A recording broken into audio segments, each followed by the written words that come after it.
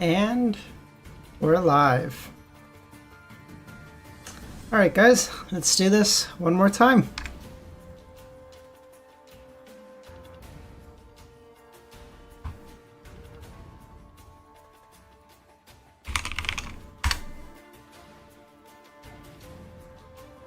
Devil, how's it going, man?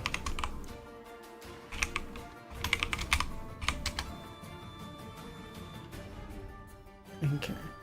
Zaza, Nagato, how's it going? Morpheus, Loop.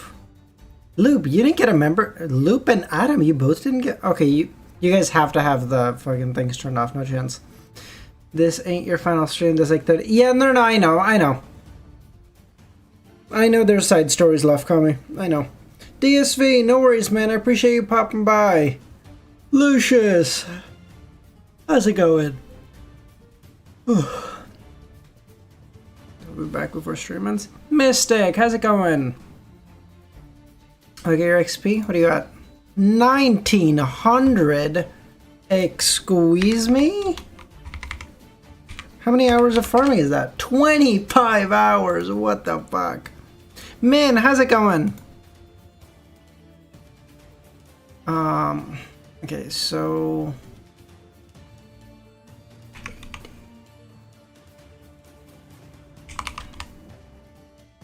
shit. So I'm thinking something ND. That's probably what we're thinking today. Sin, how's it going? I directly improve my stats. Wound. Ah, that's a good one. Oh my god, Devil, damn. Alright, fair enough.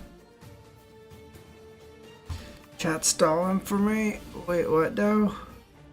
Just happy that book run finale. It's your birthday. Well, happy birthday, Mystic. That's awesome, man. Any plans for your birthday?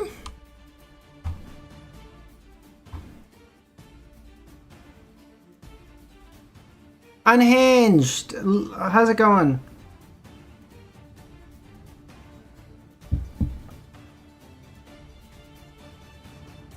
Everlasting, permanent, eternal, forever. Bang. 1.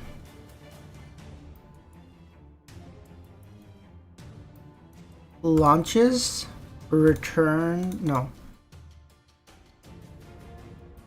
Hamong, how's it going, man? I got an exam tomorrow. Good week. Jesus Christ. All right. What exam? What's the exam for? Swift.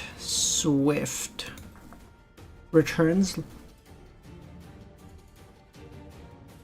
These 4 maybe?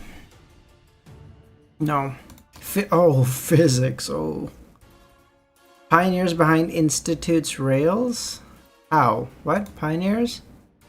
Trails. Institutes behind? How? Wait, what? You mean begins? Ah, begins. No, close. Okay. So begins, pioneers, trails, launches. Fuck me, dude. Come on. They're both one away. Adam, launches, institute, begins, pioneers. Launches, institute, begins, pioneers. We ball. Oh, Adam's got it.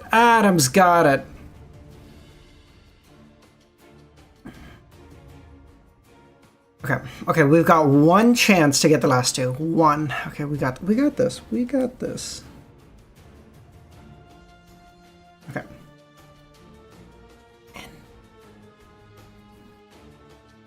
Swallow, robin, birds. Pushkar, how's it going, man? Last main story stream. Yep. Swallow, robin, kite, swift.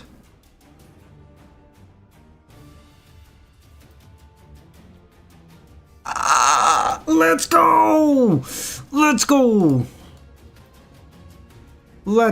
I'm good too, Pushkar. I'm good.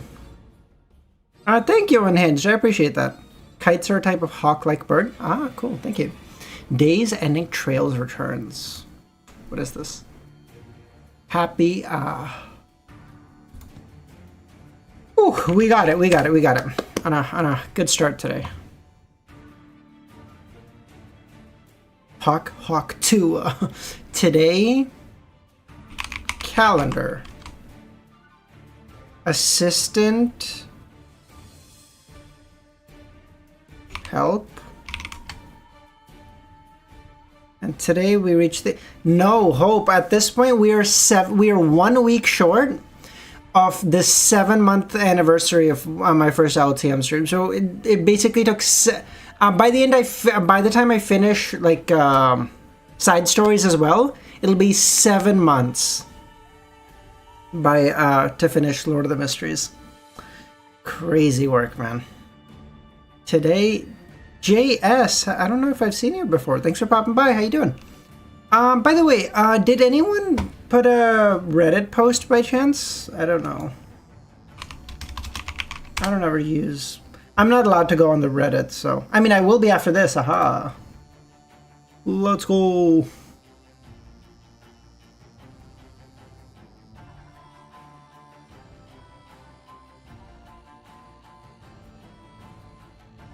Bald Wiz, how's it going?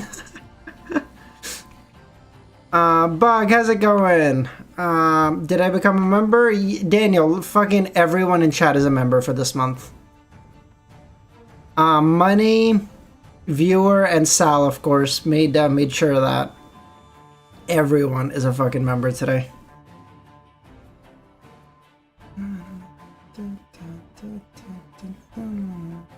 Very good that I'm good? Yeah, fair. Morpheus, how's it going, man? Today... Now? Okay. I was late at finding you out and catching up. Just wanted you show up. Thanks, buddy. I appreciate you popping by. Today, assist, help now. Emergency. Shit. I was thinking help now would be emergency. Your name being white actually pops out, which is crazy work at this point.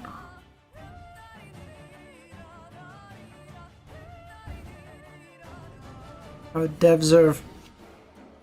I haven't seen that. No, they're to answer a quiz. Quiz for what? Okay, like they're alert. Oh, alert. Maybe alert. Alarm. We can do chess after this video if you want. Alert now.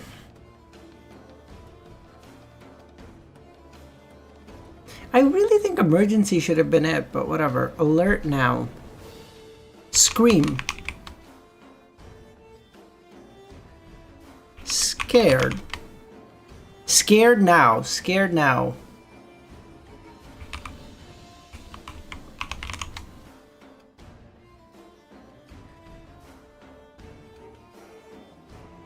Urgent?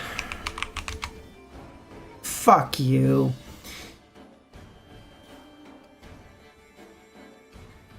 Scared now. Aman, how's it going, man?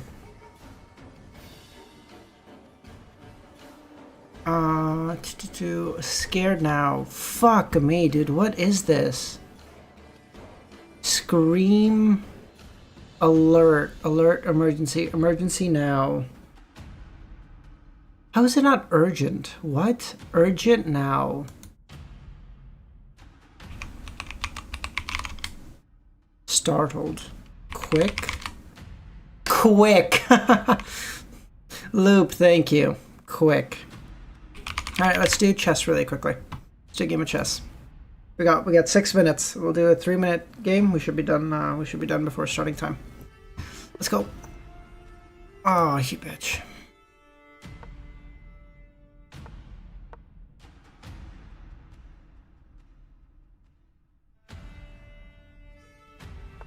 Here,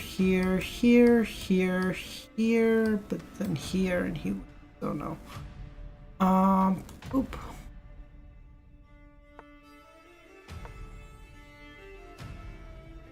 Quantum, we're doing good, man. We're doing good. How you doing?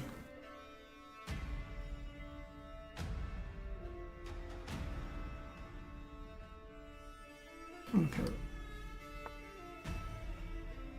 Boop. Boop.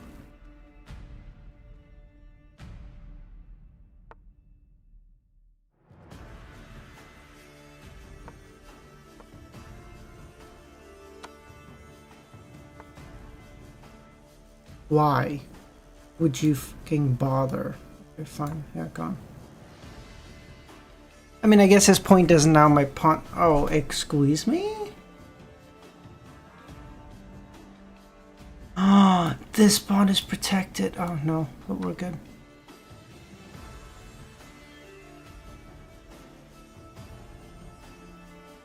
No, we're okay. We're okay.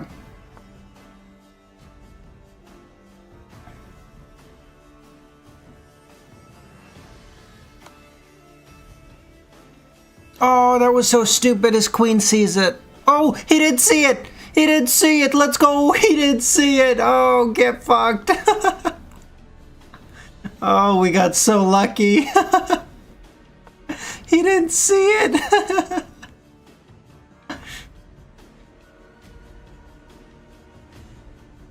Dude, it's so low elo. It's so bad. It's so bad, unironically. Go here. That. Now we'll just castle back here.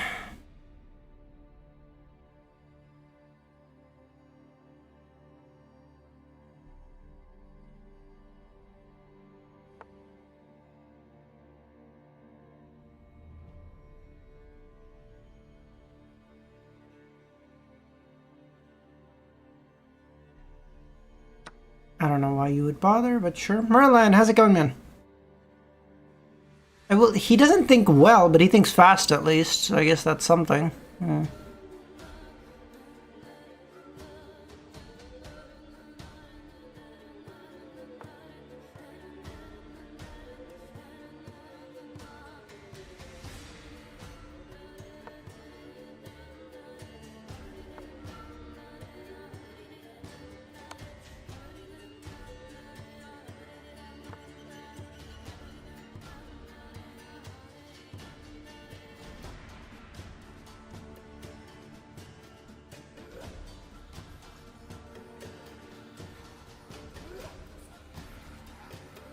No, I don't know what I'm bothering for. Fuck that.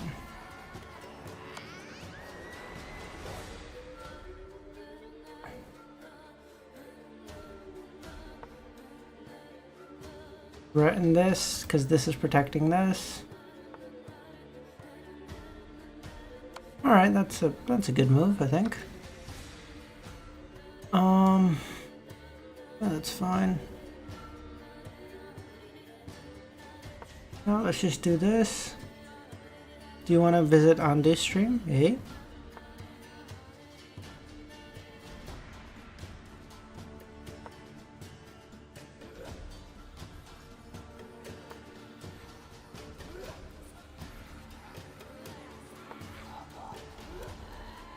Accused only with trauma exam. He's in the. Who is? What?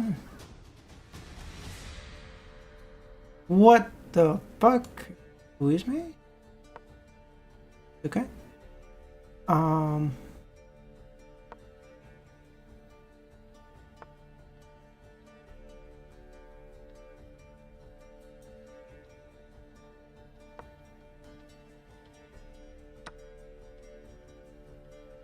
What? Why would you trade? You're down. Oh my god, I'm down so much time. Excuse me? Why did I not realize this? Hold on. Okay.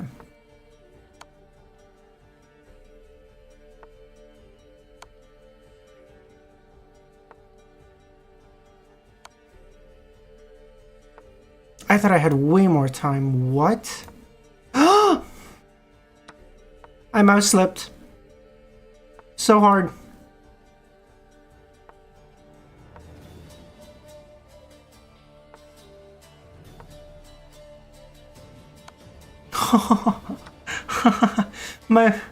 my mouse is laggy, so I sometimes it snags to the wrong place. Oh, that's so cooked. Oh, that's so cooked. I was gonna lose on time anyway. It's fine. Fuck it. My mouse I fucking had that. My mouse just snagged. It's on me. I was losing on time anyway. No, it's my fault. It's fine. It's fine. It's fine. Fuck off. It's fine. It's fine. No, God, fuck you. It's fine. You guys are gonna clown me for it anyway. It's all good. It's fine.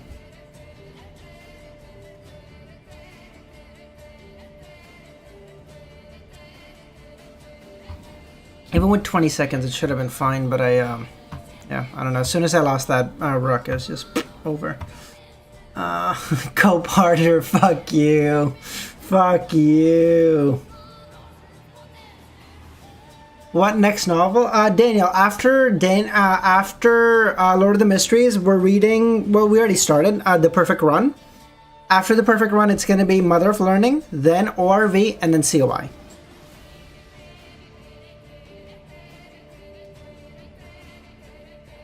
Wow, that was so bad. Excuse me. No, it's fine. It's fine. You can clown me for it. That was dumb. I don't know. Reverend Insanity after COI, for sure. Please find a better time for Perfect Run.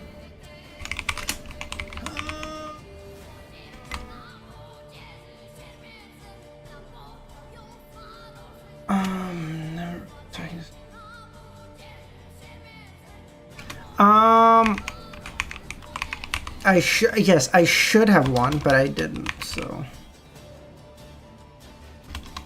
Yeah, no, that was just bad. I'm not gonna hold you. That was just bad. No Shadow Slave. Literally everyone in the community, in my at least community, hates Shadow Slave. So like, what am I supposed to do with that? Perfect Run's good. Yeah, exactly. Yeah, Perfect Run's. Perfect Run is 130 chapters, Merlin. Maybe it's like 130 something, but.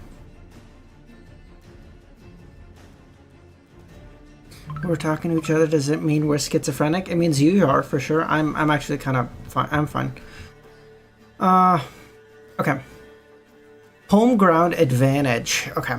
As Amon spoke, Klein appeared to be listening, but had actually attempted to leave Sephira Castle. This wasn't because he wanted to give up or surrender, nor was it because he was too timid or subconsciously considering fleeing first. Instead, he believed it was the best solution for the moment. Oh, wait. What music? Music. Oh, sorry. Oh, thank you, Kami.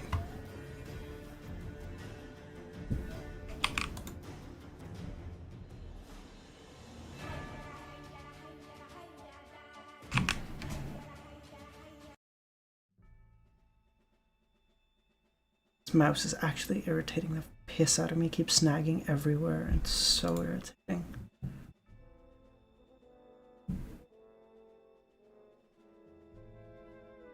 Okay. If he stayed in Sephira Castle, Klein would face 3 difficult questions. Firstly, he had just advanced to the Fool, and his condition was extremely unstable. He had to divert a large portion of his mental strength to suppress the awakening will of the Celestial Worthy.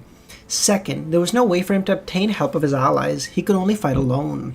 Thirdly, under the situation that everyone could influence Sephira Castle, even if Klein had a deeper control over Sephira Castle, he wouldn't be able to express an overwhelming advantage. He might even be disrupted in his use of Sephira Castle because his opponent was good at making loopholes and creating bugs, making it difficult for him to reach the same level as him.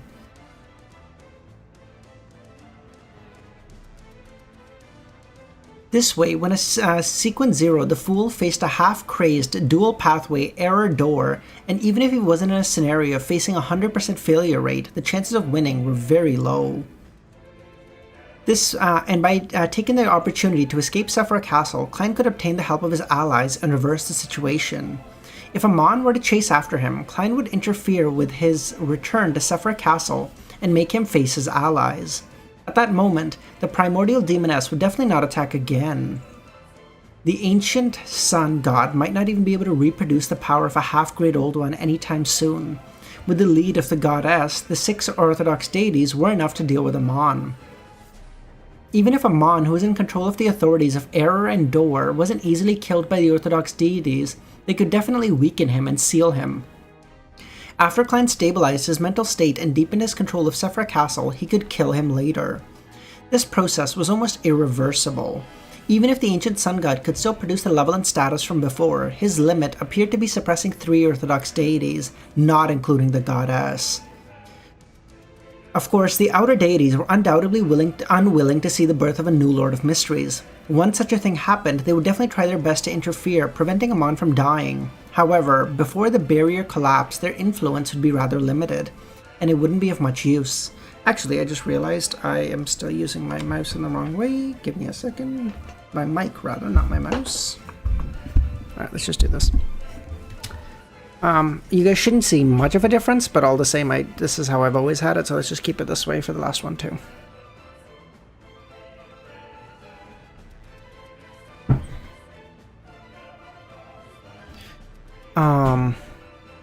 However, before the world barrier collapsed, their influence would be rather limited and not of much use. Just like before, Klein believed that their combined powers of the dark side of the universe and the Chained God were inferior to the Hidden Sage.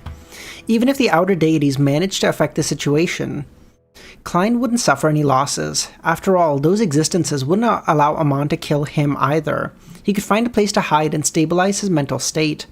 Once he was prepared, he could make new plans. The foggy town of the goddess was a good choice. If Amon didn't chase after him and remained in Sephra Castle, Klein could use his identity as the owner of Sephra Castle to influence the control of all kinds of matters at any moment, preventing Amon from doing anything in the castle. Even if he wanted to use the Crimson Star to deal with the Tarot Club members, it would be impossible. In short, it would be difficult for either of them to use Sephra Castle well, but destroying the other party's attempts was simple. Under such a stalemate, Klein had time to stabilize his mental state and deepen his control of Sephra Castle. Towards the end, Amon would either flee or hide, or he would choose to let the celestial worthy of heaven and earth completely revive, choosing to have an internecine outcome with Klein. Therefore, although he didn't have any time to analyze the pros and cons, Klein quickly came to a conclusion. Leaving Sephra Castle now was the best choice. However, just as his consciousness sank to the edge of Sephra Castle, he saw a monocle. This item appeared in time, crushing Klein's hopes. Did you think I would let you leave using such an obvious loophole? Of course, you can stop me from leaving Sephra Castle at any moment. Amon smiled. Behind the chair that he was sitting on, the resplendent symbol had changed. At times it was formed from symbols corresponding to parasitizing time and fate. Other times it was a series of doors. These two symbols appeared one after another, making it impossible to be fixed. Klein didn't hear what Amon said. The moment he failed, he created a realm of mysteries, the complete divine kingdom of the Fool. Light and shadows instantly changed in front of Amon.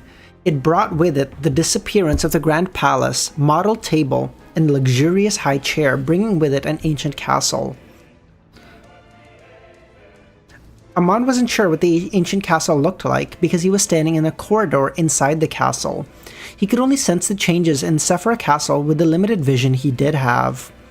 The corridor was unusually gloomy and dark. The corridor stretched endlessly. There was silver-colored, elegant candlestands spaced widely apart, each producing a dim and yellow glow. There were dark red wooden doors on both sides of the corridor that seemed to connect to different rooms. There was no sound in the rooms, making it virtually impossible to know what was inside. Amon glanced at it and smiled. Interesting.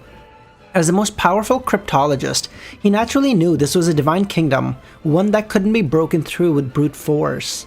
This was because every door was reassembled with different items. If he forcibly broke through them, he would trigger unknown effects. Amon didn't understand the abilities and intelligence of a Sequence Zero, the Fool.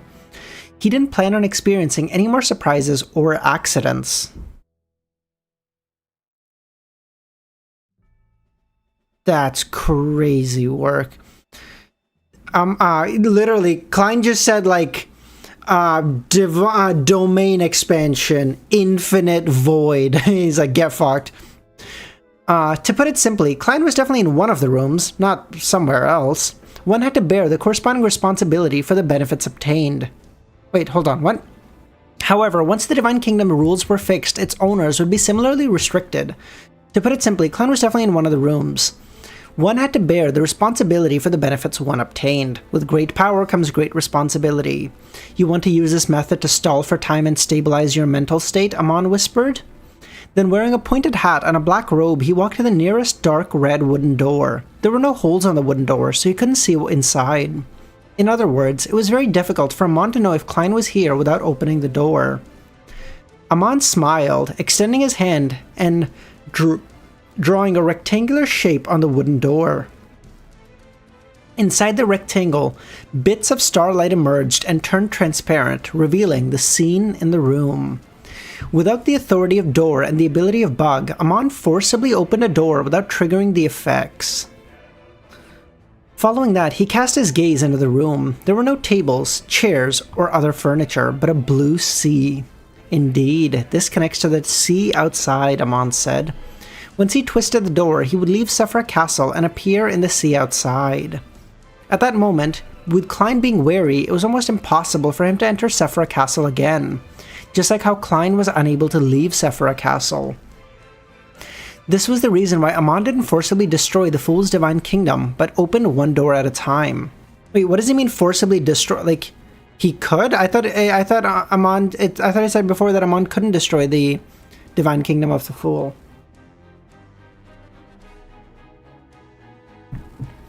Destruction led to similar effects. The repeated effect would affect Amon again and again. Even if there were many loopholes that he could use, he wouldn't be completely immune to them. Before retracting his gaze, Amon walked to the opposite room and opened a window according to the method from before. Oh, he can do a domain oh wait, so Amon is literally saying my Divine Kingdom is greater than yours, so if we open it at the same time, I win? No, he can, but it will affect him if he touches the door the moment I see, okay.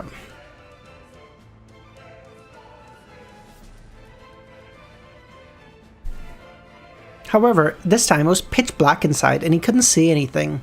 Amon raised his hand and pinched the monocle and coughed. His figure instantly split in two. The split Amon glanced at Amon, who stood at the same spot, and hissed, "Why aren't you seeking the thrill yourself?" As he spoke, Amon extended his right palm and grabbed the handle of the door. As he began twisting it, his expression turned blank as he sat down, as though he had lost the ability to think. Fooling effect, Amon nodded. Okay, listen, I'm gonna say this word because I'm okay saying it. If y'all don't like it, I apologize, but it's in the book, okay? The retarded Amon immediately collapsed and turned into a transparent worm with 12 segments. Tiny bits of characteristics seeping out and returned to Amon. He relied on using the loophole to avoid the negative effects of his avatar from acting on his actual body. After all the characteristics returned, Amon released a flame that had been stolen and burned the corpse of the Worm of Time. After doing this leisurely, he looked up and adjusted the monocle on his right eye. Zaza, I say that word... I've said that word on stream a decent bit, okay? I don't have a problem with that word. On the crystal monocle, countless symbols, patterns, and labels appeared. They moved quickly, interweaving, forming, or changing as though they were quickly making calculations.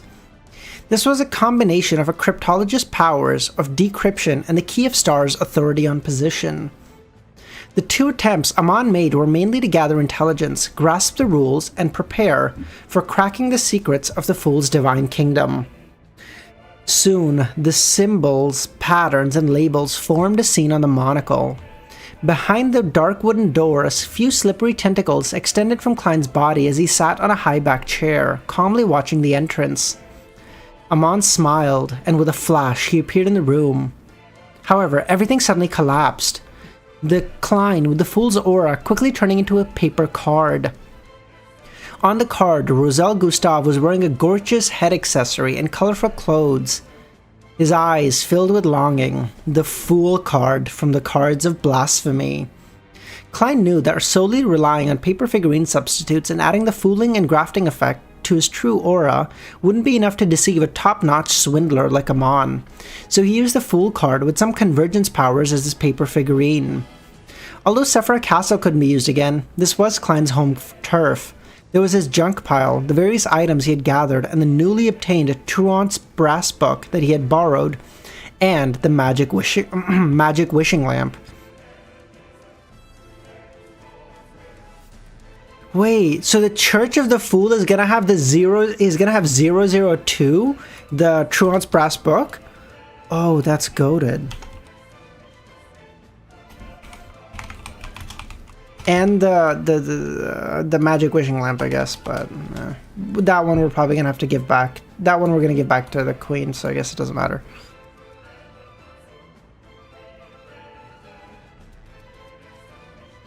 That junk pile has survived longer than most Beyonders. Pay it respect. With the Klein in front of Amon turning into a fool card, the room shrank and revealed its actual appearance. It was an iron cigar case that had marks of being corroded. It had fused with the aura of Sephra Castle. Klein appeared out of nowhere as the entire divine kingdom of the Fool collapsed. As the magnificent palace reappeared, he grabbed the vessel that carried the Fool card and Amon's true body and closed it. He didn't have the hopes of using this item to seal Amon. He wielded the corresponding authority of the door or pathway. All he had wanted was to buy some time and find a chance to throw Amon out of Sephra Castle. But at that moment, Klein, who was wearing a black trench coat, paused. His other hand took out a monocle from the void and placed it on his right eye. Behind him, Amon, who was wearing a pointed hat and a classical black robe, laughed. "What made you think I wasn't using an avatar?" Oh god, you're so infuriating! Klein was cautious, and he hadn't used his true form either. He relied on a paper figurine that had his spirit body threads grafted. Okay, I think I understand. Okay. He knew very well that he would rather give up an opportunity than make mistakes when fighting Amon. Once he made a mistake under the suppression effect of a bug, it'd be very difficult for him to turn the tables. With regards to the situation of the prey turning into a paper figurine, Amon didn't seem surprised. All he did was raise his hand to touch his monocle. At the other end of the Grand Palace, Merlin Sparrow, how's it going, man? At the other end of the palace, Klein, who was wearing a top hat and a trench coat, uncontrollably walked out of the Fool's automatic concealment. He raised his right hand and took out a crystal monocle from the void with great difficulty, moving it to his right eye. During this process, Klein's expression was filled with resistance and warped as though he couldn't control himself. The half-crazed Amon smiled. You can use figurines to replace you, but the figurines can replace you too. It being parasitized is equal to you being parasitized. Everything is relative and everything has loopholes. No power is unbreakable. They can be used in any suitable situation. He made use of the relationship of the paper figurine substitute and the main body to create a bug. Although Amon looked like he was unable to control his desire to speak due to his madness, it didn't stop him from corroding Klein with his full strength. He straightened the parasitizing bit by bit, making Klein wear a monocle and become him. At that moment, Klein's body suddenly collapsed. He had the initiative to do so. He split into countless maggots that swam in all directions. Among these worms of spirit, there were a few worms of time with 12 segments mixed in. Strictly speaking, Amon's worms of time could fully parasitize every tiny creature like the worms of spirit. But when Klein split up, he took the initiative to use his fooling authority to confuse the order of time. He fooled the few worms of time, making them split only towards the end. Unable to find the cluster of worms of spirit, they lost their target for parasitizing. Nat 20 initiative, true! In the next second, the scene in Sephra Castle changed once again. Klein once again used the Realm of Mysteries power to create a new divine kingdom of the Fool. Amon instantly entered a room. This place was covered with a thick yellow carpet and a crystal chandelier hanging above. There was a door on each wall, and it was unknown where they led to. At the same time, there were oil paintings depicting various eyes hanging from the walls. There was no need for any special scrutiny. With just a glance, Amon knew that the 4 doors corresponded to different effects. The main purpose was to delay his actions and create enough time for Klein to make the subsequent preparations. The corners of Mr. Error's mouth curled up as he cast his gaze to the ground. He extended his right fist and stretched out his fingers. An illusory door appeared on the thick carpet. The door moved quickly for a second before it became fixed in place and opened. But the opening of the door around the rooms began to move strangely.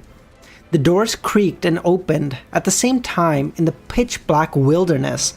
In a black tower that led to the sky, Klein was holding the magic wishing lamp and removing the fooling effect of the Truant's brass book. The candle wick of the magic wishing lamp lit up as it spewed out a sticky pale gold glow. These rays of light transformed into a distorted, blurry figure.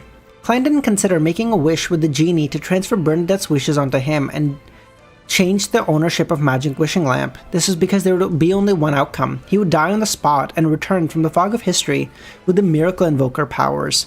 This was a good way to escape since Klein could revive several times, but this time the situation was different.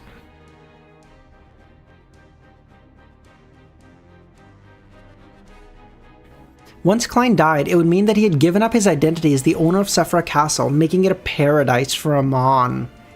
He could use this Sephra with no obstructions. Under such circumstance, Amon could completely fool history, interfere with fate, and suppress Klein's resurrection. The ones who were most effective against a Beyonder were definitely high-sequence Beyonders of the same pathway. Morpheus is never seen. Yeah, I don't know. I've always been told I'm pronouncing that wrong. I don't know what the right way to pronounce it, bro. It's too late at this point to even try to learn.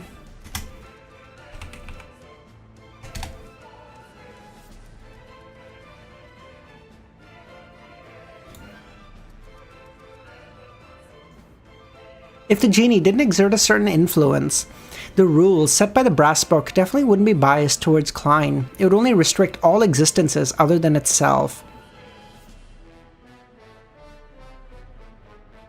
And since the genie, as the genie took form, the brass book produced the sound of colliding metal and quickly flipped to the second half of the book. Without any gap in time, new text appeared. Theft is forbidden here. If Klein had the choice, the most suitable rule would be acts of theft are prohibited here, because the former clause was a law. It couldn't stop someone from committing theft ahead of time. It could only deliver punishment after the act. Furthermore, punishment the first time was inevitably light, something Amon could easily withstand. His idea restricted the possibility of such actions. There was no such thing as theft. However, there was no way for the brass book to make a rule right now. One had to wait until the provisions were watertight enough and that it awakened to a certain extent before that was possible. Previously, he relied on the genie and his close relationship with the brass book, his high status and all his strength before he could enforce similar rules. At this moment, he was already drained and unable to do such things. At present, all Klein could do was try his best to stall for a time so that the brass book could produce a sufficiently strict setup of laws to target Amon to act in concert with his fooling authority. At this moment, in the room that trapped Amon, as the illusory door on the ground opened, the real four doors shook and cracks appeared. This would bring about many unknown effects. Suddenly, the sound of a bell rang out. At some point in time, Amon had transformed into an ancient, mottled stone wall clock. On the wall clock, the second hand formed by the Worm of Time paused. As the bell reverberated, everything in the room froze, including the doors. The only exception, of course, was Amon. This is like saying, this is reminding me this is giving me very JJK vibes. Klein is the smartest individual who has ever existed, and his understanding of these three pathways is unrivaled. Except for Amon, of course. Like, what the fuck? What? He transformed back into his pointy-hatted classical black robe. With a look, he smiled, raised his left hand, and tightened his 5 fingers. In the next second, the strange frozen state was broken. The 4 doors that were about to open had closed again, with a bang, leaving no gaps. Amon's figure descended and burrowed into the illusory doors. Just as he used this method to leave the room, he discovered that he had arrived in a pitch-black wilderness. There was a dark tower that seemed to pierce the sky in the distance. Inside the tower, the brass book in front of Klein formed a second rule. Deception is forbidden here. Although Amon couldn't see what was happening, it was as though he sensed something. After all, a high-ranking person who used the rules of deception as entertainment would be unable to sense the change in the rules. He immediately raised his right hand and adjusted his monocle. On the surface of the monocle, a blinding, pure white light spewed out, illuminating the wilderness. There were no longer any concealed existences here. This was the eternal daytime that he had previously given to Klein and retrieved from Klein's main body. In such an environment, the dark tower melted inch by inch. Klein floated in midair with one hand holding the magic wishing lamp and the other holding the staff of the stars.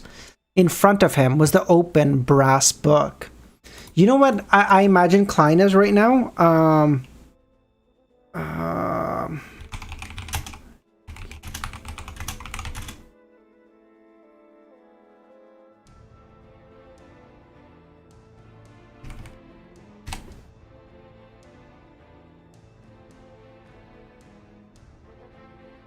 Alright, hold on.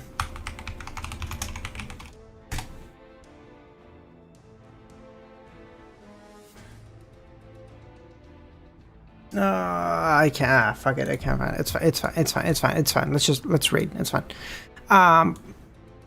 Fuck. That's really annoying. Amon took the opportunity to stretch out his hand that was holding him onto a monocle. From a distance, he gripped Klein's projection into his palm. Behind him, the shadow that had been dragged out by the eternal daytime seemed to become fainter as it twisted with vitality. Without a sound, Amon began stealing Klein's various powers. He didn't deliberately seek out fooling authority. Instead, he chose to be random to increase success rate. However, with a flash of light, what fell into his palm was a simple figurine. Grafting. What the fuck? The shadow behind Amon's back was lashed with an invisible whip, but he was completely unharmed. He created an error, letting his shadow replace him. Following that, Amon laughed as his voice resounded in Klein's ears. Genie, I also promised to send you back into the cosmos. Look, I wasn't punished. That means I'm not swindling you. Oh no, dude, if the genie switches sides, Klein is actually cocked. Oh no.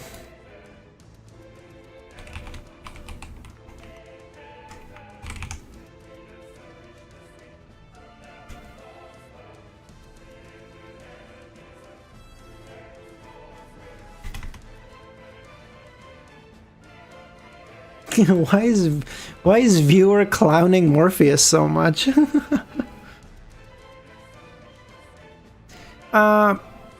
Klein, how's it going? Eve, how's it going? Thanks for popping by. Upon hearing Amon's words, Klein's heart sank. Before, he wasn't worried that Amon would collude with the genie because he was a top-notch swindler. No promises could be believed. As for the genie, he had encountered the former Lord of Mysteries. He was considered a victim of such matter in a similar vein. Therefore, he would be most wary to deal with approaches with Mr. Error.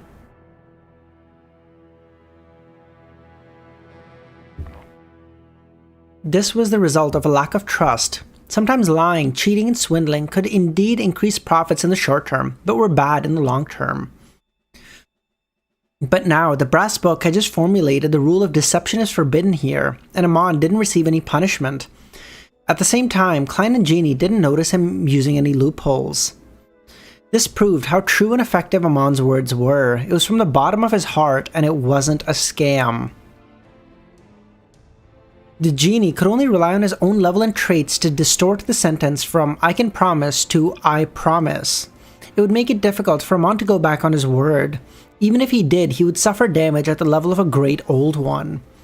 This made Klein not help but wonder if the rule that deception is forbidden here was secretly guided by Amon, or created by the genie, making any Lord of Mysteries candidate promise to return him to the cosmos. To Genie, he didn't suffer any losses in such a deal because Klein also owed him a promise. If it were any other scene, Klein would have still had the right to communicate with the genie and rebuild trust, but at this moment, Amon's threat was right before his eyes. He wasn't given the chance to resolve it. If he chose to continue to believe in the genie, Klein would be putting his life in the hands of an outer deity and would be under his control. In the subsequent battle, as long as the genie was able to formulate a few rules that appeared to be fine but were biased towards Amon through the brass book, Klein, who was already at a great disadvantage, would lose rapidly. As his thoughts raced, Klein made the choice of a gamble. The dark-colored cloak instantly appeared around him, his face covered with a strange mask. The Fool. The invisible rings rippled around his body and instantly enveloped Genie. The brass book and the entire wilderness, as well as Amon. Blind stupidity authority. This hits me as soon as I'm talking to a female. Blind stupidity. I'm like, and yeah, cottonmouth. Amon's monocle temporarily lost its luster, as though he had lost his vision. His gaze turned dull. Music changed from when you Klein wasn't depressed. He was immediately complete. He had prepared long ago. Okay, sounds good.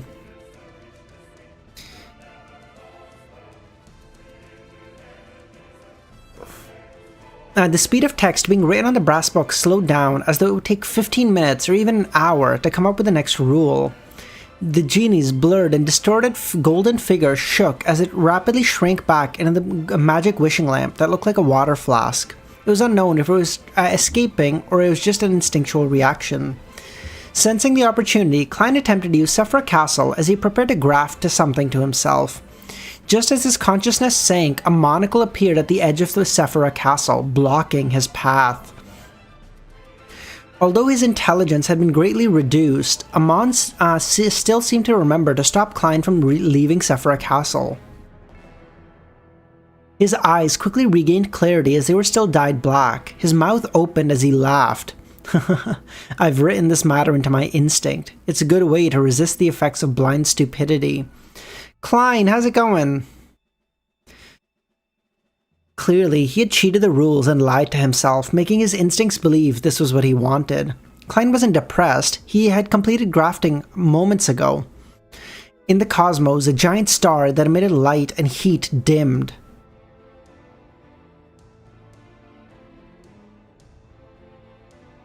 Okay. Okay, thank you, Kame. Oh, Monster Hunter, of course, it's Melish.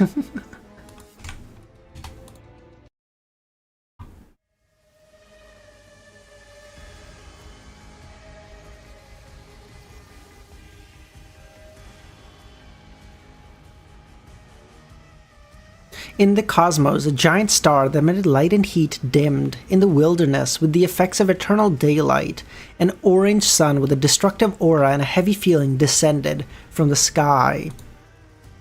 The entire wilderness collapsed and curled up as though it was going to change into a star. At that moment, everything was ignited, including Amon. In the next second, the surrounding void began to shrink as they revolved around the real sun.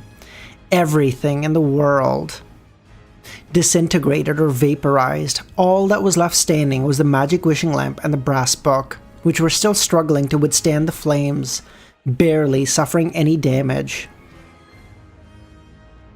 He was floating in midair and disappeared. He had grafted himself onto that star. Of course, his grafting ability was only a concept of a star, not a physical entity. Otherwise, with the Fool's obviously lower defense than most Sequence Zeros, he would be directly swallowed by the real star and die on the spot. The Fool was a very extreme deity. He had the ability to destroy a star, but couldn't face it himself. His strengths and weaknesses were obvious.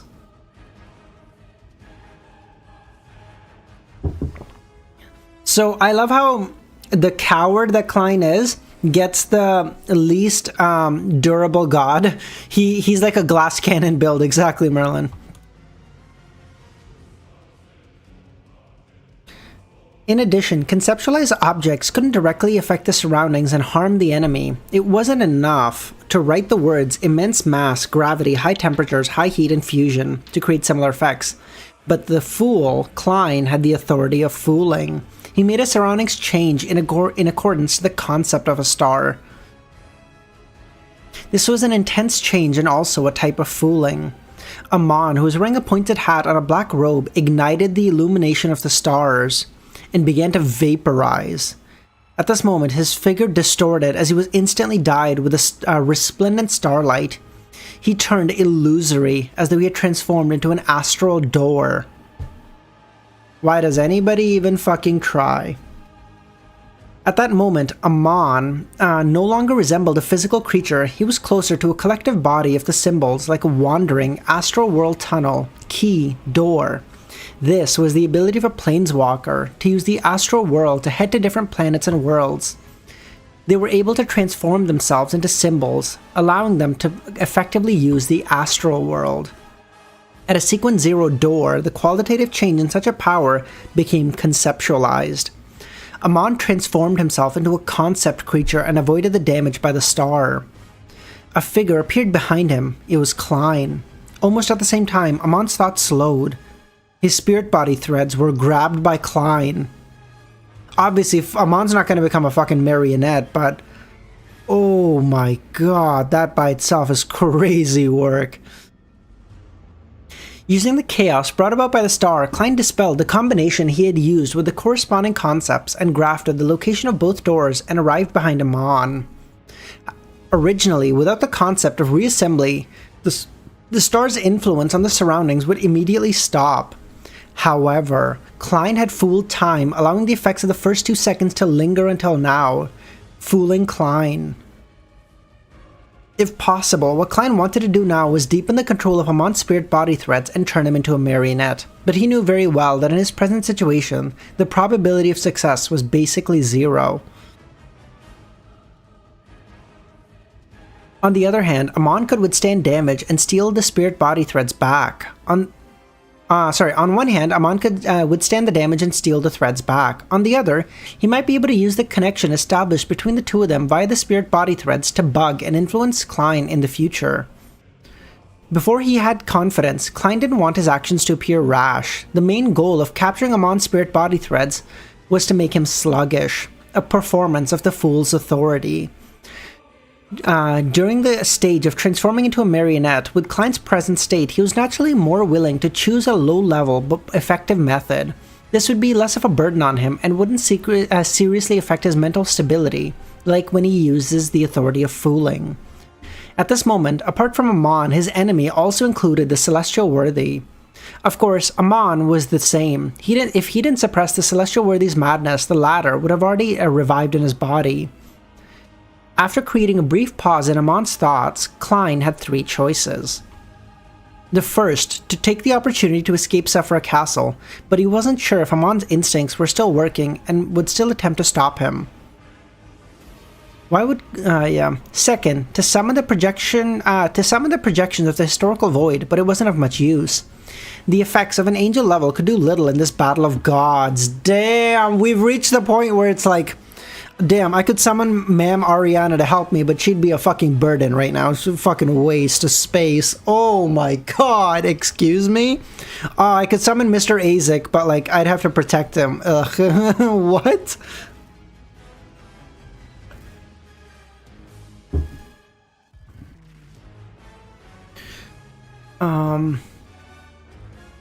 It was possible that they couldn't withstand Amon's gaze, much less their projections. Even if Klein wanted to use it to transmit information, it lacked sufficient value. The other deities couldn't enter Sephira Castle and provide help. Third, he could use the opportunity to extract a certain amount of influence on Amon's true body. Without any hesitation, Klein chose the third. He wanted to take the opportunity to graft Amon, Sephira Castle, and the Door of Light that was stained with bluish-black together. Klein felt that Amon's half-crazy state wasn't bad enough. He just appeared rather talkative, with him occasionally not grasping an opportunity. He wanted to make him go crazier. When Amon and Sephira Castle completed the reassembly, the Celestial Worthy's will in his body would strengthen and the chaos in his mind would intensify. That way, Amon would lack the rationality to restrain himself and make his actions more instinctive than the result of contemplative thinking processes. To Mr. Error, who is an expert at deceit, this would be fatal. Of course, Klein could only maintain this grafting for a moment. Exceeding this limit might mean that he would be no longer facing Amon, but the Celestial Worthy.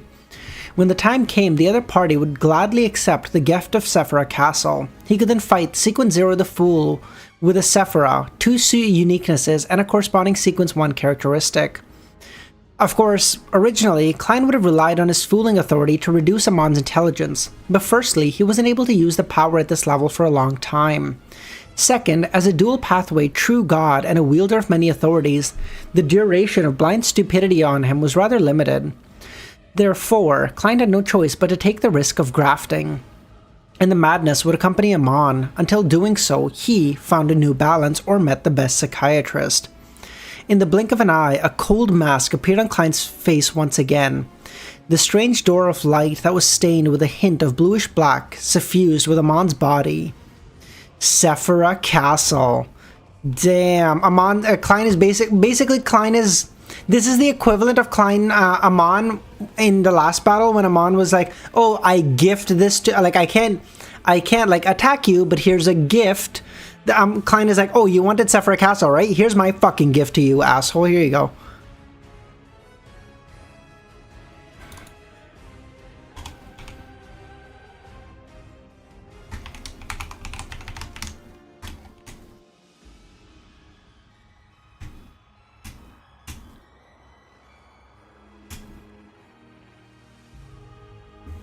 What do you think of this fight? This is great. This is fantastic. It's exactly what I would expect from these two. Although the fact that it's in Sephira Castle is kind of limiting to some weird extent. Because like I thought it was gonna be in like the Cosmos or some bullshit. I don't know if that makes any sense or anything, but that was my original thought. Jesus Christ, I'm gonna have to sorry, because I'm wearing a green hoodie, my fucking green screen is looking like hazy and shit, because the camera can't figure out that I'm not to be. Yeah. Okay.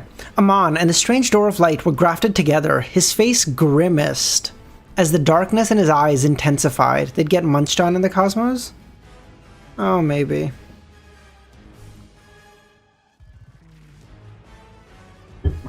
I don't know, in my mind it just made sense to do it in the hoodie or something. Well, unknown, because I have a green screen behind me and I'm wearing a green hoodie. So the chroma, I have to like set the chroma effect to realize like, hey, my hoodie is okay.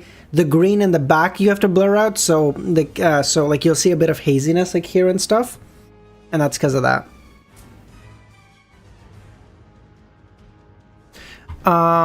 At the same time, more slippery tentacles appeared underneath Amon's robe, fully showcasing the crazy. Just as Klein was preparing to sever the connection between Amon and Sephira Castle and make him maintain his madness, Amon smiled, as if saying, "Congratulations. You have fallen into a trap." 144, I see no haze. His face was immediately covered with a transparent mask similar to the Fool's uniqueness, but even more illusory. Klein's mind tensed up without a second thought. He immediately used the authority of fooling without any regard for consequences. But before he could react, his thoughts slowed down. He was in a dazed state that he didn't know what to do.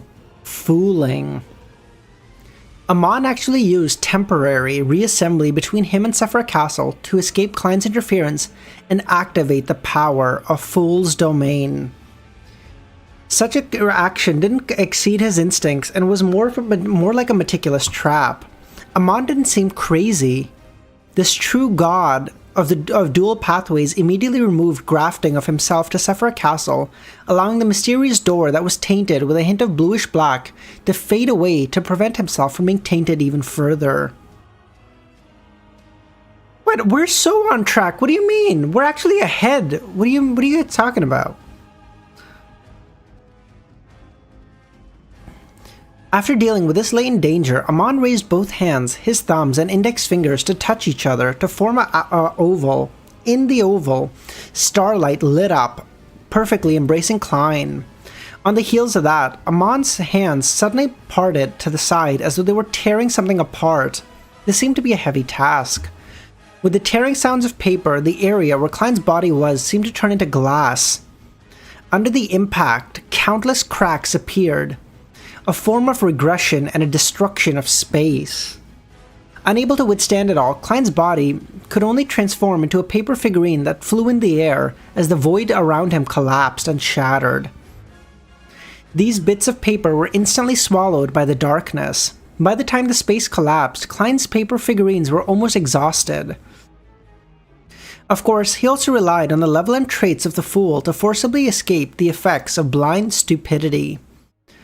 At that moment, Amon had already split into countless figures. Some of them were purely avatars, some were replicas on the level of symbolism, while others were left behind, constantly blinking. At that moment, the sky above Klein's head and the surrounding wilderness were occupied by Amon, all wearing pointed hats and monocles. Some of these Amons transformed into old modeled wall clocks, some into pure starlight, others were trying to create a cage. Some extended their hands, doing different levels of theft. Some of the monocles glowed as they used various items that they had stolen from the past. Some simulated various abilities, either exerting limitations, interferences, or attacks. In the Marauder pathway, theft was a core skill, one of its main symbols. The difference between it and a Seer's control of spirit body threads was that, as one advanced through the sequences, not only did its effects and success rate increase, but also it had a deeper level of conceptualization. Near end of this chapter, it appeared out of place. Okay, sounds good. Thank you, Kami.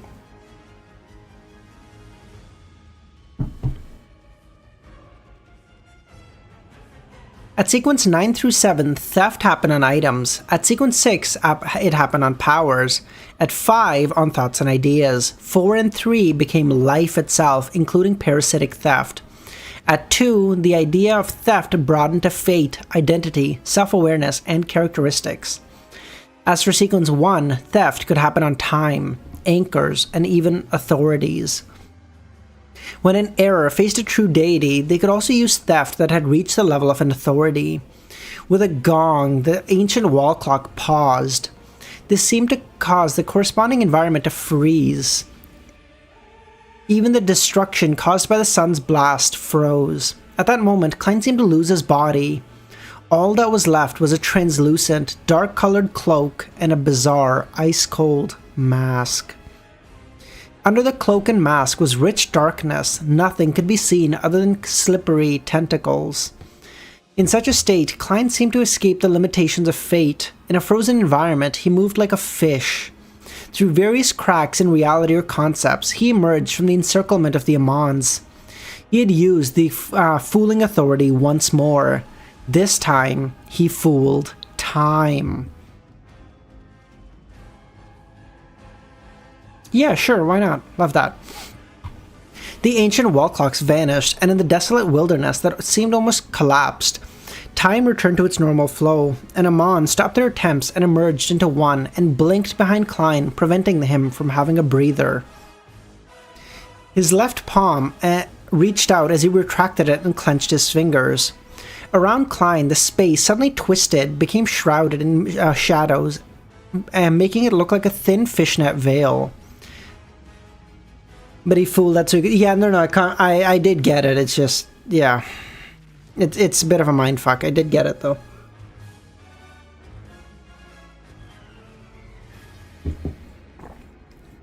An illusory door appeared above the cage as it moved quickly without being fixed in place. However, Klein's figure suddenly appeared outside the cell as though he had never been sealed by Amon in the first place. This time, he fooled history. How about you just fool Amon and just like... Oh, I know what to do. Can we fool Amon's brain into thinking it's brain dead and then he just dies? Can we do that? Have we considered this? Is this an option? I'm just saying, okay? I'm somewhat of a scholar of yore myself.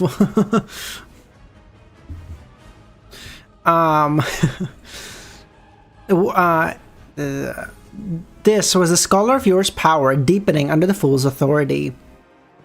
As he relied on an advancement ritual based on fooling history, Klein's powers in such a domain were stronger than when he fooled fate and time. As soon as he escaped the spatial cell, Klein immediately used the Realm of Mysteries to create a new divine kingdom, to stall for time and find a chance to stabilize his mental state. He had used the fooling authority multiple times, and the weak balance in his body was on the verge of collapse. If he didn't stabilize his mental state soon, the will of the Celestial Worthy would awaken further. This was a problem. At that moment, a monocle appeared in front of him. On this monocle, layers of sparkling light surged out. Klein's mental state stabilized, but the price was to lose all his emotions and desires. He didn't even want to resist. All he wanted was to stand there quietly, waiting for his impending destruction. This was like an ordinary person being injected with a huge dose of anesthetic. At the same time, an illusory door appeared in the layers of light. The book opened, revealing a sentence.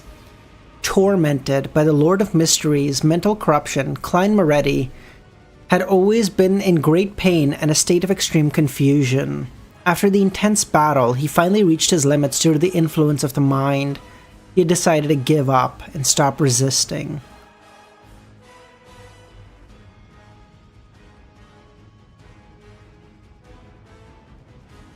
Is this Grizel's travel? What is this?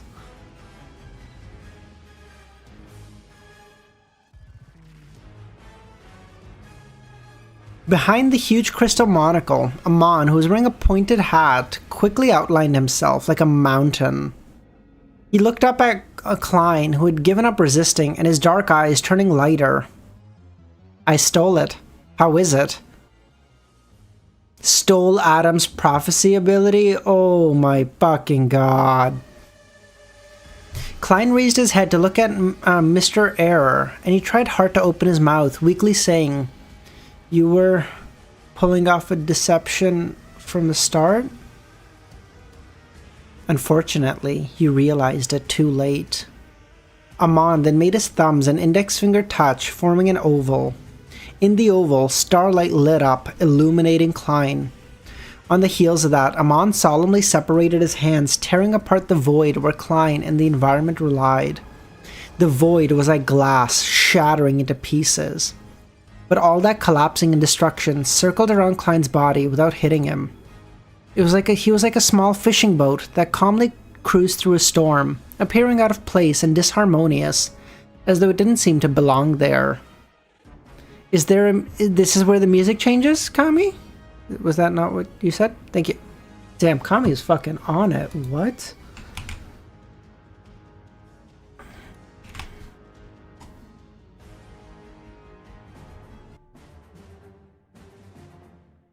Now Klein's gonna go, oh, you were fooling me from the start? Here's the cool thing. So was I, motherfucker. Get cooked.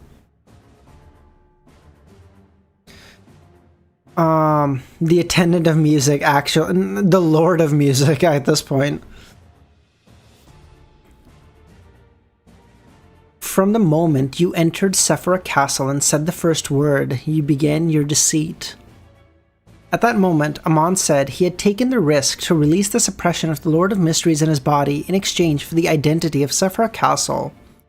But Amon didn't take the opportunity to continue attacking Klein. He floated in midair and looked down at Mr. Fool.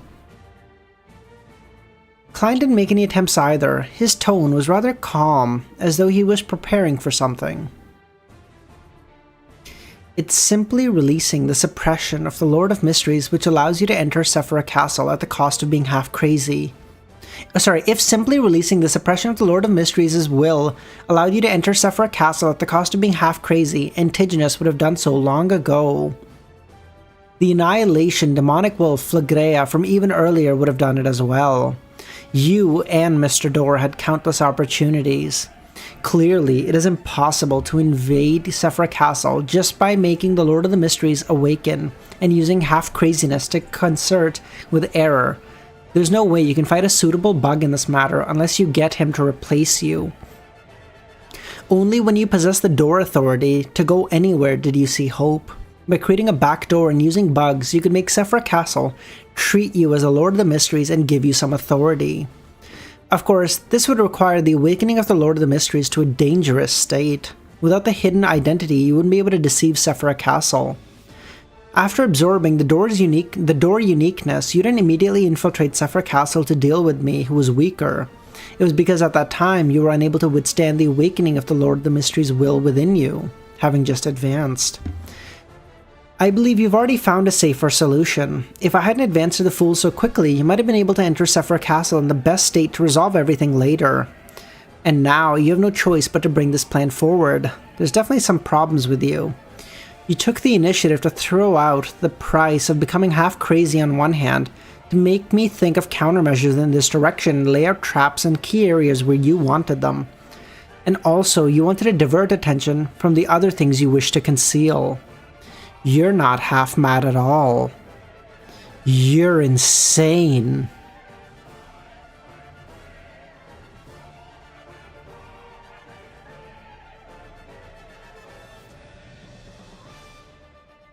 So, huh?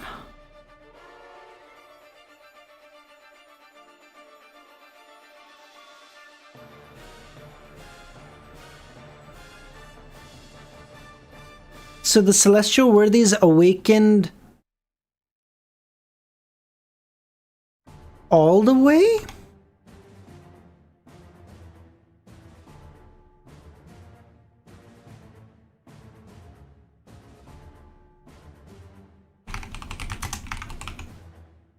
Like, I still remember when I can't remember what sequence. Was it Faceless? I can't remember where it was.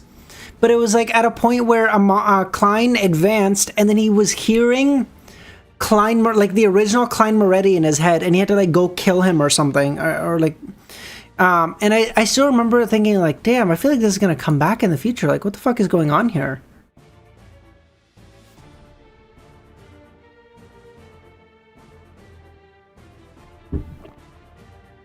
Just upon hearing Amon say you're crazy, Klein raised his head and laughed.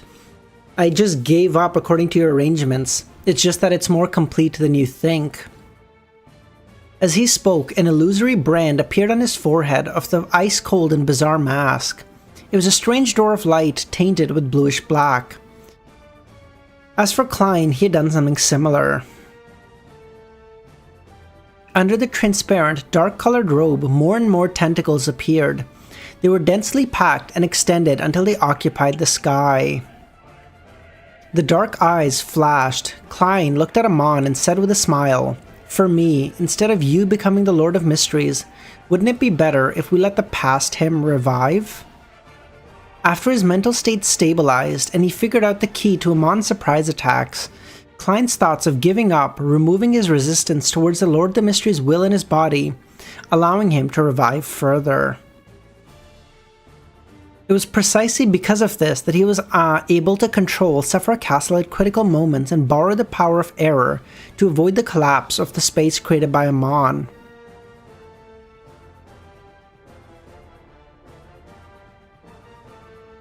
Without waiting for Amon's response, Klein smiled. After you were corrupted by Sephira Castle and showed signs of madness, you immediately recovered and could use Sephira Castle to create effects of blind stupidity. After releasing the suppression of the Lord of the Mysteries' will in you, you didn't suffer a half-crazy state, as there were external powers helping you. You should have an extremely key, important avatar. It might even be like Palaz's choice to lower his level. It's sleeping at Adam's place, allowing a visionary like him to personally protect your mental state. As long as the awakening of the Lord of the Mysteries' will doesn't exceed the limits of what Adam can handle, you won't go crazy. Dude, how is he supposed to be? He's got a visionary just watching over him in his bedtime, and he's like, don't you worry, Amon, I've got you, okay? Don't you, like, what the fuck? Oh my god, ref, do something, actually! You should, therefore, the most serious problem you have is to maintain a normal connection with that body. Once it's interfered with, your condition will be bad, and this connection is very weak under Sephira Castle's isolation effects. You showed a half-crazy state for two reasons. Other than luring me to find an opportunity in this direction and stepping on the trap you set up, you were also hiding the fact.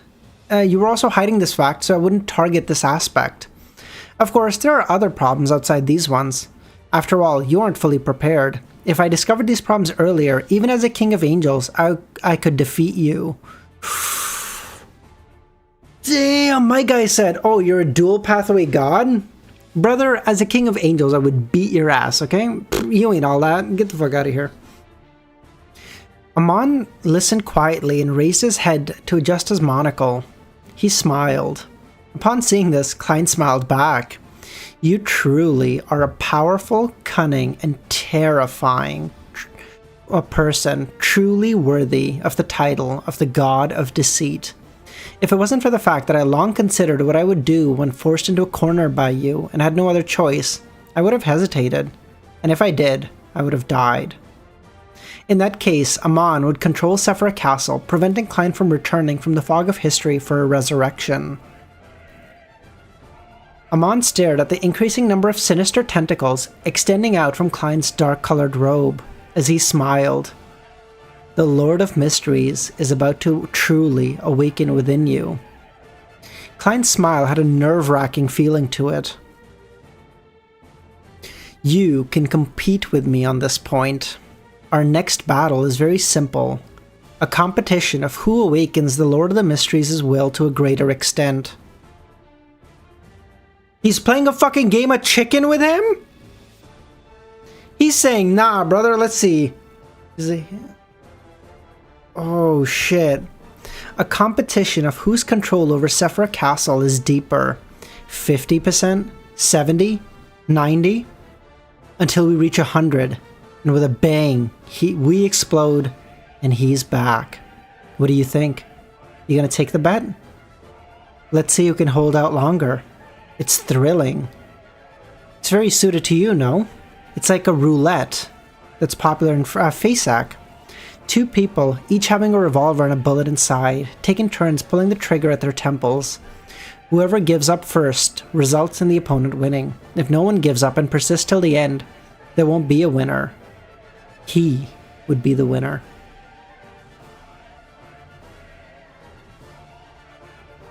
Amon's brows pricked up as he smiled without saying a word. He looked up at Klein with a smile. Although you've always been pursuing thrills and are known to be a risk-taker, you achieve your goals most of the time, and do so without losing much. You often gain a lot even. And in the few failures that you did have, you only experienced some of your avatars and some items. You've never experienced any serious injuries or a desperate situation. Your every action is a product of meticulous planning. Even if you fail, you have a way out. Does that mean you value your life more than I imagined? Do you like thrills and seeking it for the sake of pleasure, but to do so regardless of the price you pay? How can a god of deceit wager a bet with himself at stake? Of course, this is just my own guess. Perhaps it's wrong. Anyway, you want to take the bet? Oh, Klein is basically saying like, oh, you pretend like you do all this shit, but really, you're a fucking coward. So now that you're really gonna have to put up or shut up, let's go. What, you gonna take the bet, Pissy? Let's go. Oh, shit.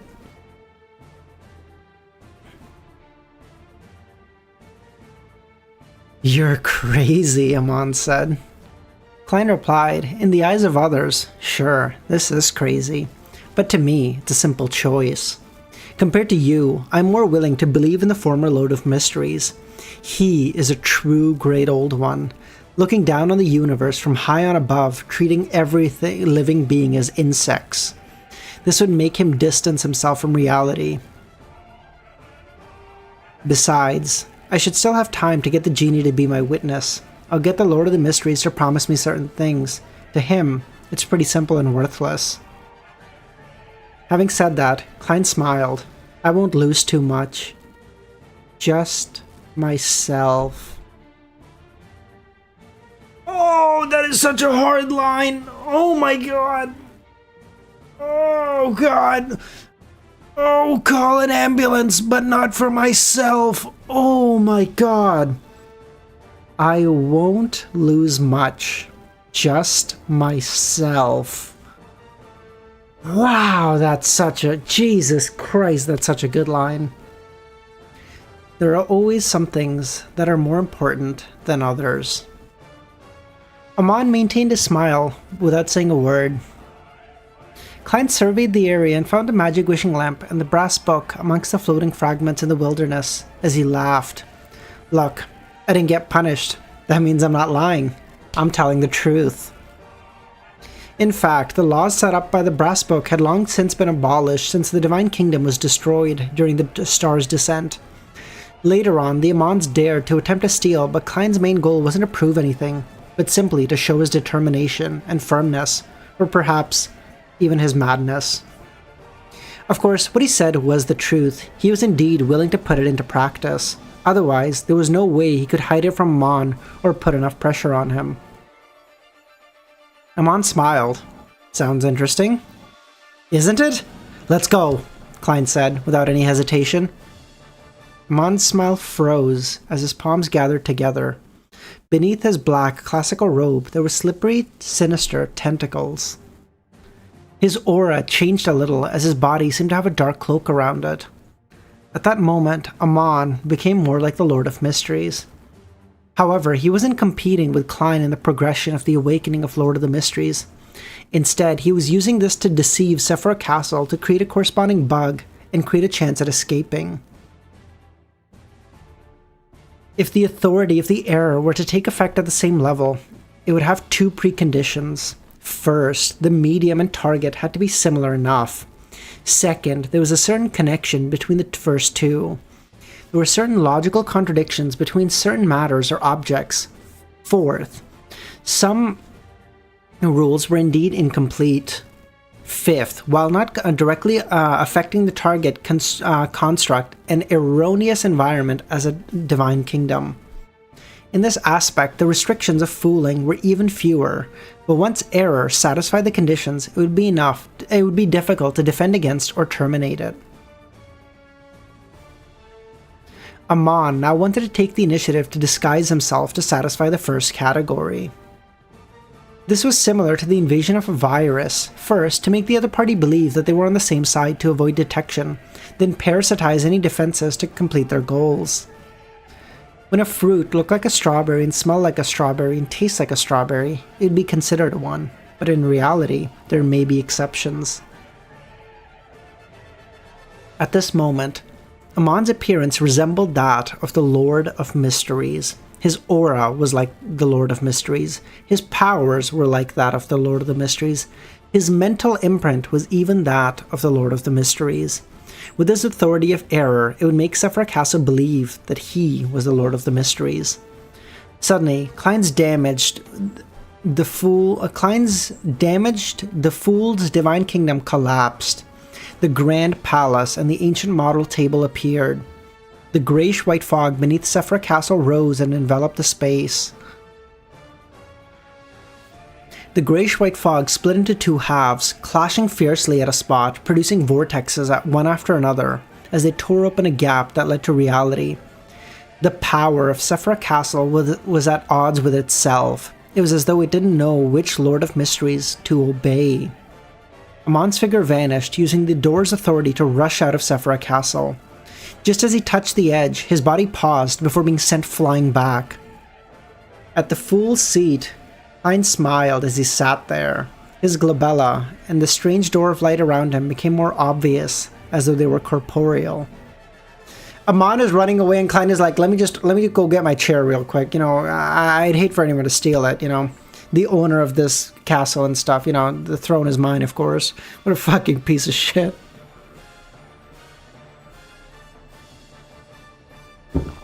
In front of every Amon, wait, no, hold on.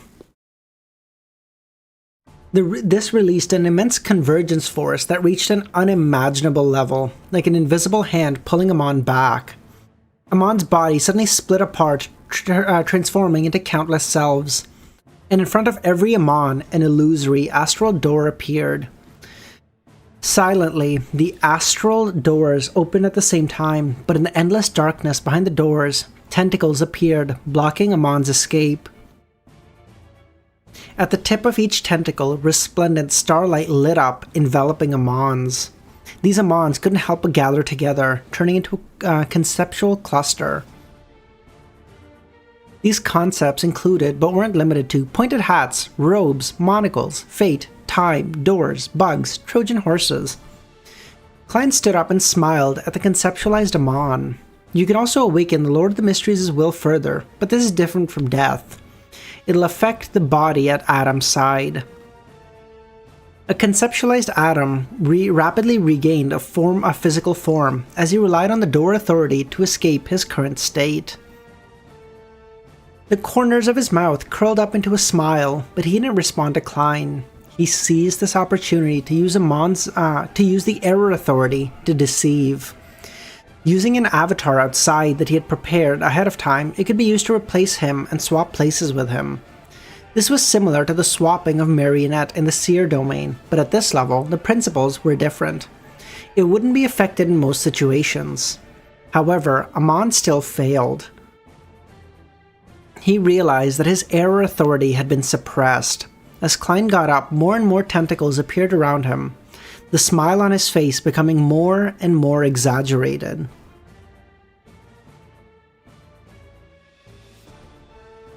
Is Klein just awakening more and more of the will of the Celestial Worthy and going, fuck it, see what happens?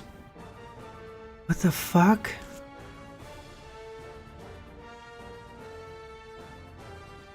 Right on the heels of that, Amon's eyes glazed over with the smile on his face as the smile on his face froze as the crystal monocle lost its luster.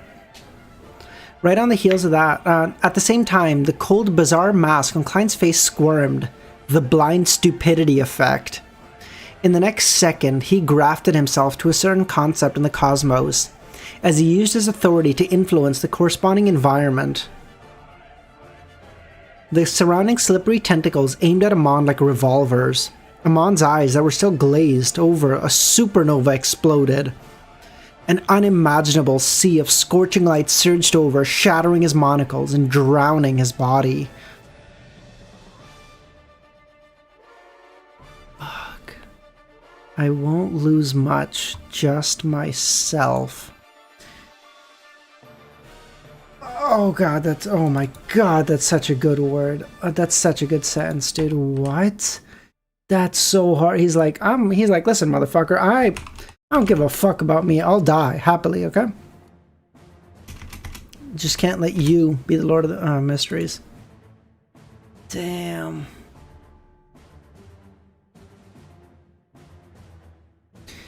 Behind the endless curtain of darkness, in the darkness with an aqueous light ebbing slightly, a gentle young man with black hair, black eyes, and a broad forehead, and a thin face sat up as though he experienced a nightmare.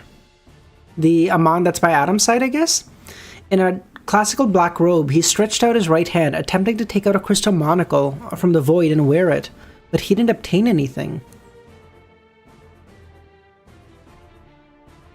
His right hand paused mid-air before he tried again.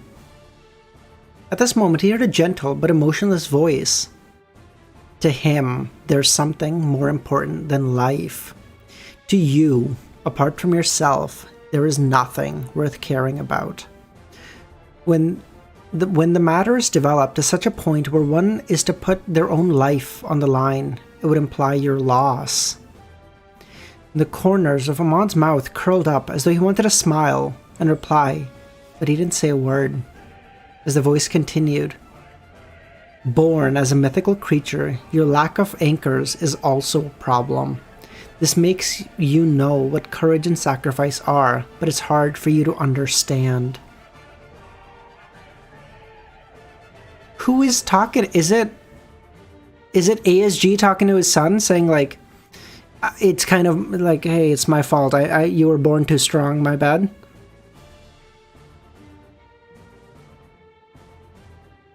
Amon's expression changed as he stood up from the slight glistening darkness. He looked up at the human skin glove that was thrown to his side before, but seemed to be very happy. He retracted his gaze and curled up the corners of his lips. This seems very interesting. I plan to leave this place and enter the cosmos. That place is much more exciting than this world. Perhaps I'll understand what you mentioned as a result of this.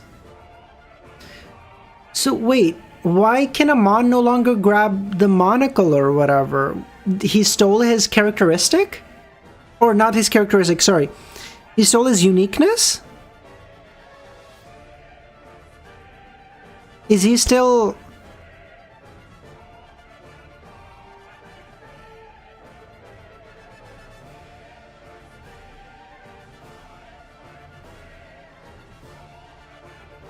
The monocle? Wait, the monocle is the uniqueness of the... Oh, right. Oh, wait, I think I actually knew this because it mentioned like I was born with it or whatever. Oh, I see, okay. Okay. That's very dangerous. Once you enter the cosmos, and before I succeed, I won't be able to provide any help. However, this will let you avoid him at least, the calm and indifferent voice replied. Amon didn't say another word. He raised his hand and pinched his right eye, and vanished from the endless shadow screen. Klein won?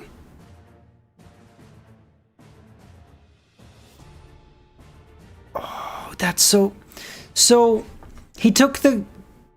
All Klein needed was one of the uniquenesses of the door pathway, one of them from the Marauder pathway, or error pathway, I guess, and both of the uniquenesses. So theoretically, Amon should still be King of Angels, right? Because he should have 2 sequence 1 of the Marauder pathway. Am I right on that?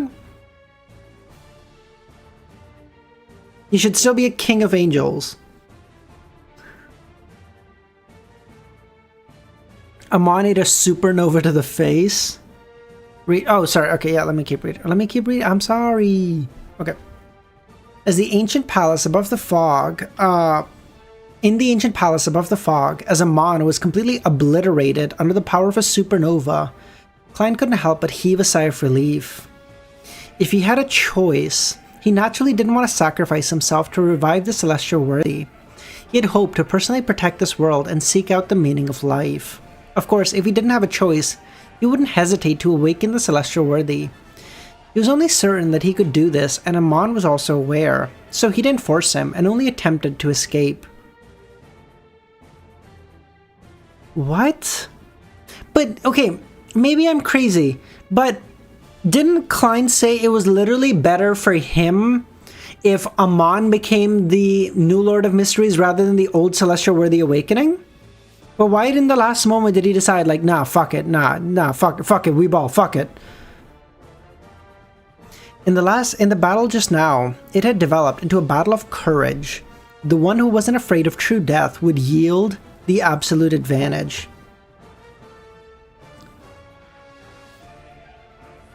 Opposite? Maybe I'm just misremembering. Okay. After heaving a sigh of relief, Klein's face under the cold and bizarre mask grimaced. Under the translucent, dark-colored cloak, the slippery and sinister tentacles that extended out were either hitting the ground or rising up high. It was completely out of control. He could feel that the Celestial Worthy of heaven and earth for blessing in his body was rapidly awakening, and he couldn't stop it. So I feel like now is probably going to be the time Klein goes down and tells the goddess to put him in, like, eternal slumber or whatever. He's probably going to be like, put me in eternal slumber for, like, I don't know, 5 years, 7 years or whatever, until the will of the Celestial Worthy weakens even further because they're getting closer to the rapture or the apocalypse or whatever. Even if Klein directly died with his will and relied on the powers of a miracle invoker to revive, he wouldn't be able to escape as a Lord of Mysteries and wielded the authority of miracles. 2 very quick, one of them's only for a few lines, no worries. At that moment, Klein recalled the words of the Dark Angel Sasrier. The primordial one has awakened in my body. In the next second, at a spot where Amon's body had shattered, beams of light were pulled by a vague, invisible form of gravity as they charged to Klein. Some were worms of time with 12 rings, others were insects made of resplendent starlight, while others were just a large number of light dots. Klein wanted to stop the characteristic from fusing with him, but the increasingly power Celestial Worthy's will prevented him from succeeding. Bro, he's just become a fucking black hole of characteristics at this point. His body swelled into a balloon and then became as thin as paper, repeating the cycle in an endless loop. The mask on his face became brighter and more bizarre. The slippery and evil tentacle that extended out from under his cloak increased and became more uncontrollable. One Worm of Time characteristic, one Key of Star characteristic, and one... Klein's mind felt as though he was being devoured by an invisible monster, producing excruciating pain. Finally, a pair of eyes, which seemed to be formed from pure starlight, formed from layers of illusory doors and monocles, rushed to Klein's face, straight for the mask's eye socket. At the same time, the strange door of light that was tainted with bluish-black appeared on Klein's body again. Sephira Castle. At that moment, Klein, Sephira Castle, and the uniquenesses all had a strong inclination to congregate. Once they fused together, the Lord of Mysteries would completely awaken and complete his resurrection process. Music changed, then he fooled. Okay, sounds good. Klein suddenly used his right hand to cover half his face, and his entire body bent down as he was fighting with another self. With the anchoring and image disruption from his anchors, Klein slowed down the awakening of the Lord of the Mysteries' will, reducing the power of convergence a little bit. The starlight eyes and the crystal monocle stopped in front of Klein's face, floating only a few centimeters in the air, like planets revolving around the sun. Holy fuck, we're at like 115 people. Thank you so much, everyone, for being here. Seriously, I appreciate you guys. This is just a bad place for me to stop to do that. Klein believed that he couldn't maintain this extreme imbalance for long. Perhaps a few minutes or even a few dozen seconds later, the convergence would continue without restraint, bringing about an unbearable change. This can be considered a form of fusion, Klein laughed. He then fooled the Truant's brass book, allowing it to enter a sealed state and fly into the junk pile. Music change. Kami. Thank you. If this one is just for a few lines, Kami, send the link of the next one right now. So I'll have it pulled up, and then whenever the time is, I can just change it. Beethoven, excuse me?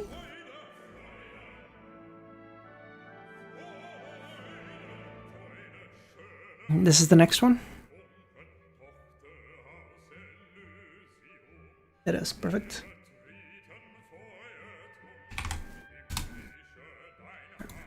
Dark Dream, I remember this one, okay. Okay. Right on the heels of that, Klein left Sephira Castle and arrived in the astral world, formed from the symbolism and authority. This place seemed similar to the cosmos. It was dark and vast. But in fact, there were many unique aspects to it. For example, even though there was a sun-like star hanging in the distance, emitting normal light and heat, if one tried to get close to it without getting injured, one would realize that the astral world there was like a black curtain. The sun was directly painted with pastel colors, and there was a bunch of concepts and symbols around it. Furthermore, the drawing of the sun wasn't that nice, like a child without any foundation in art casually scrawling. It was both comical and frightening. From another perspective, this seemed like a manifestation of the chaos and madness that underlay everything. As soon as Klein entered, he immediately sensed invisible gazes. Some of them came from areas protected by the world barrier, while others came from broader areas with obvious malice. The corners of Klein's mouth couldn't help but curl up. He turned his head to look outside the world barrier, raising his slippery and sinister tentacles. This pair of eyes that seemed forged from starlight and the crystal monocle also moved.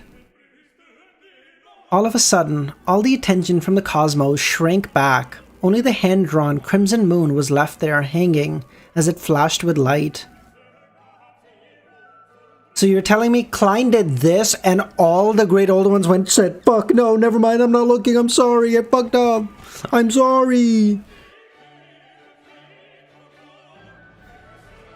The fuck you mean, wait, what the fuck you mean stop here, excuse me?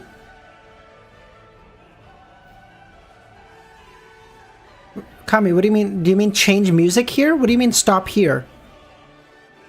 Eh? Oh, okay.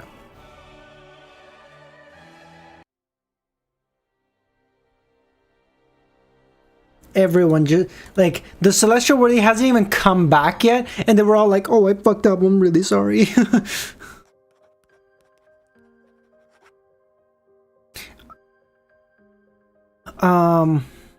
This pair of eyes...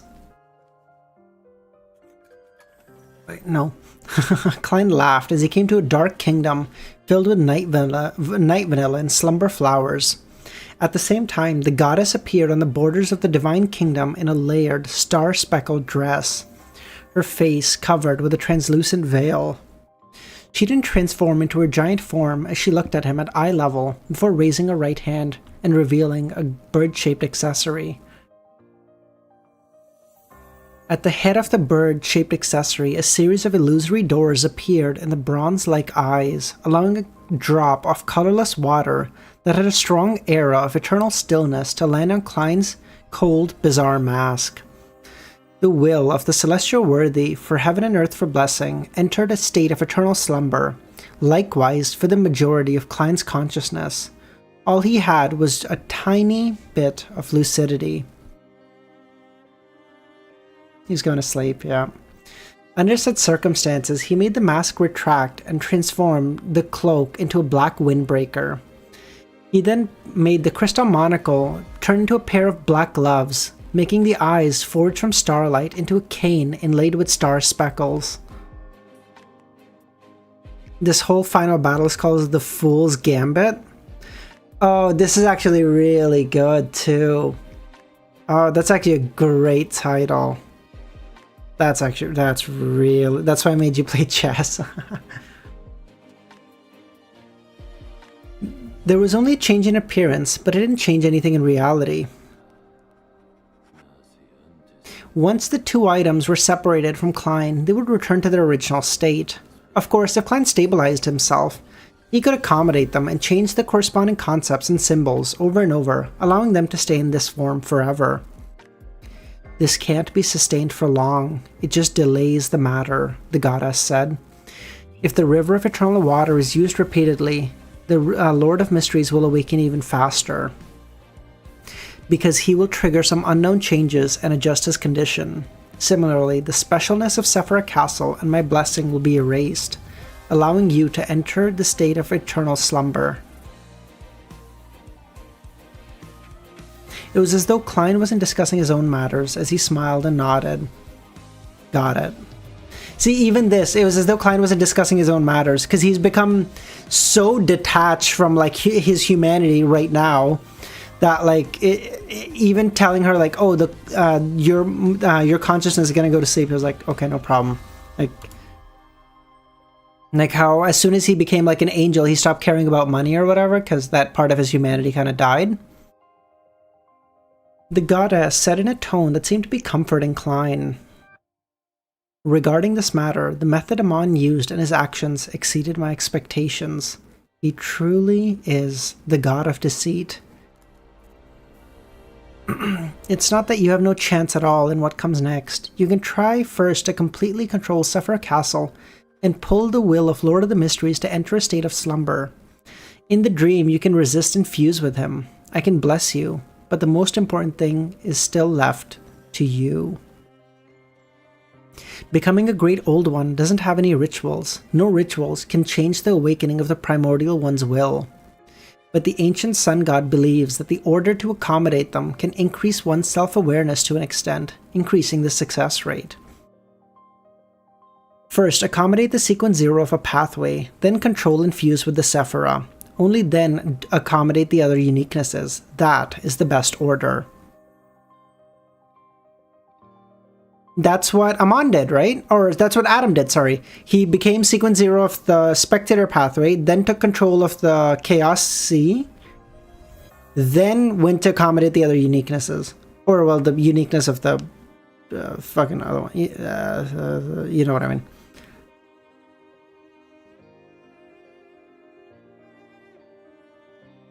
Becoming a dual pathway true god, then controlling and fusing with a Sephira is an order isn't good or bad. Only fusing with a Sephira as a final step would be the worst choice. Klein smiled and said, "That's a good idea. As long as one wakes up, a lord of mysteries will be born."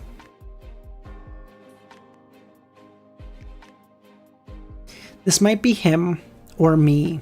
After controlling Sephira Castle and entering a state of slumber, I should be able to weaken the seal of the western continent, creating a weak spot that allows one to enter and exit.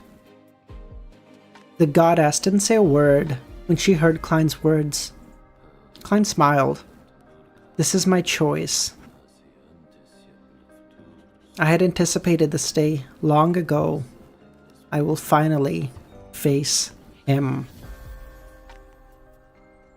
I hope Klein gets to talk to him like, "Hey motherfucker, why are you bringing people back from like the fog of history or whatever, or like the fucking from way back when to try to awaken? What the fuck is any of this, bro? What are we doing?"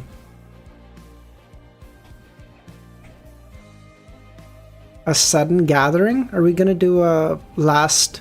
Oh, we might do a last tarot gathering.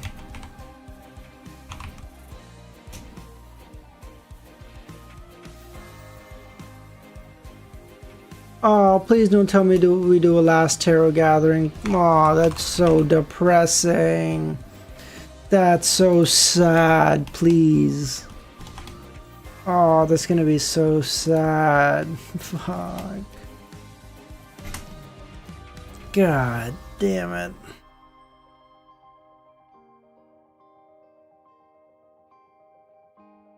The Evernight goddess nodded and didn't say anything else.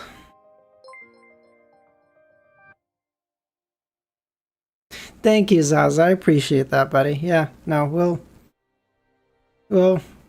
yeah, no, we got a lot more to read, man. Plus, I fucking love this shit. I fucking love you guys, man. Thank you. There's like 100. There's 100 of you. Thank you, everyone, for being here. The goddess nodded and didn't say anything else. She reached out her hand and grabbed the corner of the void and tugged lightly. A thin layer of night curtain floated down, covering Klein's body as it silently seeped in. Klein took in the blessing from the dream for 2 seconds. He pressed his hand to his chest and bowed. He took 2 steps back. It left the astral world. But at least that part, like, he's still bad, because, like, that's who he is. The goddess stood at the border of the Divine Kingdom as she watched him leave. In the next second, Klein landed in the projection of the Giant King's court in the ruins of the battlefield of the gods. Then, like Amon, he walked to the edge of the grayish-blue door and raised his hand to create an illusory door. Through the door, Klein entered the forsaken land of the gods. Following the guidance of fate, he wandered straight to the peak of a mountain range.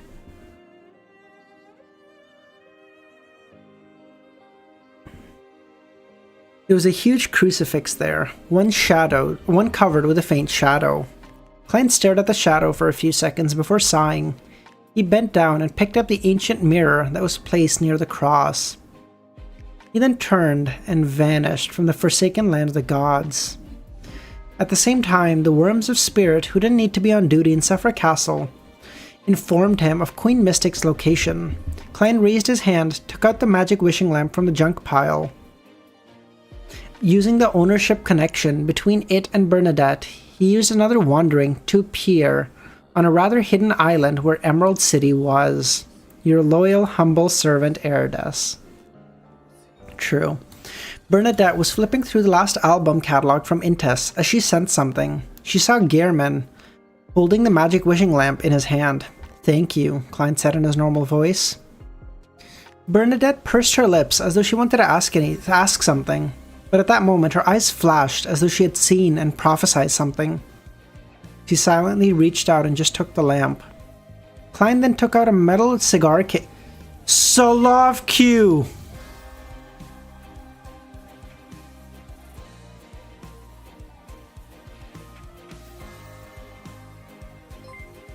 Oh my god, dude. Jesus.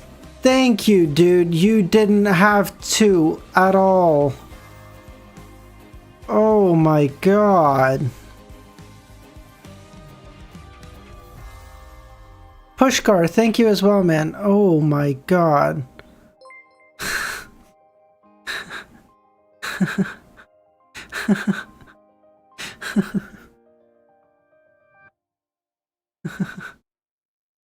Thank you. Oh my god, so thank you, dude. You really didn't have to. Oh my god.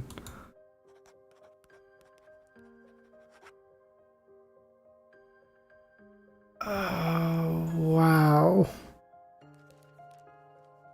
Jesus Christ. Yeah, anyone in chat, please if you don't have a membership, please check your settings and make sure you can accept it. That way you can get a gifted one, please. Except for Dr. Z, apparently. Quantum, thank you, buddy. Solovq. Thank you, dude. Oh my god, this was I gotta say, dude, this was an amazing finale. And it's not done yet, I know that, but still. Oh my god.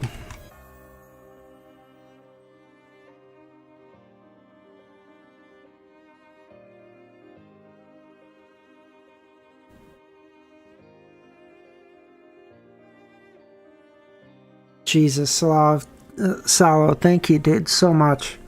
Holy fuck.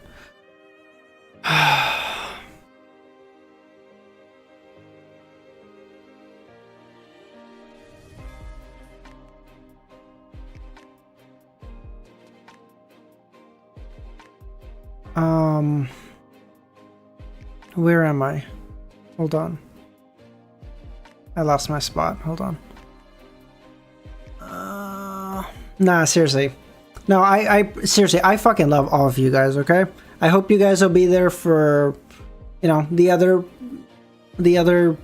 books we'll be reading and other streams and stuff, but all the same, if you can't make it for whatever reason, I fucking love all of you guys. Where the fuck am I? Dude, I lost my spot so badly. Excuse me? I don't even know if I'm on the right chapter anymore. What the fuck is going on here? The YouTube sound effects are so delayed at this point.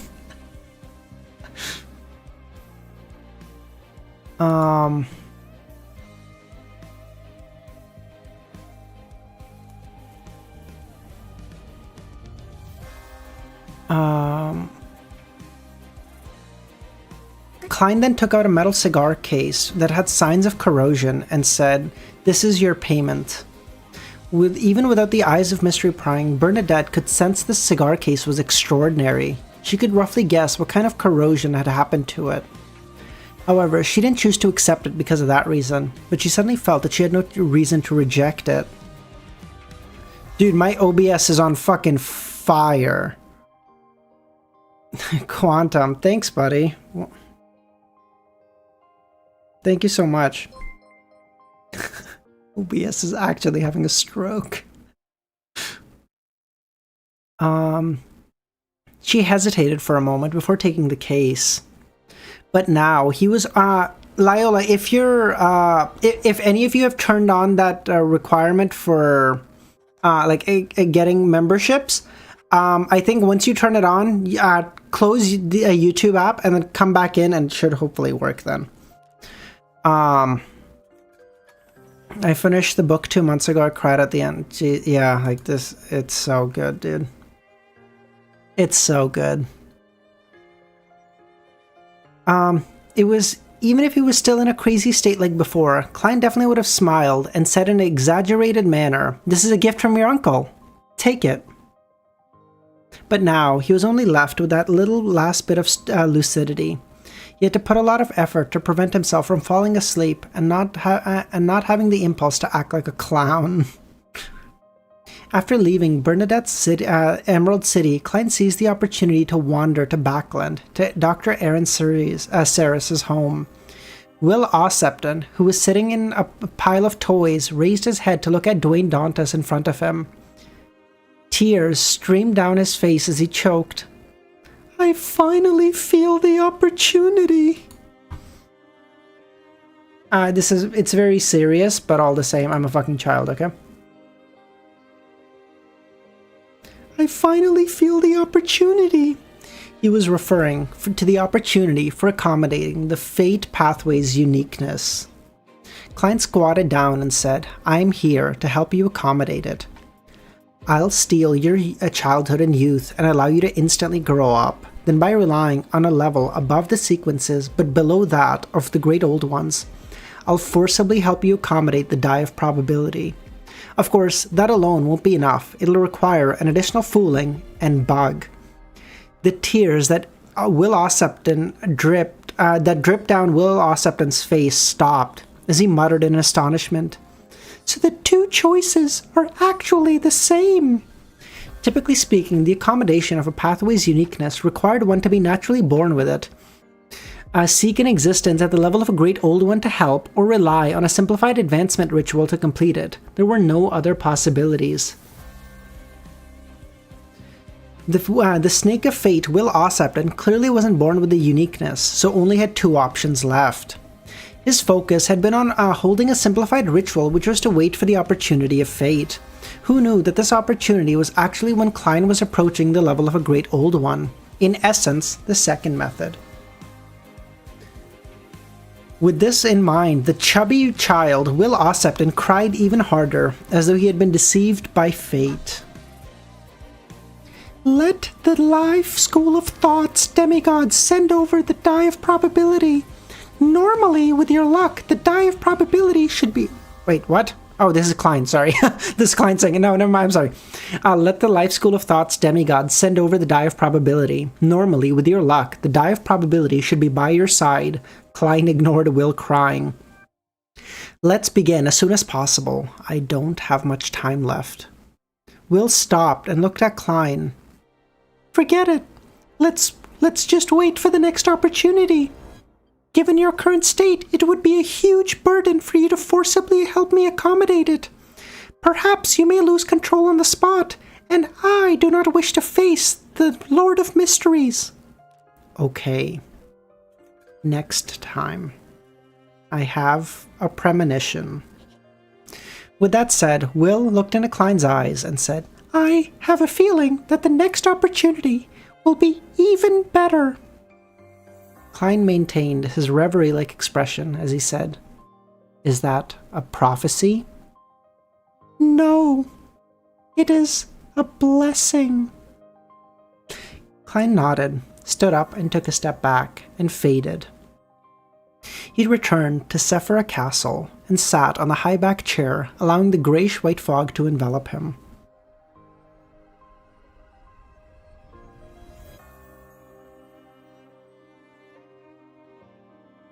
After surveying the area and confirming the states of the Crimson Stars, Klein leaned back into his chair in exhaustion and raised his right hand. This time, he didn't create the fake world. Do you know how think about it. Klein is so fucking tired out right now that using the powers of sequence 5 is too much effort for a fucking basically Great Old One. He is at the level of a Great Old, and using the powers of a sequence 5 is like, it's too much effort. Like, he just can't do it. Like, that's how he's just right on the edge of just fucking passing out. On the two sides of the long model table, the crimson beams of light shot up. The Hanged Man, the Sun, the Hermit, the Magician, and the rest. This sudden gathering was clearly beyond Audrey's and everyone's expectations, leaving them surprised and alarmed. Before that, although they had come to Mr. Fool's Divine Kingdom on occasion that weren't on a Monday afternoon, it was all planned. They knew in advance they'd be dragged here, either for a mini gathering in advance to avoid the ravings or to treat Mr. World. It could be said that apart from the first time, this was the second time they were summoned by Mr. Fool without any warning. This made even the slowest members of the Tarot Club catch a hint of unease.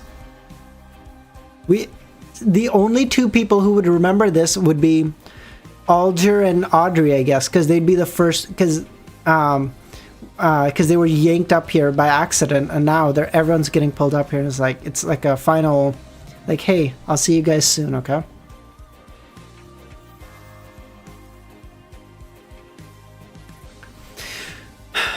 Thinking back to the world's visit and the words of Mr. Fool's Blessed, Audrey, Alger, and Gio all had similar thoughts. It's finally here. Audrey subconsciously turned her head to look at the bottom end of the long model table. There was no one there. Although she was already prepared, Audrey couldn't help but be stunned as emotions of uncontrollable sadness surged within her. In her heart, Gehrman's image had long since turned from a crazy adventurer and an extremely powerful beyonder to a person who wore a cold and tough facade but was gentle and powerful, loving and mysterious, a lonely man burdened by so many.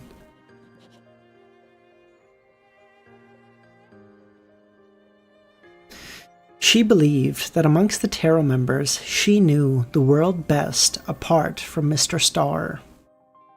And now, this friend seems to have encountered some misfortune, leaving behind only an empty seat. The Tarot Club lost its first official member. Where did Klein go? Leonard suddenly felt. In this world, he was the only one he could befriend.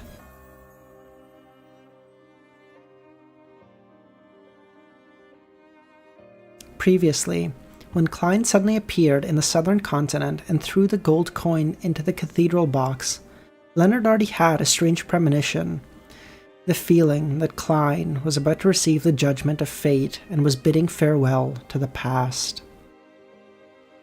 This was the same as the time back in Tingen when they decided to step out together and face Megos. The old man's recent silence has been bizarre. Did something happen to Klein? No, with Mr. Fool's level and status, if there's a chance he'd be saved, Leonard thought, as his heart tightened, but he turned his body and cast his gaze at Mr. Fool. This mighty existence was still enveloped by the grayish-white fog, preventing others from seeing him. At this moment, Emlyn, Cattleya, and Derek also discovered Mr. World's absence. Coupled with the suddenness of this gathering, they were both shocked and puzzled. They didn't know what had happened, but their instincts told them it was nothing good. As a clairvoyant who had recently advanced, Cattleya even felt there was a certain problem with Mr. Fool. Mr. World isn't here. Gio mentioned that Mr. Fool and his Blessed were to face a major challenge, and it's very likely they would suffer a bad fate, Forrest thought. She had once thought that she would sigh in relief because of Mr. World's disappearance, but from the looks of it, it wasn't that. Instead, she found her heart heavy, and she became horrified. Only then did she realize that at some point in time, Mr. World had become the pillar of support for the Tarot Club outside of Mr. Fool himself. It made everyone feel at ease when they saw him. Of course, some fear was unavoidable. In some cute way, what Forrest is basically saying is like he became like a parental figure of the Tarot Club, where, like, you know how everyone is kind of scared of their dad, and not in like hopefully, ideally, not in like a really scared way, but like in a like, hey, he's the disciplinarian or whatever of the family, but also just having your dad or like a big brother, sure, be there is like, having them be there is like, shit'll work out. Like, you know, if you don't, like, if I don't know what to do, you can call your dad, you can call your big brother and be like, I don't know what to do. And they'll figure it out. It's like that weird feeling of like, hey, as long as they're there, you'll be okay. As Audrey and company turned around and looked at the top end of the model table, Klein, who was already the real fool, said in a low voice, "This is a last-minute gathering." Mr. Fool sounds exhausted, Audrey thought, as she felt her heart tighten even more. She looked around and stood up as usual. All the members stood up one after another. Audrey lifted the ends of her skirt with a heavy heart and curtsied. "Good afternoon, Mr. Fool."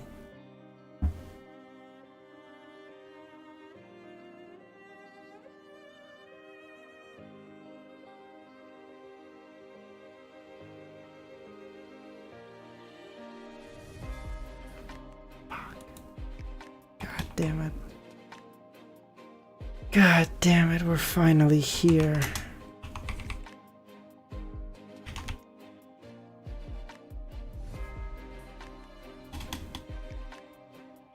The Fool's Commission. So I guess these are going to be like missions for everyone. To say like, hey, in my absence, I need you to do this, I need you to work on that, whatever.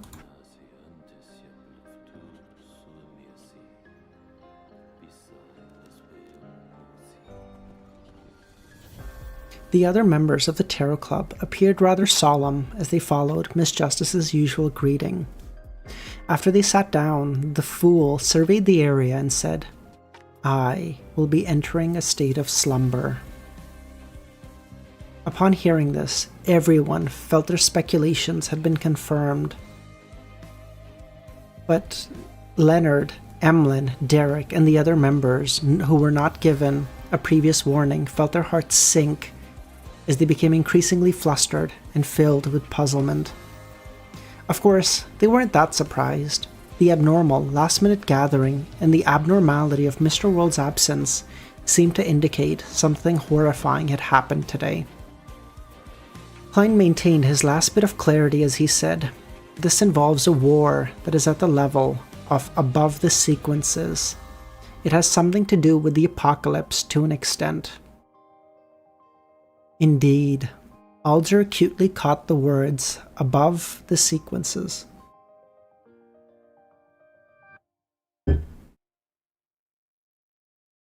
He had long since suspected there was another level above that of God, the one occupied by the ancient sun god when he had 8 kings of angels.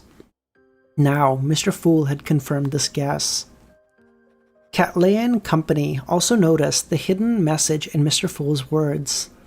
Those who had similar guesses, like the Hanged Man, felt enlightened. Like the ones who had never had such guesses were surprised and confused. But they quickly combined what they had learned from the past to come to a realization. The Fool continued, "Only after you become an angel do you have the right to know the exact situation, or understanding it will only bring you corruption." This made the Tarot Club members think of the words underground and cosmos, as they were unable to control their thoughts for a moment. Klein looked up and said, "My blessed, the world has also entered a deep slumber. It is unknown when he will awaken." Then what do we do? Leonard nearly blurted out. But he could sense that Mr. Fool hadn't finished his sentence, so he held back his urges. The Fool swept his gaze across his members.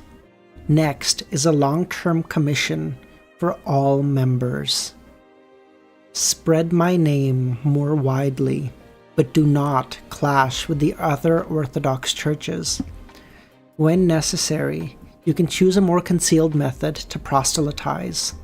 This will aid in my reawakening." Also, spread the news of the world being my blessed and record it in the church's Bible. Of course, do not include any personal information. Remember one sentence. The awakening of the world spells the return of the fool.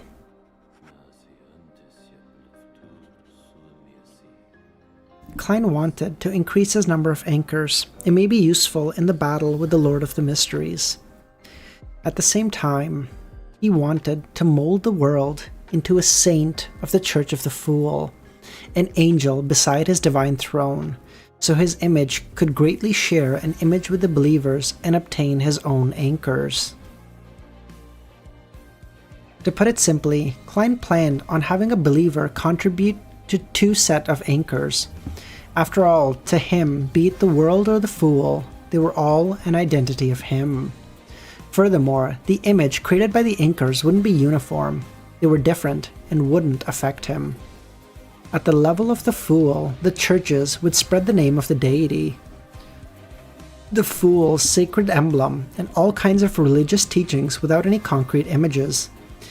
As for the world, he would have a number of identities, Gehrman, Dwayne, Merlin, and wouldn't fixate on a single image. The reward is the convenience you have enjoyed in the past, the responses you received, and the help given to your future prayers. After I begin my slumber, I can still respond to prayers in a certain way, but not every time. If there is something important that needs help, pray a few more times. He could tell from Antigonus' state of slumber that dreams could be projected outside. As long as the correct method was used, a sleeping deity could make use of the dream to an extent to respond. Regarding the situation, the members of the Tarot Club weren't stumped at all. On the one hand, most of them were either openly or secretly spreading the faith of the fool. On the other, it was common to pray to deities without receiving a response. Mr. Fool's responses from before were considered rare. They had almost never heard of anything like this ever happening.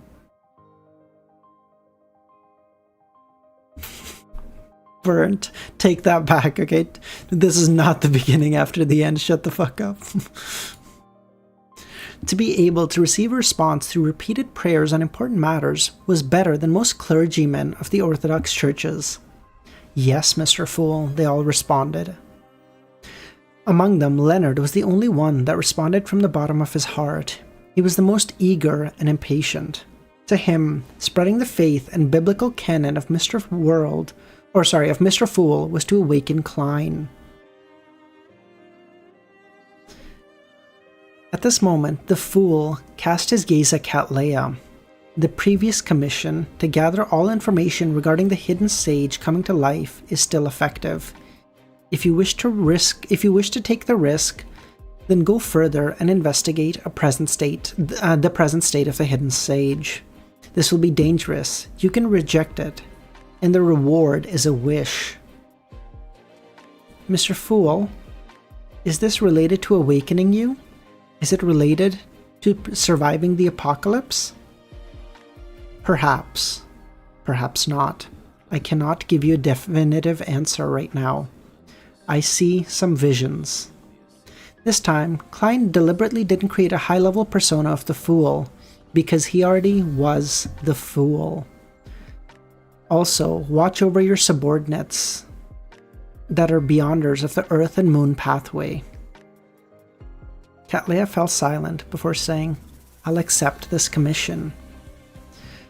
The Fool cast his gaze at the other side and said to Derek, your mission is to protect the City of Silver and the New Moon City and the Rorstad Archipelago. The more believers I have, the safer they are and the higher the chances of me reawakening. On this foundation, think on how to expand the church and spread my faith. Your payment is to become my blessed. Derek's eyes burned as he recalled the encouraging gaze he had received from the chief as he pushed open the final door of the giant king's court. Yes, Mr. Fool. Klein then looked at Fours. You need to protect the Abraham family and prevent them from suffering the temptation of the cosmos. Also, gather more information regarding the Fourth Epoch and figure out Mr. Door's condition at that time, and uncover some of the latent problems of the Abraham family. That's something I wish to do. Forrest hesitated for a moment, but still expressed that she would do such things even if it wasn't a commission. The fool didn't give his approval or disapproval, and instead continued, "If you are willing, you can write down biographies and stories of the world's different identities using different aliases. The reward for above is that you have the chance of becoming a planeswalker and have to head to the cosmos. You will receive my blessing." Although Klein knew that he could use a dream to give a response to a certain extent in his sleep, he wasn't sure if he was the one who had the upper hand or Lord of the Mysteries. So he wanted to use verbal contracts or providing a reward after the completion of a mission or more important matters. When the time came, even if he was at a disadvantage, he would be able to make use of this invisible promise to give an ingenious response. How so? I didn't completely understand that. What does that mean? How does the promise allow him to give a response? Planeswalker? Forrest was taken aback. To be frank, she had never considered this problem before. What she was most worried about right now was the digestion of the secret sorcerer and the Wanderer ritual. Soon, she composed herself and said, "Yes, Mr. Fool."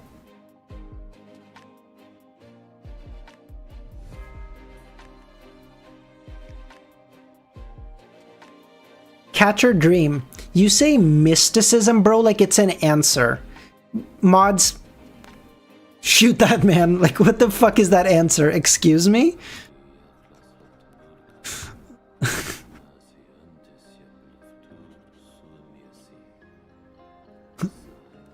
What the fuck is that answer?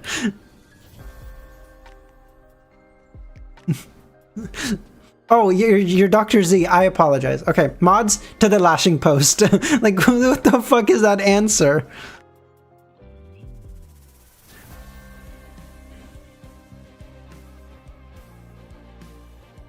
Soon, she composed herself and said, "Yes, Mr. Fool." Klein then cast his gaze at Emlyn. The besiegement of the Rose School of Thought involves preparation for the apocalypse. It's rather dangerous, even if an angel is participating. Pay attention to your own safety. Your commission is to try your best to gather blessings, auras, and items given by the primordial moon to her believers in the Rose School of Thought. These may be more dangerous than Grade 1 artifacts. At that moment, although Klein maintained the fool's tone, there were hints that resembled a friend's warning. This made Audrey, who had stabilized her mental state, sense something. Recalling what Mr. Fool had said to the other members, she sighed inwardly. Mr. Fool's humanity seems to have become richer as he is about to enter a deep sleep.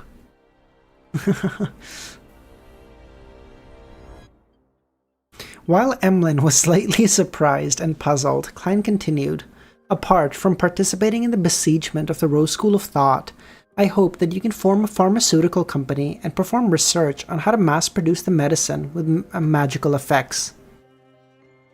"If it's mass-produced, there's no way they can be equipped with magical effects," Emlyn replied. "Seek out a compromise. Your main goal is to spread my name through this company. Your reward will also be a wish." "This isn't a matter of danger, but whether it's possible. The simplest solution is to give me 1,000 potions." "I can form an apothecary factory for mass production," Emlyn mumbled. "Yes, Mr. Fool. It's still going. Salafki's thing is still going."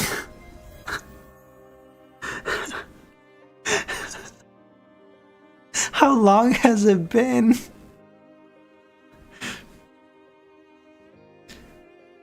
Klein looked to the other side and said to Gio, "The apocalypse is approaching." be it the Red Priest or the Demoness pathway. This will become active, or they will become active. Your mission is to rely on the official factions to investigate the whereabouts of the 3 Sequence 1 characteristics and the uniqueness of the Red Priest pathway. If there is a chance, find a clue to confirm the Demoness's condition. It is very dangerous. He didn't mention the payment because he had already paid for it. Gio had her wish fulfilled by holding a ritual and becoming a Sequence 4 Imperative Mage. As for the 3 Sequence 1 Conqueror characteristics, Klein had learned that one of them was in the hands of the Sauron family, the other in the hands of the Einhorn family, while the other was in the hands of the Lone's Augustus royal family. Later, as a reward, it was given to the Demoness sect. Of course, this was only a preliminary answer, and the situation could very well have changed. The Sauron family had already been in decline since the Roselle era. It might not necessarily be able to keep the Conqueror's characteristic or corresponding artifacts under its control. Klein even suspected that it might have been obtained by the Iron and Blood Cross Order. The failure of the war had significantly damaged the Einhorn family. Klein didn't rule out the possibility of the death of a high-ranking angel or the loss of a Grade 0 artifact. The location of the Conqueror characteristic that the Augustus family gave to the Demoness sect was currently at the clearest. However, Klein knew that the Red Angel evil spirit Sauron Einhorn Medici had been eyeing it this entire time. Perhaps he had succeeded, or perhaps he was carrying out whatever plans he did have. There were no clues to the corresponding Red Priest uniqueness at that moment. The last time the mysterious world knew of it was at the end of the 4th Epoch, during the Pale Disaster.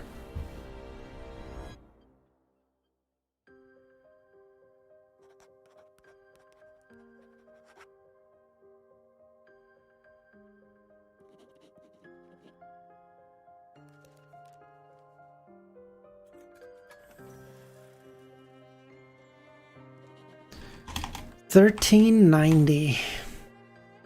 5 more chapters, man. That's it. That's it. Kami did say there's a full change. There's a music change in this chapter at some point. I don't know when. If someone can have a look in the... I don't know if it's... I think it's the spoiler chat, I think he said. So, I can't see it.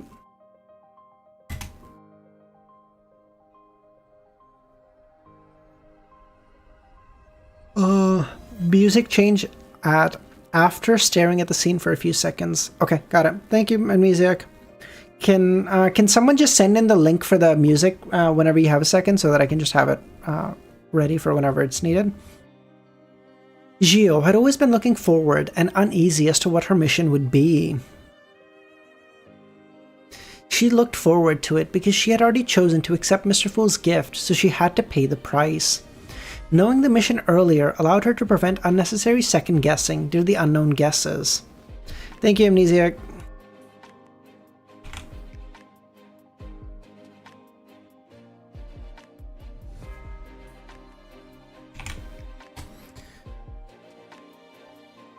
Oh god, you're kidding. It's fine. Oh god.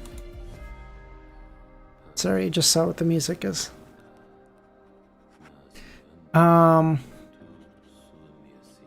She at that moment, after hearing Mr. Fool's words, her heart settled, and she heaved a sigh of relief. Investigating the characteristics and the uniqueness of the Red Priest pathway, and confirming the present state of the Demoness was indeed dangerous, a mission that would result in terrifying corruption if she wasn't careful. But it was at least better than snatching the uniqueness and characteristics or facing the Demoness herself. If it was the latter, even with the official factions, Gio didn't think it was possible. All she could do was write a will and sacrifice herself. If it was just the former, she could use more roundabout methods to gain information. She didn't need to encounter powerful existences. As a Sequence 4 demigod, Gio was confident. Without any hesitation, she said, "Yes, Mr. Fool." Klein had been planning to look to the other side, but carefully added, "Be careful of Bansi."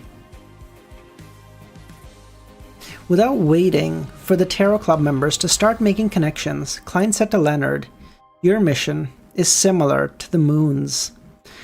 During the besiegement of the Rose School of Thought, gather blessings, auras, and items from the Mother Tree of Desire from their members. It is equally dangerous." Milos, how's it going, man? He was only given a single warning without saying as much as he did when he gave Emlyn the mission. This was because Leonard had a senior angel of the Marauder pathway parasitizing him. He knew many secrets and knew how dangerous the outer deities were. He wouldn't allow Leonard to act dangerously. Seeing that Leonard was about to nod, the fool, Klein maintained his tone and continued, "You don't have to do too much in promoting my name. You can even choose not to do it." Aw, imagine saying that to your friend, because you're like, "Hey, like, don't worry about it, dude, you're fine." But of course he's gonna be like, "No, fuck you, I'm gonna push this harder than anyone else. I want my fucking friend back, bro."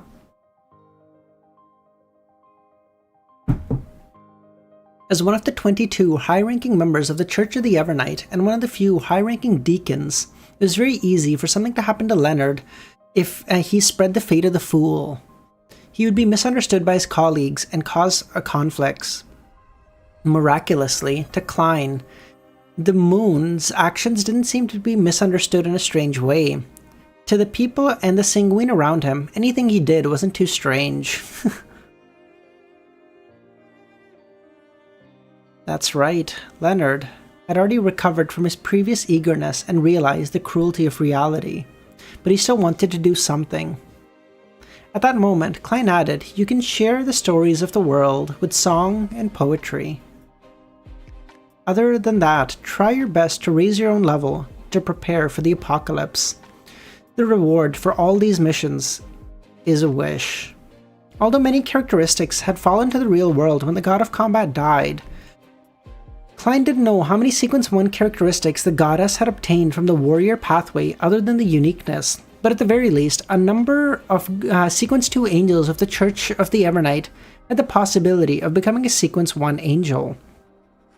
At the same time, if they obtained additional characteristics, they could still switch the corresponding sequence of the death pathway, opening a path for the saints to advance and not limiting them to a single pathway. Cal Kestis, what a fucking crossover episode, excuse me. Of course, not every Sequence 3 saint wished to become an angel, but Leonard was currently only a Sequence 4. Furthermore, if the corresponding Sequence 3 Horror Bishop was limited, he could consider Silver Knight and Ferryman. Klein had a set of the former. Leonard fell silent for 2 seconds before he exhaled. "Yes, Mr. Fool." Imagine Ariana advancing to Sequence 1 Warrior. Based. Wait, if she waits a couple of years, she could theoretically even just become a Sequence 1 of her pathway, right? Because once the goddess becomes a great old one, she could take out 2 of the characteristics and give one to Ariana if she wanted to.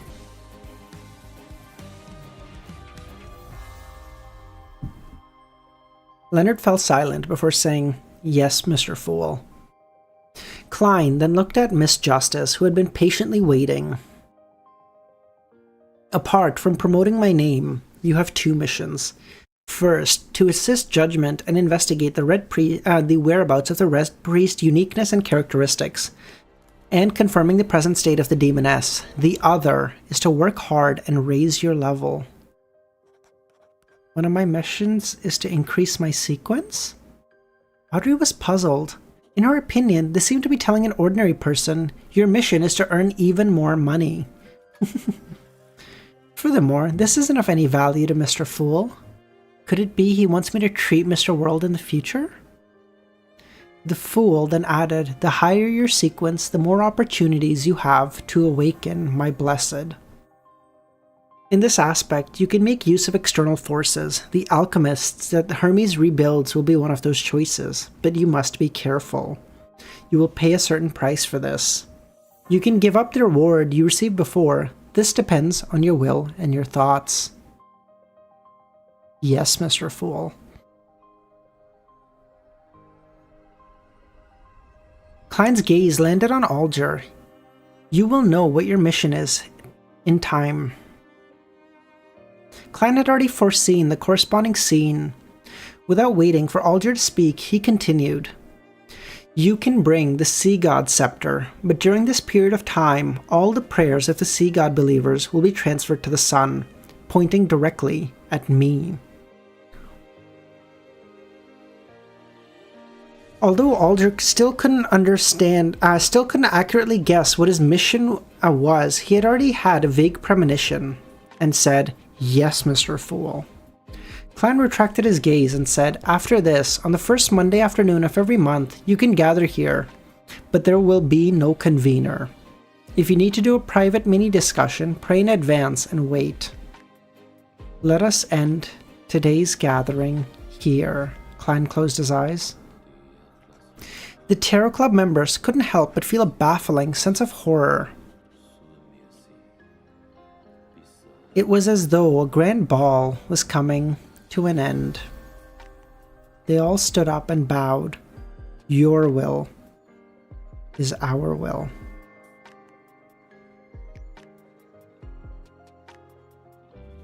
Klein waited until he finished speaking before dispelling his control of them. He watched as the crimson starlight scattered and fell. After staring for a few seconds, he conjured a yellowish parchment and a dark red pen. Change of music. No one yell at me for it, I'm aware. Fuck, man. Azek is still sleeping. We didn't even get to see him. Fuck. After some thought, Klein wrote, Dear Mr. Azek, due to some complicated reasons, I may be sleeping for a long time. I'm sorry, but I might not be able to write to you for a long time. Just with that sentence, Klein stopped and made the pen disappear. Although he had conjured that piece of paper with his current status, level, and strength, he could sustain it for over 100 years, even if it was brought to the outside world.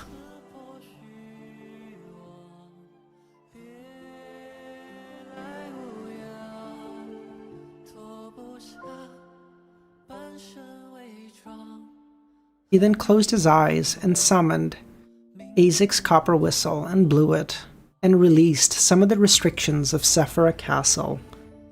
Dude, look at that sheer fucking ability now. He said, yeah, I can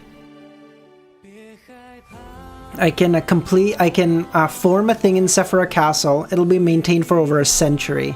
I'll just change some of the restrictions of Sephira Castle to allow the messenger to appear here. Jesus. The skeleton messenger appeared, and every bone in its body trembled intensely, as if it would collapse at any moment. If not for the ladder that Klein had handed over, it might have prostrated itself. After the messenger received the letter, and it left Sephira Castle in a hurry. It wasn't because of the will of the celestial worthy had already escaped from his state of eternal slumber, nor was it because of the pain from maintaining his lucidity. Klein was rubbing his temples as a force of habit. Klein leaned back in his chair and sighed. On both sides of the table, Audrey, Alger, Derek, Fours, Emlyn, Cattleya, Leonard, Gio appeared in order as they joined the Tarot Club. But this time, they weren't real. They were only projections, no longer blurry, revealing their images from Klein's memory. Soon, more figures appeared. A man with a receding hairline with deep eyes, a beautiful witch with blue eyeshadow and a red blush, a middle-aged man with black hair mixed with silver hair, his voice unusually loud and sonorous, a woman in her late 40s with ear-length short hair, a youth that gamed on his phone while eating delicacies, a happy young lady who kept giggling, a civil servant who looked older than his age with a high hairline. A young girl dressed in an old-fashioned skirt who focused on machinery. A doll-like lady with a pale face. A teacher with soft facial features and a bronze skin. A child licking ice cream. A madam holding 4 heads. And an elder looking all serious at the bill.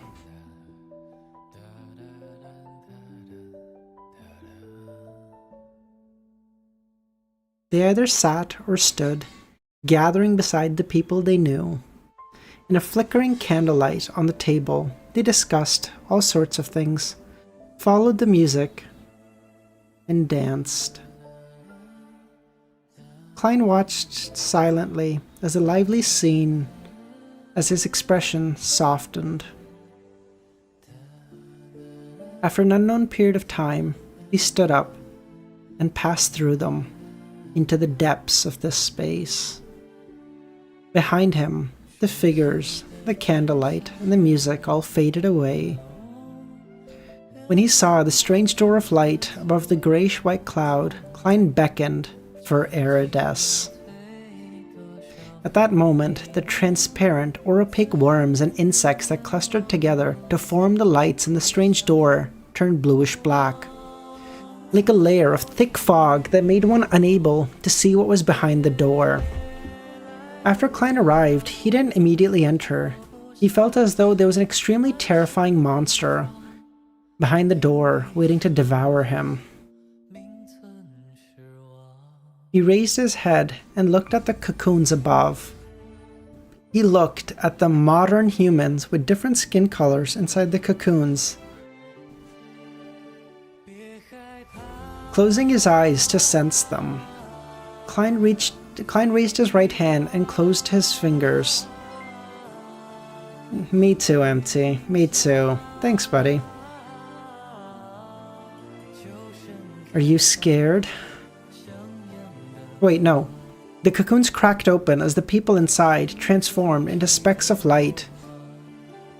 They flew out of Sephira Castle and landed in the real world, into the bodies of those who had just died.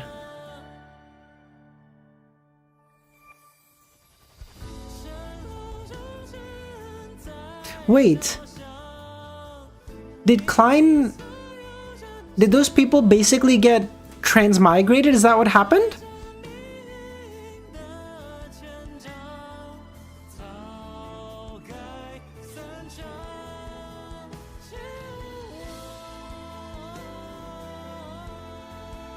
How many? 4, 5, 6? Are you maybe the protagonist of the next book is one of these guys? I didn't even think. Probably a lot? A lot? Hundreds? What?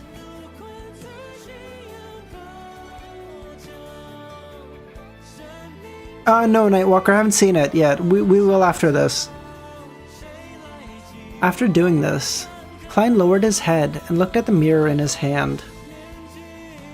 Are you scared? The aqueous light on the mirror swirled as words appeared. No. In the next second, Erides asked a question of his own. Great Master, are you afraid? Yes. With that said, he took a step forward with the mirror in hand and passed through the bluish-black fog in the middle of the strange door of light, passing through. His figure appeared behind the door that had the unknown hidden behind, the cracked cocoons gently swaying in the wind.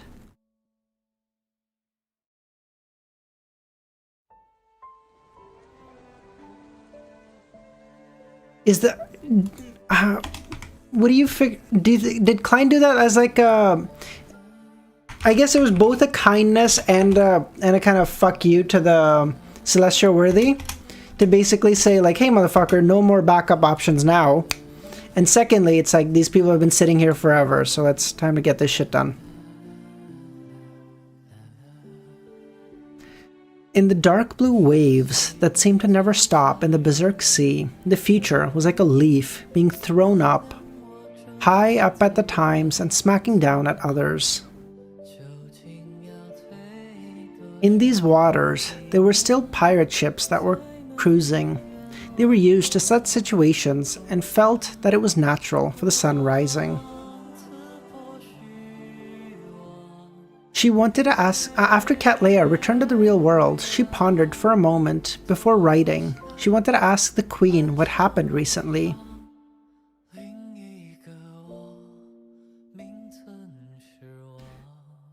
In fact, before the Fool announced that he would enter a deep sleep, Cattleya sensed something. Whether it was the sudden closing of the doors or the meteor showers streaking across the sky to illuminate the world, it gave her some inspiration as a clairvoyant, allowing her to see some visions. Of course, she was limited by her level, position, and status. She didn't have enough knowledge of what had happened, and she was unable to grasp what had caused Mr. Fool to choose to sleep. Choose, fool. All she could do was ask a Queen Mystic, who had long advanced to the level of an angel, and led a mysterious organization. As Cattleya summoned the messenger and took out the letter she had written, she was taken aback. At that moment, a purple light was accentuated in her eye. It was extremely saturated, flowing like a river. She felt that Mr. Fool had entered a deep sleep. Unconcealable hesitation, confusion, and sadness arose in the heart of the Admiral.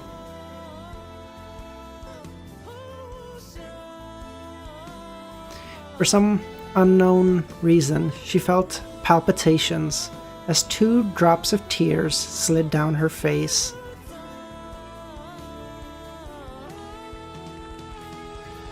She seemed to understand something, and yet nothing. She knew only that it was unknown how much time it would be for Mr. Fool to return. Taking off her glasses, Cattleya wiped the corners of her eyes, allowing herself to return to normal. She walked to the window and looked to the deck. Frank warmly invited the crew to taste his new beer, but no one dared try it. Thankfully, I sent Sealf to the Queen ahead of time. Now all I need to do is watch over Frank. Without Mr. Fool, I'll have to be even more careful. Yes, I have to find something for Frank to do other than research. He's my first mate, so he can't always be working on something else. After considering how to deal with Frank, as well as how to reorganize the small number of pirates from the Earth and Moon pathway onto their ships, and not frequently interact with Frank, Cattleya focused on the Hidden Sage. Thank you for joining, Mr. Fool. Seriously, thank you to fucking everyone that's here, man. I know I've said it like 3 or 4 times, but you guys can't fucking imagine. My first stream was like 7 months ago, reading chapter like 50. There was exactly 1 person there, and she's still here today. Hi, Dr. Z.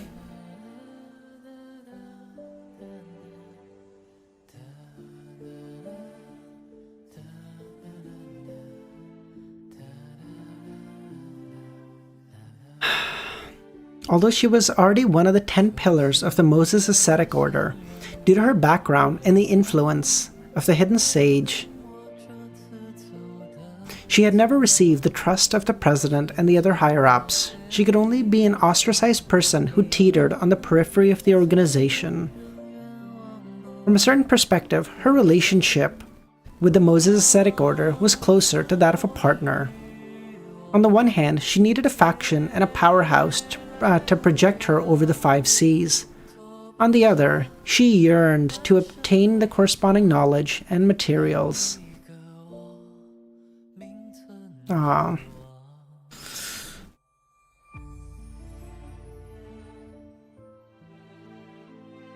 And to obtain the information regarding the Hidden Sage that represented a deity suddenly coming to life and confirming his current state would necessarily require her to become a core member of the Moses Ascetic Order.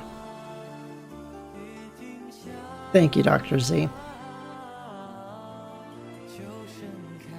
With my present identity, there's no problem with me participating in the internal decisions of the Moses Ascetic Order. Only by truly participating in these will I be able to come into contact with more information and elevate my status. However, this will be rather dangerous, even if the Hidden Sage's condition isn't right, and he doesn't interfere with the Moses Ascetic Order's operations, and the other higher-ups will also be subjected to the infringement of interests and a constant suspicion. They will counterattack to a certain extent. There are at least 2 of the 10 pillars that I can't see through, making me afraid. After confirming, the state of the Hidden Sage will be even more dangerous. If anything goes wrong, I'll be corrupted and eroded by him. The more Cattleya thought about it, the more serene she felt that the mission given by Mr. Fool was difficult.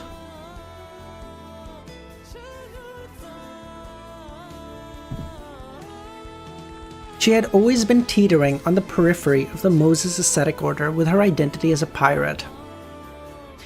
In fact, she had her worries about this matter. She was afraid that if she went too deep in the organization's affairs, it exposed the fact that she was still in contact with Queen Mystic. She was afraid that with the other 10 pillars would one day suddenly point her out as a spy. At that moment, Cattleya even wanted to abandon Mr. Fool's mission and identity as one of the 10 pillars of the Moses Ascetic Order. She wanted to return to the Dawn and by the Queen's side. That way, she wouldn't need to worry about this anymore. If there was any problem, the Queen would stop them. Ever since she left the Dawn, she had to shoulder everything by herself.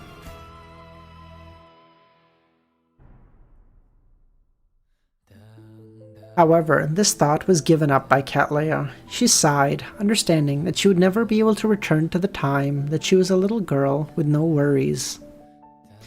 She wasn't only responsible for her life, but also the fates of her crew. Furthermore, she had predicted the arrival of the apocalypse. She hoped that she could become the Queen's most powerful helper and do something useful for this world. Cattleya closed her eyes and muttered, "Then face it." To truly integrate into the Moses Ascetic Order. After making this decision, Cattleya no longer concealed her strength. She raised her hands and used fairy tale magic. In the eyes of the surrounding pirate ships, the future and its fleet became illusory, at the same time turning into countless bubbles. Then the bubbles reflected a dreamy color under the light's illumination. Just like that, the future and its fleet disappeared from everyone's eyes. Many knowledgeable pirates were first shocked and stunned as they had a thought. A new Queen of the Seas is born. The Queen of Stars. Jesus, that's beautiful. Backland, in a particular house. Gio, who had yet to sort out her thoughts after returning to the real world, saw Forz as she shouted, "That mission of yours is too dangerous." Gio was taken aback. "You didn't knock." This was the worst part of living together with a demigod of the apprentice pathway. Forz first thought and said, "You didn't close the door." I guess I didn't close the door. It was a last-minute gathering. I wasn't prepared. Both of them looked at each other speechlessly for a while. But none of them broke the silence. Finally, Forz said, "A mission that involves a Sequence 1 and a uniqueness is too dangerous." With that said, she recalled that Gio had already accepted Mr. Fool's gift. Her eyes reddened as she mumbled, "Remember to get my help. At the very least, I can help you get away." Imagine 2 demigods living in a rented apartment. True. True. Imagine having Forz's powers, though. That would be kind of nice, though, right? Like, imagine You like get up in the middle of the night and you're like, fuck, I'm hungry. You can just like reach your hand out, open a door in midair, grab snacks from the pantry and just bring it back. You don't have to leave the bed, you don't have to do nothing. That shit is so good.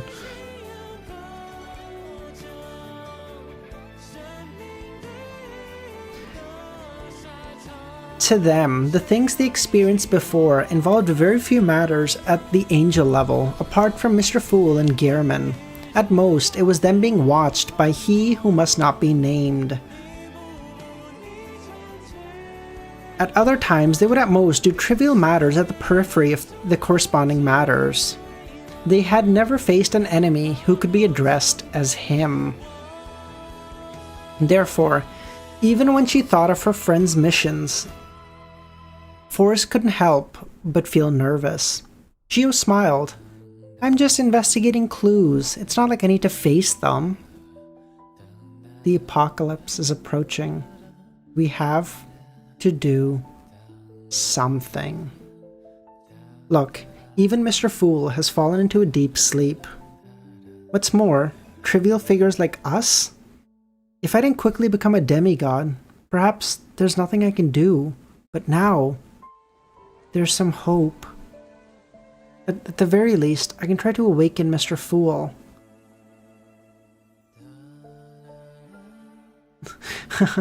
I wouldn't do that, Pushkar.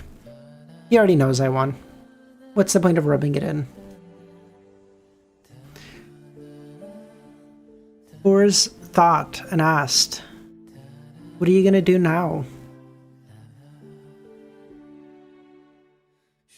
Just relying on myself to investigate it will be very difficult. I'll need to use the MI9 network.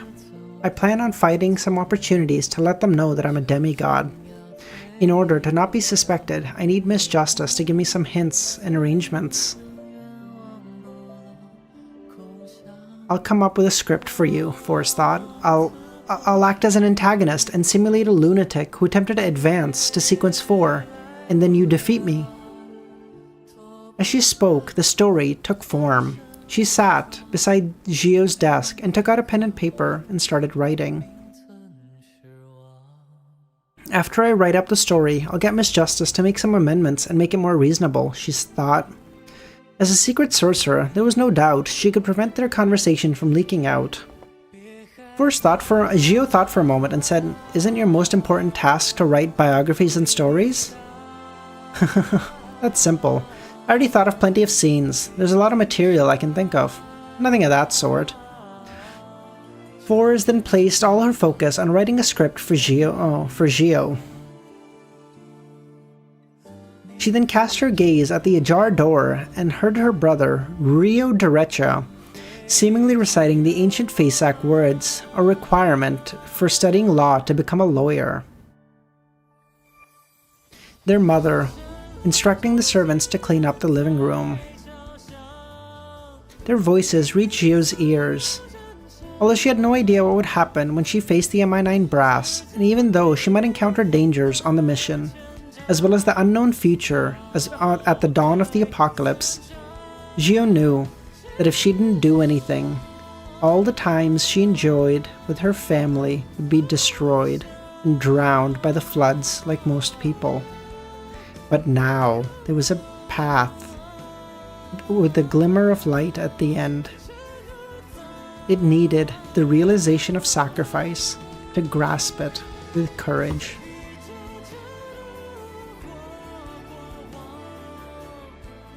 It is a law of humanity that one can gain nothing without giving up something of equal value first.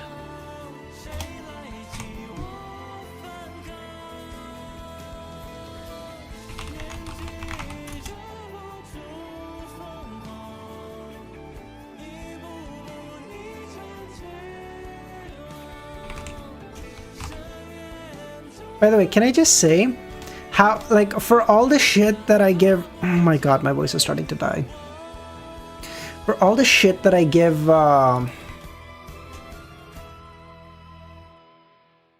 Ossepton, dude, what a fucking guy. He's been chased by Ouroboros for so fucking long, and now finally given the chance to be his equal as a king of angels, he said, it put too much a strain on you. We'll do it later. Don't worry about me. I'll be okay. Like, what a fucking goat. He's been chased by a king of angels for forever, and now finally given the chance to be his equal and not have to run away from him all the time, he said, but it'd be too hard on you. I couldn't do that. What a fucking guy, dude. What a fucking guy.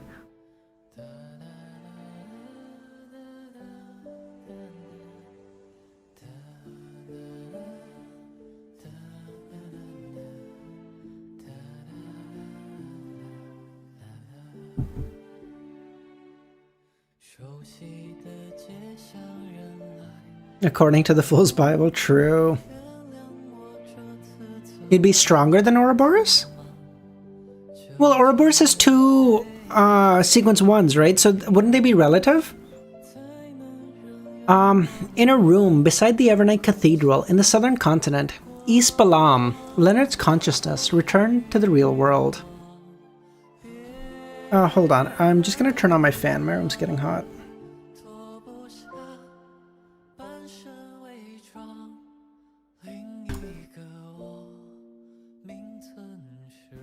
A uniqueness is stronger than a sequence one? Oh, okay, cool. Was better than two sequence one? Oh, okay, cool.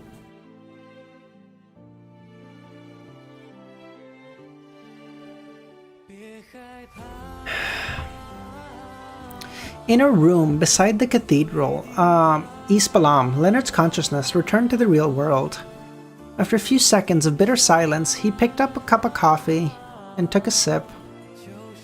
The bitter taste filled his mouth, waking his mind. Old man, what happened today? Leonard asked. After a moment of silence, Pallas replied, Error has perished. Error? Leonard almost didn't realize what he was referring to. Amon?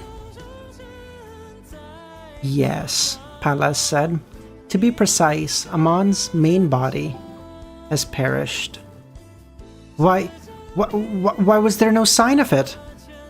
He just witnessed the phenomena before and after the god of combat's death. He knew there was a change that would affect the entire world, bringing about many terrifying monsters and dangers.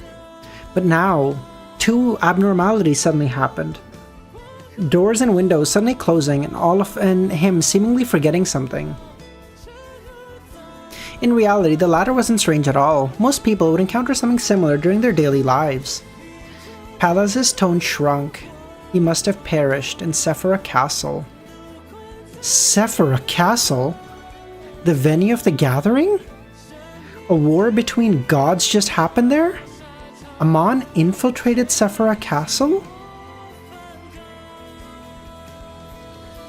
Old man, Mr. Fool was injured because of this and has no choice but to enter a state of slumber? Is he about to enter a state of slumber? Pallas asked. Leonard tersely acknowledged. The reason why he summoned us today was because of that. His choice to enter a state of slumber is indeed related to the previous battle of gods and Amon's infiltration, but not because of injuries, because of corruption. By the way, there's a bunch of extra fun facts, neat info that was released between the end of LTM and are you going to do a stream covering that? FQ, yeah, send that. We can do that whenever we start the side stories. I will, I don't have any work tomorrow, so technically I could start tomorrow, but I would probably take a day, or I would probably take a couple of days off just to digest this. This is a lot, man.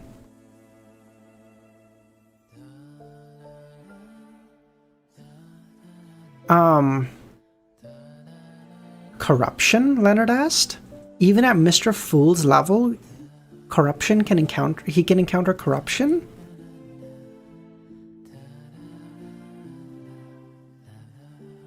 Sure, yeah, Amnesiac, we can do that too.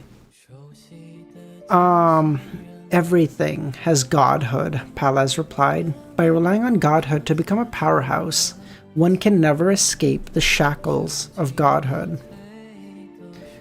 On this point, it's the same for you and me, and for Mr. Fool. Perhaps he shouldn't be called the Fool anymore. He is equivalent to half a Lord of Mysteries.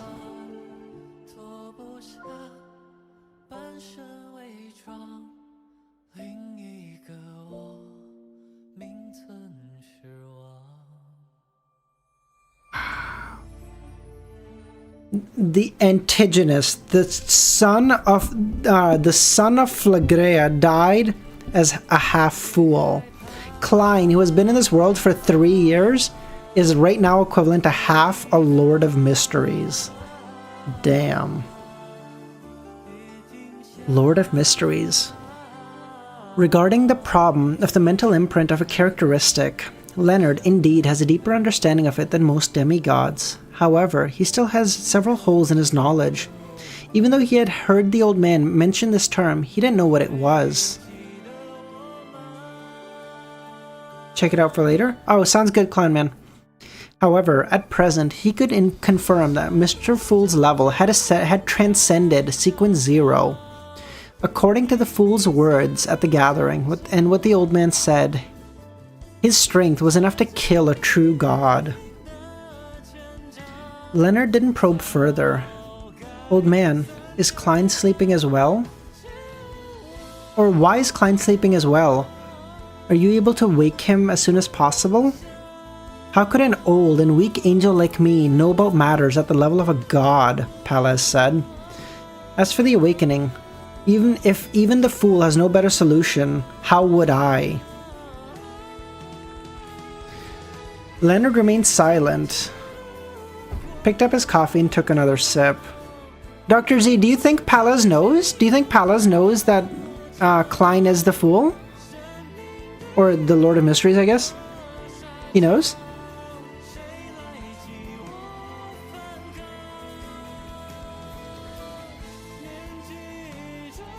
It's very possible, because again, he's an angel of those same pathways, so I'm sure if he comes close to him or whatever, the convergence he would feel would be like, there's no fucking chance.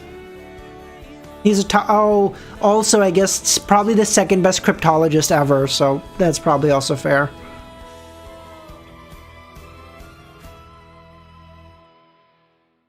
Old man, do you have any way of stealing the artistic flair of others? The definition of artistic flair is vague. There's no way to steal it. But if you change it to natural talent, yes. Ugh, forget it. Leonard ultimately couldn't do anything about stealing the natural talent of others to help him resolve his problem. Third, yeah, I guess Klein now. Pallas added, if you can't accept this method, then you can find a natural talent that you want of someone who's very poor. Make a deal with them and give them money in exchange for the talent. It's like a deal with the devil, Leonard said. I guess there's another solution. That is to spend money to hire naturally talented people to help you resolve your problem. Oh, why didn't you just say that? You didn't manage to think of that? I thought you already thought of this. Leonard ignored the old man. After some serious thought, he felt that this idea was indeed feasible. Damn, Zaza's higher than Solovki today. Damn, that's crazy work, bro. However, he soon felt a little guilty and uneasy, as if he was avoiding his responsibility. Regarding this matter, I still have to do something personally. Apart from inviting someone to write songs or poems, I have to write a little, Leonard thought. Where are you going? Pallas asked.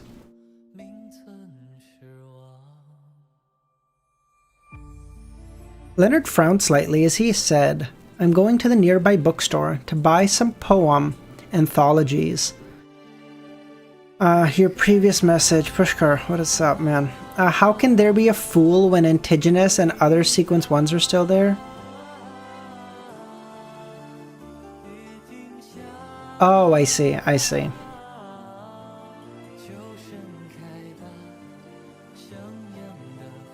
Ever since he advanced to Nightmare, he'd given up the collection of poems he had bought in the past, making most of them nothing but decorations. When he became a spirit warlock, he began to collect poem anthologies that were suitable for spirits to read, allowing him to chant the appropriate parts in a battle to create Beyonder effects. Therefore, when he came to the southern continent, he didn't bring a single poem anthology book. He only remembered a few of those that he had used in the past. I never expected that after becoming a high-ranking deacon, I would have to read poem anthologies again. Pallas had never imagined that Leonard's next steps would be to do that. He probed, "Is this an order from the Fool?" "Yes," Leonard said. Pallas fell silent again before saying, "Apart from writing poems, you have to pay more attention to the besiegement of the Rose School of Thought." Leonard continued walking. "Yes." At that moment, he walked towards the bookstore. He felt as though he had returned to Tingen, back to the time when he was still a midnight poet, walking along the bustling streets preparing to buy a copy of classical poem anthologies of the Lone Kingdom and selected poems of Roselle.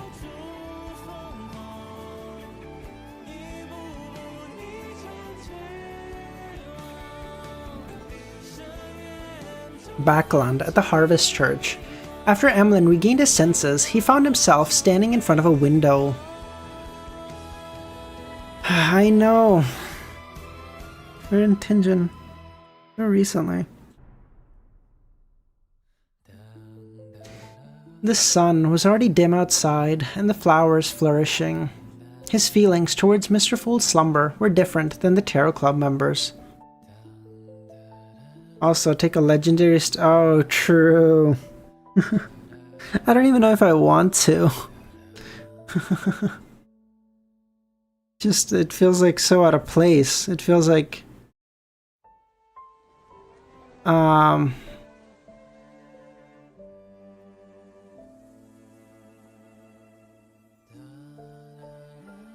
that's what I was literally thinking that coming. Just rename it COI Spoilers. And y'all can keep it. His feelings towards Mr. Fool's slumber were different than the other members. Other than heaviness, poignancy, sadness, and confusion, there's also the confidence that things would end well. Internally, within the Sanguine, some of the Marquis and Earls were old. Even though they lived longer than most demigods, they were still in an advanced stage of their life. At this time, they often chose to sleep and used similar methods to extend their lifespans. Therefore, Emlyn was long accustomed to such things. He knew that it wasn't the same as passing away. He believed that if the correct method was found, Mr. Fool would have a good chance of waking back up. Zaza, it's really sad, don't get me wrong. I don't cry, dude. It's like, I just don't ever cry. He looked out the window and muttered, "Mr. Fool has entered a state of slumber, and the ancestor's revelation is often interfered with. It's obvious she can't provide help frequently."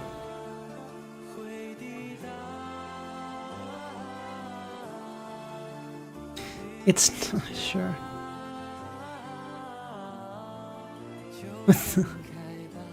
After a brief silence, Emlyn sighed. Indeed.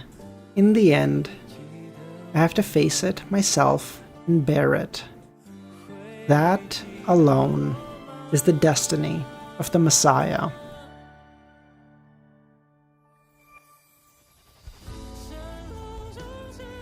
He then repeated inwardly, "I can rely on only myself." Just as this thought flashed through his mind, Emlyn heard Utravsky's voice. Time to set off. Emlyn turned his head and saw a huge sword on the back of the priest. The sword length exceeded Emlyn's height, and its width was close to that of his waist. Together, with Utravsky's hill-like body and the terrifying pressure, felt corporeal. As a sanguine earl, Emlyn recovered his stifled feelings and nodded gently. Okay. Just as he replied, Emlyn suddenly recalled something and said, "Wait half a day." He wanted to gather most of the Sanguine in Backland to discuss the pharmaceutical company. Utravsky didn't say anything and didn't ask anything and nodded. "Come find me when you're ready." After watching Utravsky enter the depths of the cathedral, Emlyn turned to the Sanguine. "Inform all the Sanguine in Backland to come over. There is something we need to discuss." "Yes, Lord Earl," they all said. As they split up, Emlyn turned his head to look at the altar and the sacred emblem of life in front of the cathedral. It was a simple drawn infant that was surrounded by symbols like wheat, flowers, water, and others. This made Emlyn's thoughts turn adrift. He had forgotten when he started spending less time in his bedroom, less time with his dolls. Even his hobby of studying history became more targeted and efficient. This change didn't happen instantly, but formed over time. Something that made it hard for others to notice. By the time Emlyn discovered it, he had already adapted to his new life. This is the destiny of the Messiah. He smiled.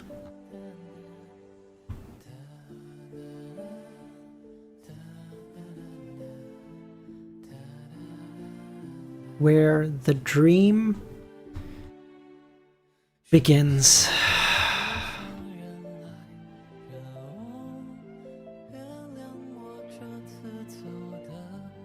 I don't even want to fucking read this. God damn it.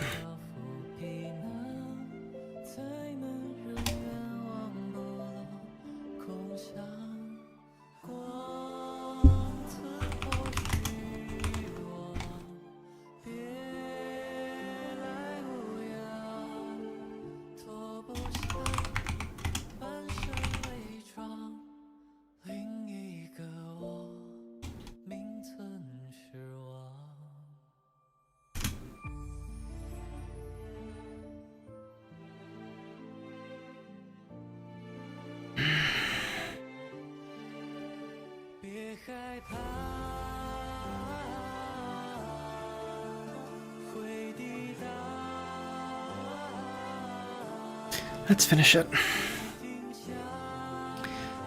After returning to the real world, Alder waited patiently for the mission Mr. Fool had mentioned. On this day, he was wearing the pontiff clothes and the silver black mask, discussing the internal affairs of the Church of the Sea God with the Oracle Danitz as he saw Bishop enter. "Your Holiness, the Church of Storm has sent 2 gifts to congratulate you on becoming the proxy of a god." Danitz, who had been secretly rejoicing over the malfunction of Bayam's telegram, asked, "Where's the messenger?" "He left after relieving the present," the bishop at the door answered. Although the members of the Church of Storm often had impulsive moments, such behavior was rare. Alder nodded. "If they don't view us as enemies, sending a messenger to deliver a gift is enough." With that said, he raised his right hand and gently made the tin box in the bishop's hands fly over. After catching the small box, Alder's action slowed as he found it heavy. He opened the container and saw a book. The Book of Calamity. Alder felt dazed, as though he was dreaming, but understood the mission Mr. Fool was referring to. Alder sighed silently and looked at the bishop at the door. "What's the second gift?" "It's a ghost ship called the Blue Avenger. It's already moored at the harbor."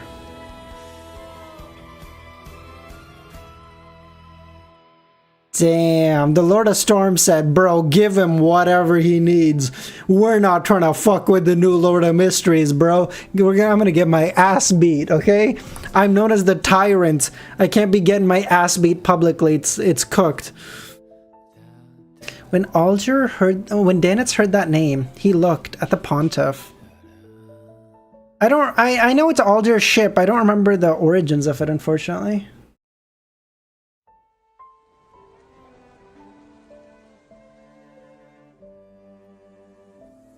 He remembered very clearly this was the ship that Alger had when he was a pirate. This meant that the Church of Storm knew that the Pontiff of Church of the Sea God was once their cardinal.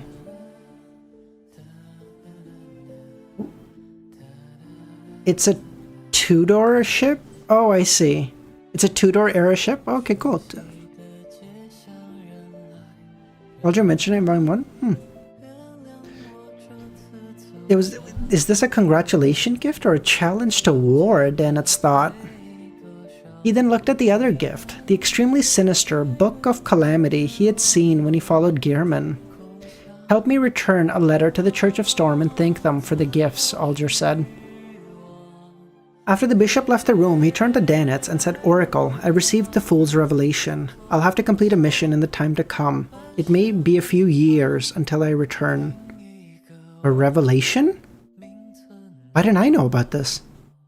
Alger nodded. Mr. Fool is about to enter a deep slumber, but this will not affect responses to your prayers. Gehrman has also entered a state of slumber. After I leave, the church's matters will be handed over to Elder Derek of the New City of Silver. You must cooperate with him and write into the Bible that the Sea God is Mr. Fool and get all believers to accept it.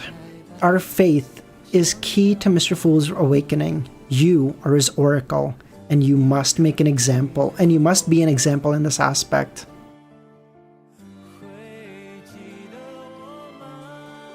Of course, he will give you a revelation at any time and give you other missions. Danitz felt dizzy and confused when he heard that, but he understood. Okay. After settling the matter, Alger stood up and returned to his room with the Book of Calamity. He looked at himself in the mirror and laughed, slowly removing the tiara from his head and the silver-black mask on his face. A few days later, at the crowded Bayam harbor, Alger raised his head and looked at Derek, who was taller than him, and said, You've been doing well recently. The Church of the Sea God is running smoothly. Derek subconsciously wanted to raise his hands to scratch the back of his head, but held back. Mr. Hanged Man, Your Holiness Wilson, when will you return? Everything ahead is uncertain. No one can tell. Without waiting for Derek to respond, he said, You are already mature and reliable. I don't have any advice for you. If the Rorstad Archipelago encounters a disaster you cannot stop, do not sacrifice yourself to protect it.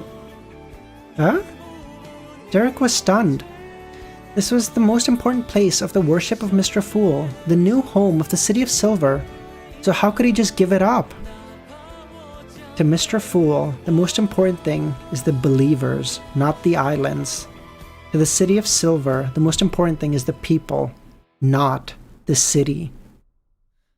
As long as you protect the believers and the citizens of the City of Silver, migrating them is not a problem. Even if we lose Bayam, the new City of Silver, and the Rorstad Archipelago, we can build elsewhere. Don't lose sight of the forest for the trees. Wow, those are such good words. Such good words. Actually, Asgard is not a place, it's a people. We are the believers of the Fool, not the islands. Don't lose sight of that. Derek was moved when he heard that, grasping the crux of the problem. I understand. Thank you, Mr. Hanged, Your Holiness Wilson. I will protect the believers of the Fool and the citizens as well. Alger didn't say a word as he turned around and walked to the Blue Avenger, the ghost ship that was a 3-masted sailboat. Alger looked at it and at the crew members on deck, and he felt something as he looked down on himself. He was wearing a linen shirt, brown jacket, and trendy pants. He had a custom-made belt around his waist. Attached to it were daggers and a scepter made of bone. Bro, this motherfucker is walking around with a sequence 3 characteristic on his waist belt, and he's like, bro, you want to fight on the seas with a sea god? You take those chances, bro. I don't know. Excuse me?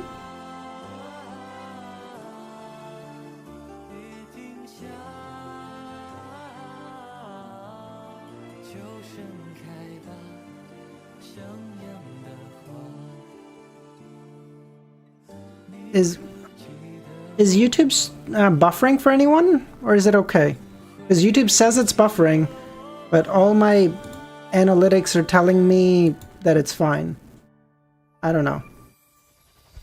It lagged? It lagged or it's lagging?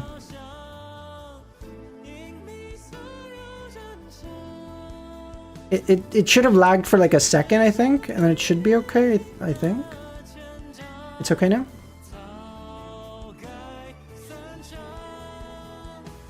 It buffer good now? Okay. Okay. I'll keep let me just do this really quickly so I can keep an eye on it. Just lagged in past tense, perfect. Okay. I'm just gonna do this really quickly so I can okay. Should be fine now, but I'll just keep an eye out. Wait. The corners of Alder's lips curled up as he took a step forward. He turned his head to the boundless blue sea and said, "Set sail." Backland, Empress Borough. In the luxurious mansion of the Hall family, Audrey sat on a comfortable sofa and watched her father, her brothers, discuss the recent developments of the kingdom as she watched her mother, Lady Catelyn, constantly convene the butler and footmen to make final preparations for the ball. She didn't say a word as she wore a faint smile, observing. After some time, Earl Hall smiled and looked over. "What is our little princess thinking?" "Yes," Audrey said. "I'm guessing you're thinking about which dress you'll wear today and what kind of hair and makeup you'll be matching it with." "Correct," Audrey smiled, "but there's no rewards." "You fool." She slowly stood up and said to her parents, "I'm going to go upstairs to change." Earl Hall nodded. "There's no hurry. Everyone believes that you are worth the wait." When she was about to leave the room, she paused and looked back. Her parents had continued their discussions. Audrey's gaze froze as she walked out of the room and went upstairs. Susie was already there, waiting for her. Audrey inhaled and raised her right hand, using an index finger to draw lines of faint light. They seemed to come from the deepest part of her dreamscape. A few seconds later, the faint glow turned into a blonde, green-haired, abnormally beautiful girl, Audrey Hall.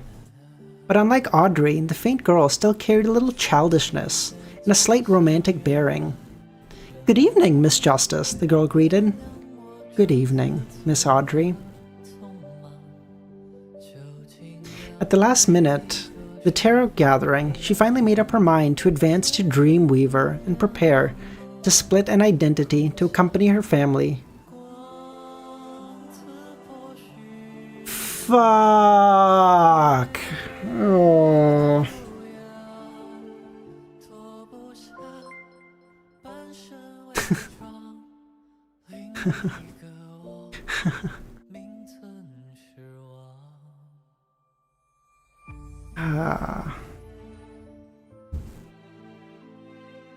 She would stay away from them and not let the dangerous matters that she is attracted to affect them. After staring at her for 2 seconds, she turned to the golden retriever beside her and said, "Susie, are you sure you want to follow me?" "Yes, we are friends forever," Susie replied. "McSeely, thank you." We are friends forever. Audrey didn't say another word. She split off a virtual persona and entered Susie's body of heart and mind, which she had opened up for Audrey. She raised her hand and outlined another Susie in midair. The moment Susie formed, she opened her mouth and let out a woof. After a moment of silence, although she knew that her thoughts and ideas were synced, she couldn't help but say to the blonde girl in front of her, "I'll leave it to you in the future." Thank you, MT. Remember to wheedle to father often and get him to not be busy. He's not young anymore, so he needs to be mindful of his health. He can hand over things to Hibbert and Alfred. Bullseye, thanks, man. Praise the fool. Thank you, Bullseye.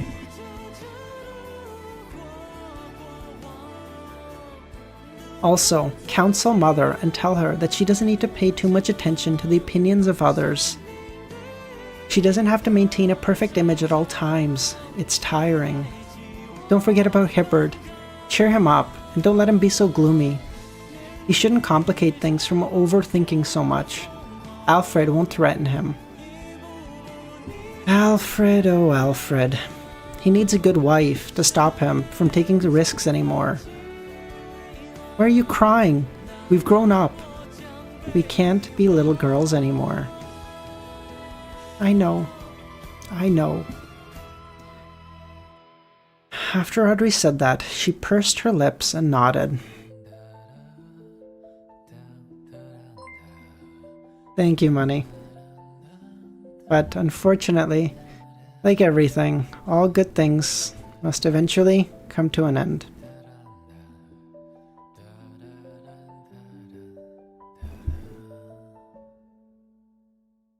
Audrey retracted her gaze, put on her cloak, and draped it over her. She then led Susie out of the bedroom and into the corridor.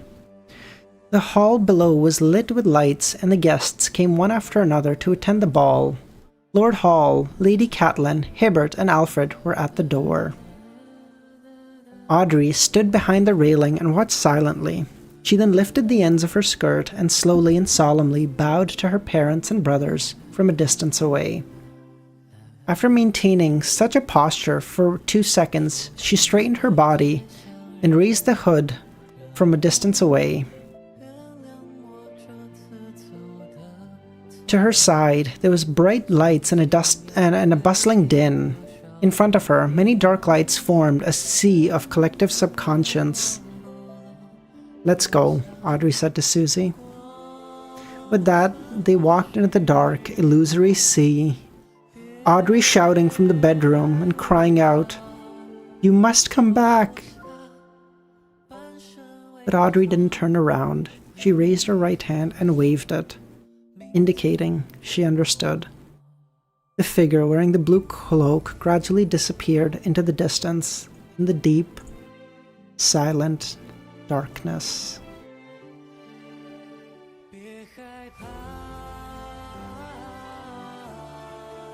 (1394), the last chapter. New journey.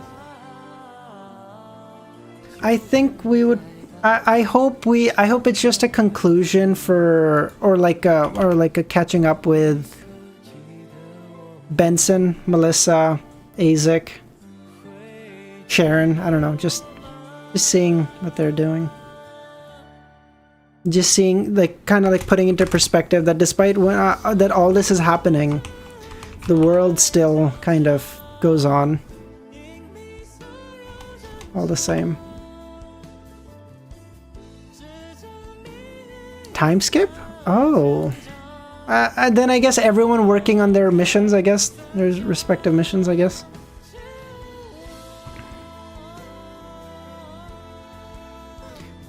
In a room of an abandoned castle, sunlight shone through the gaps in the thick curtains, illuminating a pitch-black coffin. The last main story chapter of Lord of the Mysteries.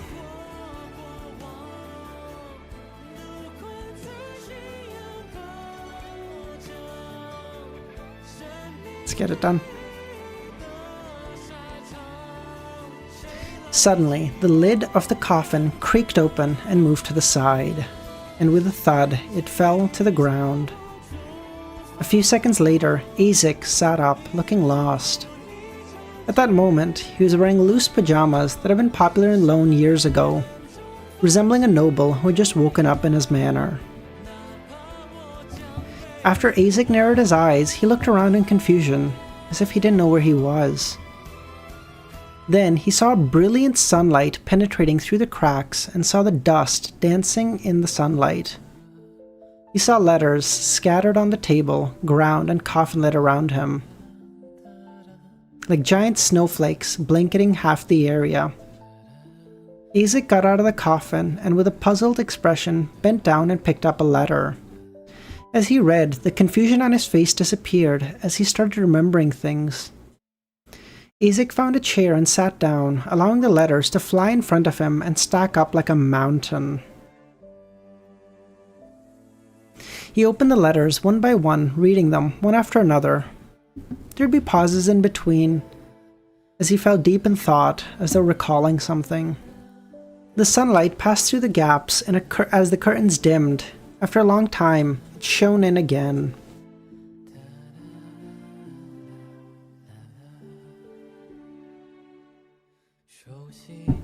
At that moment, Isaac finally finished reading all the letters and completing the long contemplations that resembled cogitation. This chapter is engraved on my mind so strongly I can't complete the sentence without spoilers. While Isaac was asleep, a world war started, ended, God of Combat died, Adam and Amon became gods, Klein beat the crap out of Amon, and now his student is a half pillar with a church. True. He looked at the letters stacked in front of him and let out a long sigh. Following that, he took out a piece of paper, a fountain pen, and some ink, and wrote, "I've already woken up and received all your letters. They made me recall who I am and who you are. I also remember many memories of the past. Your experiences, no matter how complicated and exciting, have exceeded my wildest imagination. It also makes me understand some of the problems that previously plagued me. I feel your joy, your exhaustion, your faith in life itself, and the heavy responsibility you borne from your letters. I can roughly guess why you ultimately made that choice. If it were me, I might not be able to make such a decision. From the beginning, you have been a guardian. You mimicked others until you were mimicked by others. Next, I will begin a journey to pursue the past and witness the change of our world. You seem to be asleep, but it doesn't matter. I will write to you to let you know of the interesting things that I have encountered, the interesting traditions, and the interesting people. I think I should be able to send these letters to you via sacrifice." The tip of the golden pen reflected as the sunlight as it rustled on the white paper, continually penning down even more. Roles reversed, yeah.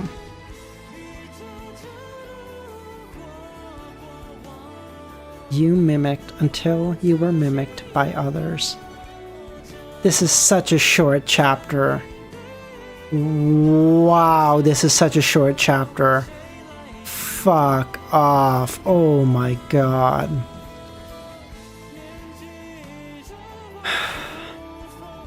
Backland. In a solarium of a terrace house, Melissa walked in with a girl who was clearly less than 10 years old.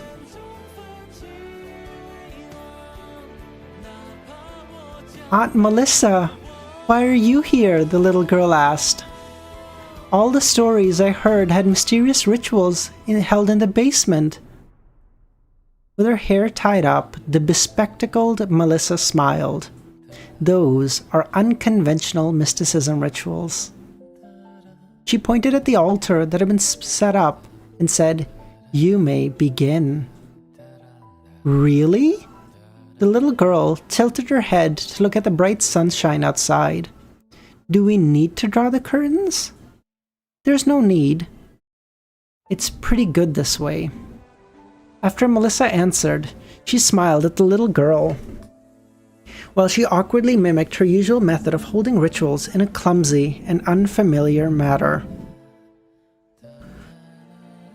During this process, she would instinctually instruct her from time to time and even personally help her to complete the pre-ritual preparations. "All right, repeat after me," Melissa said. "Yes, yes." The little girl tried her best to appear stern. "The fool that doesn't belong to this era."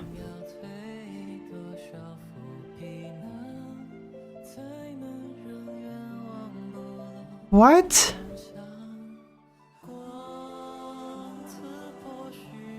Melissa became a believer of the Church of the Fool?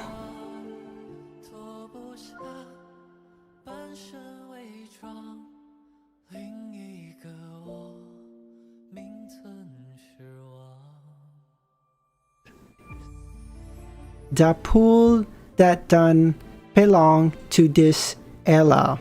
The little girl had never learned Ancient Hermes is fucked up English. Oh my god. Ancient Hermes.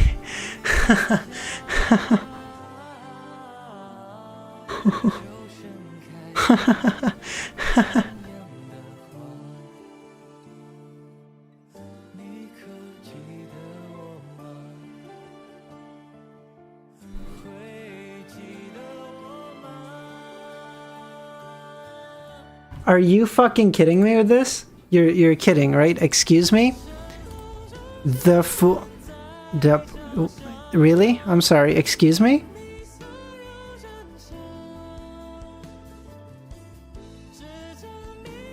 That's not at all similar at all? Not at all?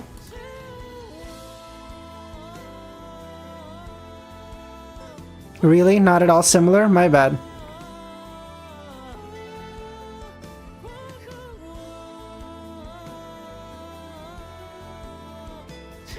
Although she tried her best to imitate her aunt, she didn't know what she was saying.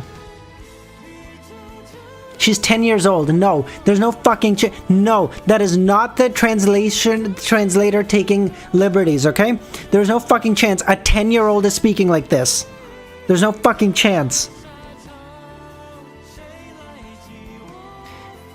The mysterious ruler above the gray fog, Melissa continued.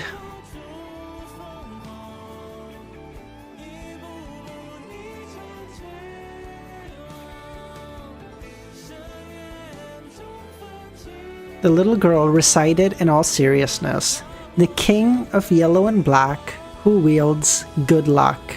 Speak Chinese right now.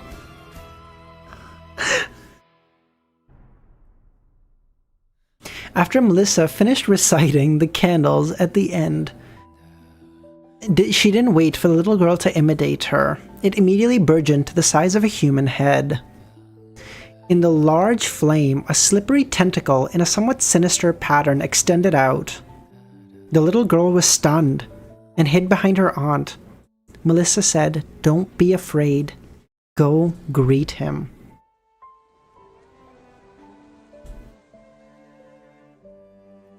The little girl timidly poked out her head from behind her aunt and saw the terrifying, slimy tentacle swaying in the brilliant sunlight that shone through the windows. It seemed to be an attempt to swat away the dust or was waving at her. "Go. Don't be afraid," Melissa repeated. The little girl finally mustered the courage and stood in front of the altar. She recited the incantation she had just invented before revealing a sincere smile and raising her palm. The slippery tentacle, whose patterns had disappeared, paused. It seemed hesitant and somewhat out of practice. Then it raised its head and curled up slightly, lowering itself inch by inch. Amidst the sunlight, it high-fived that tiny palm. The end.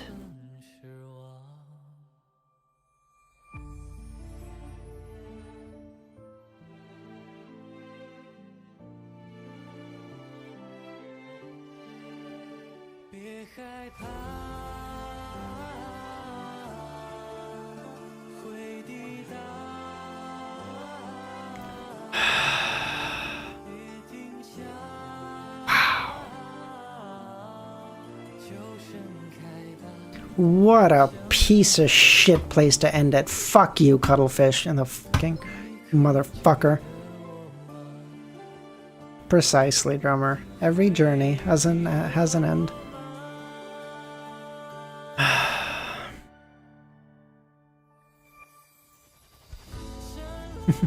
True, Amhan, true.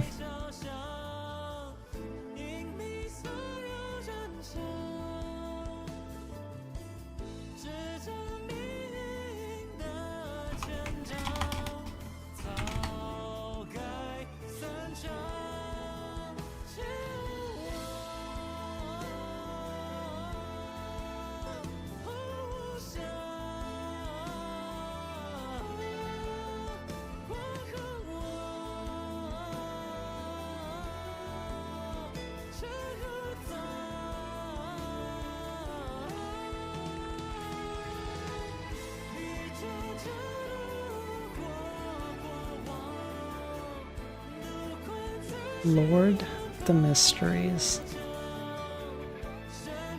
Get fucked in the end, you little bitch. I was born with a uniqueness. I was born to have a pillar. Get fucked.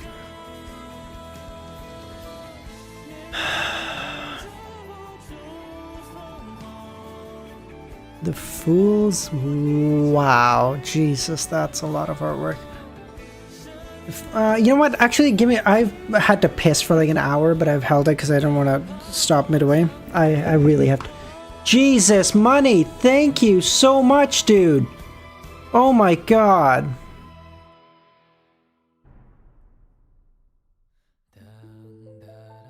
Won't lose.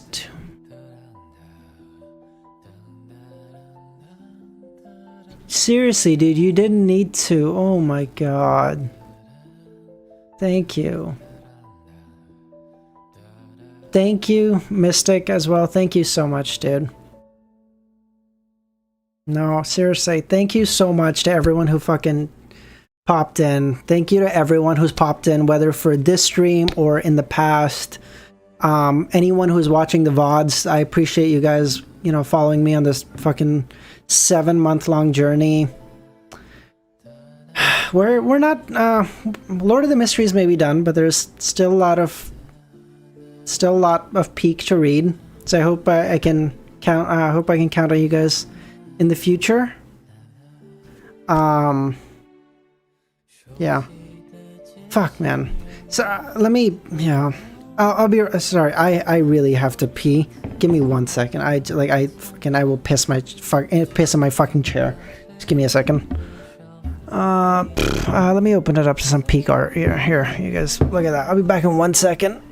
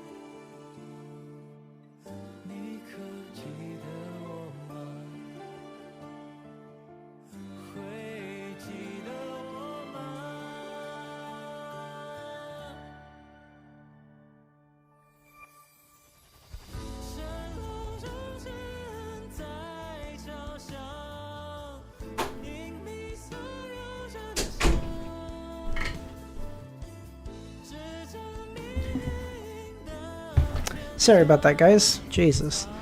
I just... Sorry, there's so much I want to say, but like I'm fucking... Like I'm not great with my words and stuff. So like I just want like it's the fucking craziest, you know. Hey there, dude, oh my god, you didn't need to do that at all. Oh my god.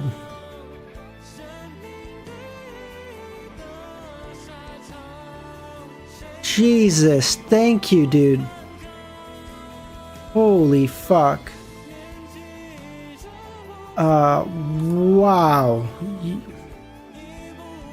You didn't need, like, see, oh my god. Thank you.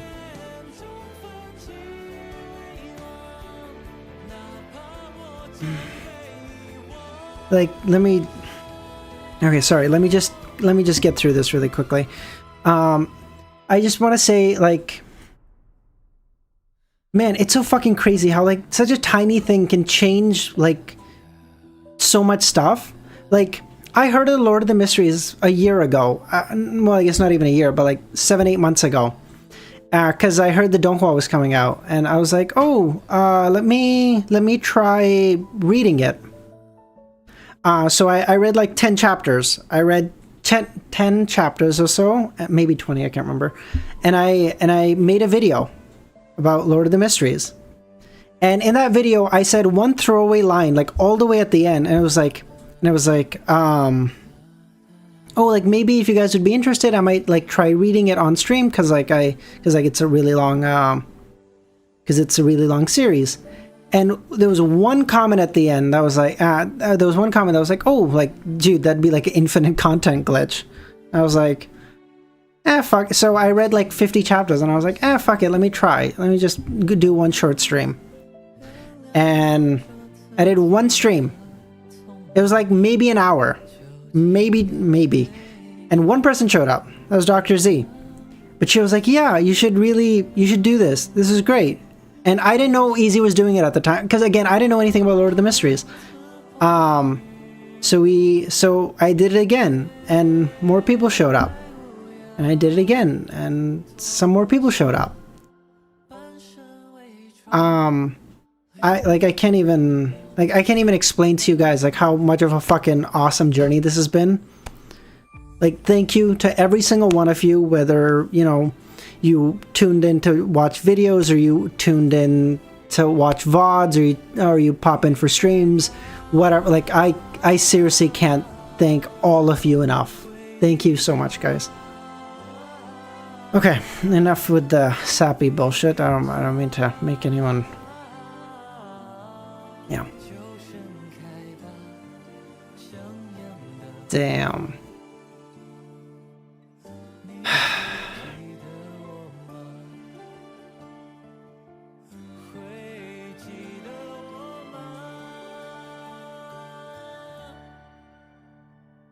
It's because we are his believers and anchors. True.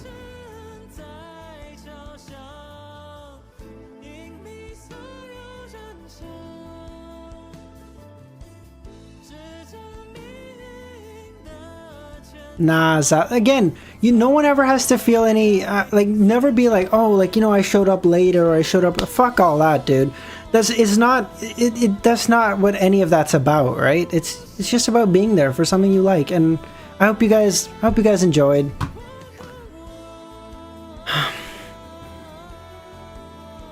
Hope I could make your reread a little bit more fun or interesting or something. I don't know, something. Jesus, wow. Yeah, if you think about it, like, exactly as like Quantum said, hopefully all of you guys will be OGs for this COI. Will you ever reread it again? Maybe Unknown. I wouldn't necessarily be opposed to it after like, it'd be after COI and stuff, of course, but like if people wanted to, I wouldn't mind it. I'm gonna, the thing is, as I make videos for it and stuff, I'm gonna have to reread bits and pieces all the time anyway, because I'm gonna have to like, you know, reference stuff and yeah. Yeah, in personal form, oh yeah, like I'm gonna end up probably rereading most of it in like bits and pieces anyway, just because I'm making videos. I'm gonna have to reference stuff, and apparently the fucking wiki is still off after fucking 7 months of reading. The wiki is still off limits to me because fuck COI apparently. Fuck you guys. Oh my god, why is there not a separate wiki for that shit? Fuck, what the fuck. I started reading after you went past read with you. That's awesome. Wow, that looks so sick. Jesus Christ, that's so cool. Yeah, finish COI and then I can go there. Oh my fucking god. Oh my fucking god. You're gonna stream again, Zaza. So once we figure out like what's the word I'm looking for? Once we figure out all the like everyone who's playing and timings and stuff, I'd love to like reach out to everyone who's participating and ask them if they're okay. If they're okay, that'd be awesome.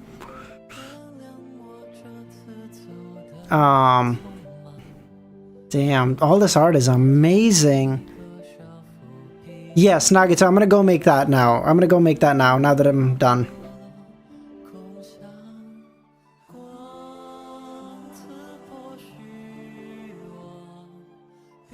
Fav, thank you, dude. You didn't have to do that at all. Thank you. Descend into spoiler chat? No, I'm okay. I'm good. I'm good.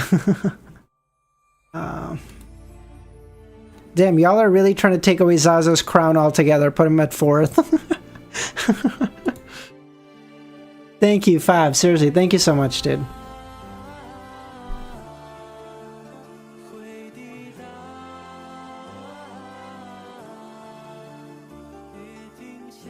Alright, gonna watch the stream for the beginning. No, not a problem at all, Calvin. Appreciate you popping by, buddy. You're good. Oh, listen to me! Listen to me! I'm gonna fucking throw you down these goddamn stairs if you don't give me your fucking monocle, you piece of shit.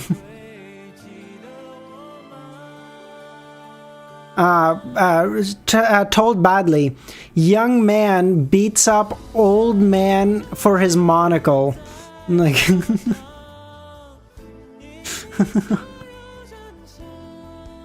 You just unlocked a shit ton of edits and stuff because COI. Ah, nice. He's like, joke's on you, I'm gonna kill myself. This fire in the background is amazing.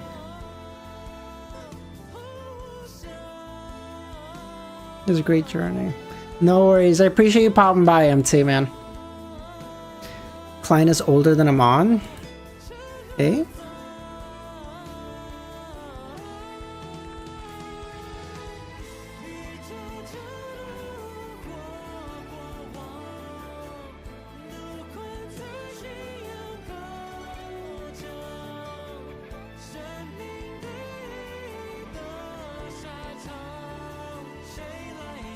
Yeah, if you guys are new here, consider joining our Discord, link in the description, as always.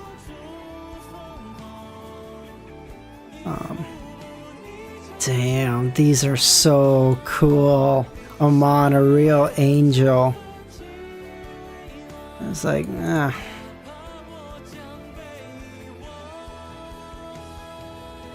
Which ones are your favorite arcs? I think for me, getting my favorite arc of all time, I think it has to... No worries, Mr. Fool. Appreciate you popping by, bud. Thank you. I think by far, maybe not by far, but my favorite arc has to be getting the City of Silver out of the Forsaken Land of the Gods. I think that I don't cry, like, basically, like something really fucking bad's got to happen for me to cry. The closest I ever got in Lord of the Mysteries to crying was, so Derek and a couple other people from the Forsaken Land of the Gods go out to settle the land and stuff, and so they come back to get their family members and stuff. And so one of the guys is like, he's talking to his wife and kids as they're waiting to leave the Forsaken Land of the Gods, and he gives them the candy, and he gives his wife and kid a candy. And that was like the closest I got to crying, because that was so sad, because it was like such a basic fucking thing, and it was like, to both the wife and the kids, it was like so mind-boggling. And it was like, dude, like even in our world, there are people who live without something so fucking basic you don't even like pay it any mind to, you know? Like we go through life, all of us, like you're all watching on a TV or a fucking phone or a computer or whatever, right? Like, we all understand, like, there's stuff that we want and, like, all that stuff, but there's so much that we take for granted. And just, like, in that moment of being, like, a fucking candy that costs, like, fucking nothing. Like, you go to store and buy, like, an infinitely many of them. And it was, like, for them, it was, like, a fucking unbridled joy that they couldn't even comprehend. And it was, like, dude, what the fuck? Yeah. And plus, I don't know, like, I always have a soft spot for kids. So, like, anything that would, like, kids is just really gets me. Will you read COI? Arfan, I will read COI. It'll just be, I'm going to read a couple of things in between, but yeah. Blame everyone here now, because I won't hold back everything. And Preg is bad. Jesus Christ. Discriminating against Samsung smart fridge people. Yeah, my bad.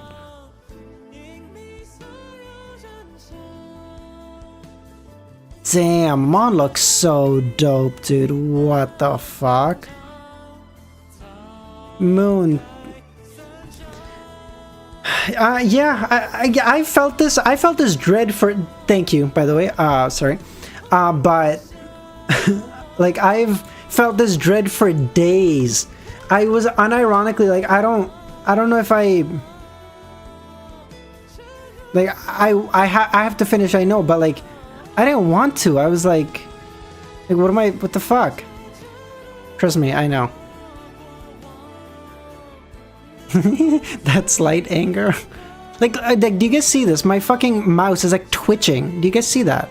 I don't know if you guys can, because obviously YouTube is 30 frames per second, so maybe it's not, but like, man. Like, my fucking mouse is like twitching and it's irritating the piss out of me. Damn. He's like, oh, you're fucking psycho, bro. In your opinion, is Amanesis a furry? No, which is close. Okay, Amon looks too, I don't know, handsome here. Squeeze me? Where's your big ass forehead, motherfucker? Volume ranking? 7, 6, 8...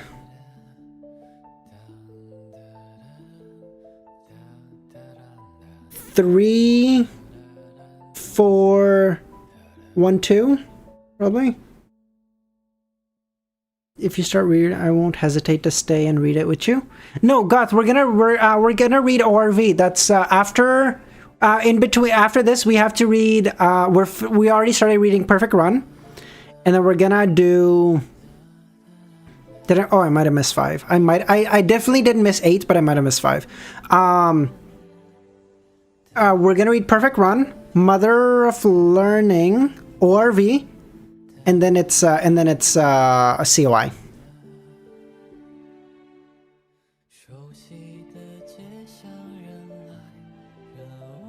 Damn, are we about to kiss? What's happening here? Excuse me? RI is on the list now, Epigon. It is gonna be after COI, but it's on there. How is Perfect Run? I really like it, Unhinged. I think you'd also really like it, because the main protagonist is basically Deadpool. It's Deadpool with time-stopping abilities. Like, excuse me? Oh, that's not... No, Goth, it's gonna be like... to start ORV, it's gonna be like 3 months tops. Maybe 4, but like, it's not that long at all. Because Perfect Run is done in a month. Mother of Learning, I don't know how long it is, but it's like about 2 months, and then ORV. So top volumes are 7 better than 6 better than 8? Yes. Yes. Agreed.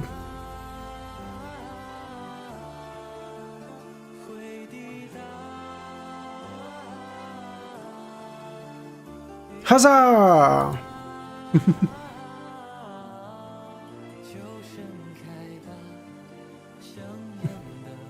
I mean, to end ORV and start COI?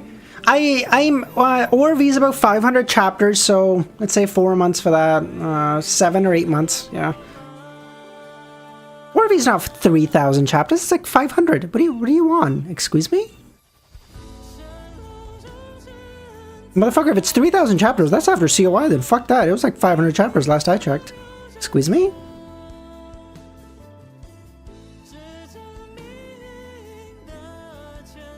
Throne of Magical Arcana, that's after COI. 551, yeah, exactly. Yeah, 514, sure. No, most favorite moment in LOTM. My favorite moment in LOTM. I'm sorry, I'm gonna need to think about that. I don't know that offhand.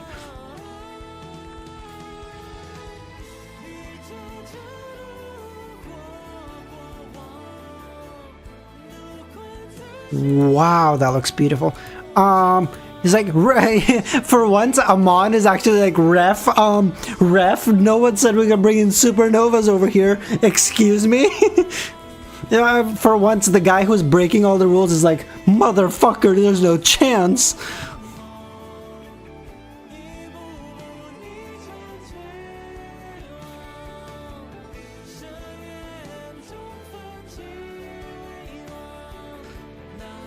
$627. Favorite mini arc. Oh, Gambling God Dwayne, I think. I found that so funny. Like this fucking demigod of the Arbiter pathway sitting there. He's like, how the fuck am I losing to this normal person? What the fuck is he on?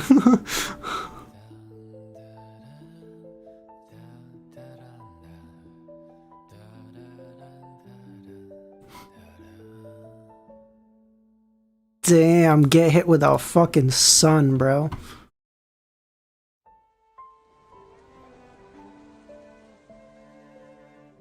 Damn, nice. Oh, damn, he looks so goated. Oh my god, he looks so goated. Hollow Purple, true. Top 3 pathways. Wheel of Fortune.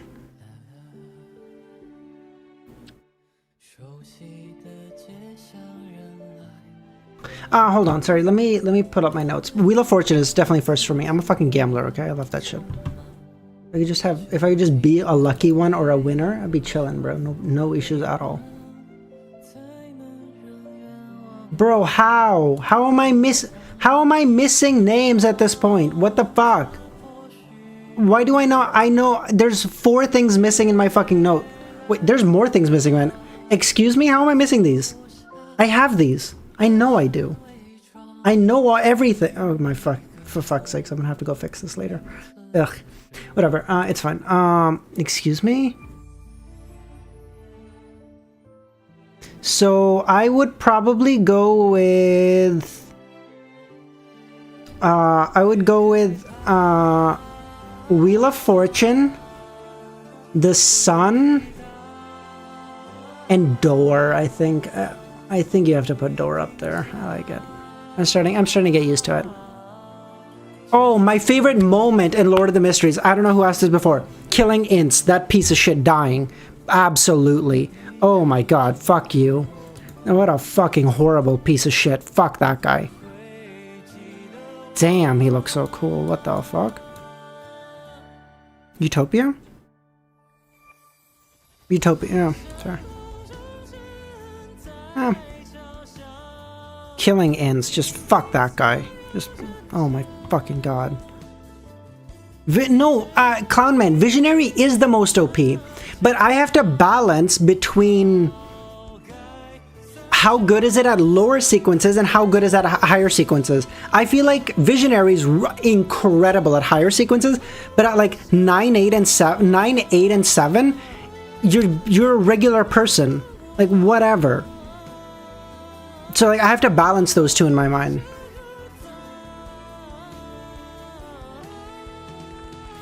Celestial Worthy. Damn, bro. My man's kitted out. Damn. Where did we get the description of this fucking guy? Excuse me? Damn, look at this guy. He looks goated and loaded. Excuse me?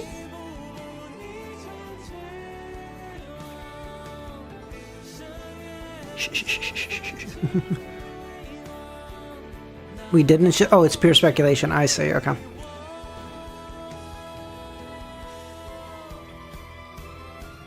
Damn, this looks fucking cool. Let him revive. Money, what did I do to you? Why so hostile all of a sudden? Excuse me? Motherfucker came out with the guns a-blazing. Let him revive in you next time. Like, bro, okay, damn. Motherfucker. Fun fact, there's no description, but there's like 6 artists doing the same way when it got released. Oh, I see.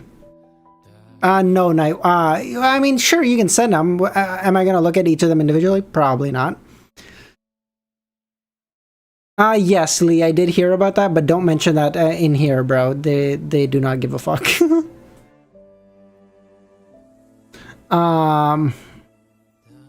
They made him I'm just saying you would like him if... fair. But damn, these are so cool. The gold and black is a really good artistic choice. I like it. Method. Aww. Money. So he basically said Ragnarok is not canon. It's like a side story, basically. And that he's considering doing a sequel. Mistake, door, fool, error, but all the same. Why is fool not center? Excuse me?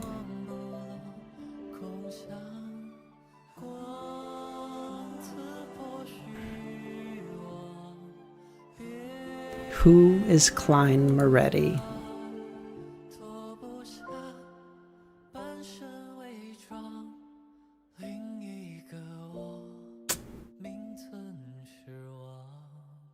The last... Oh, I was waiting for this. I knew there... Oh my god, look at him. So kitted out. Everyone's looking. There's no... The world. Yeah. Aww. The yellow black Klein also in a weird spot of being fan-made, but it's used in an official collab. Ah, I see. Cool. Damn, this looks so cute. This looks so cute. What? Ha! Why did we get this before? Oh my god, this is so adorable. Leonard with the red gloves, cute. Susie, Audrey, of course. The son with these around. Alger fucking up these notes really bad. Emlyn with his little dolls. Gio being... Why is Gio as tall as Emlyn? But whatever. Gio holding Forz's hand. Forz yawning with her little hat. And Cattleya being a little nerd. Where can I get those wallpapers? I can't install Discord. Can you give me a site? Which wall... What do you mean, Arfan? Like these art that we're looking at? You'll have to ask, fucking... There you go. Someone's got it. Thank you. Yeah, oh, I knew there was gonna be something like this. I knew there was gonna be something like this. Okay, so everyone, all of these people we know. Sharon, Raynette, Azek, Will, Benson? Benson, Melissa? Eh?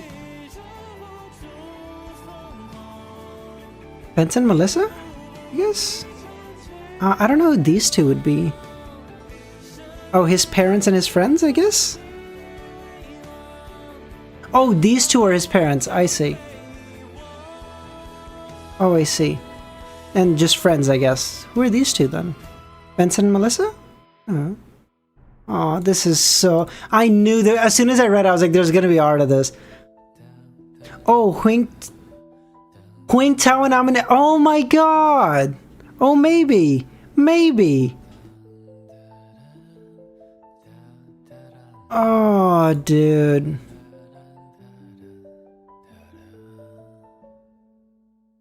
I knew there was gonna be art of this. Oh my god, I knew. Backs facing her Joe's parents? I see, okay. Oh man, I knew there was gonna be art of this as I was reading. I was like, oh man, there has to be. This one I have seen before. I probably shouldn't have, but I have.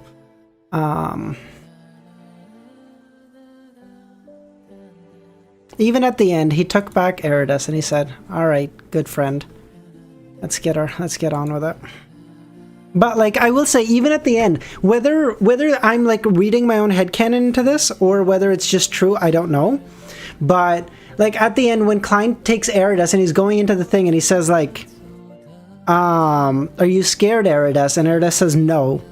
I think Eridas says no, not because he's kind of like, oh, okay, I kind of win either way, whether Klein comes out or the Celestial Worthy comes out.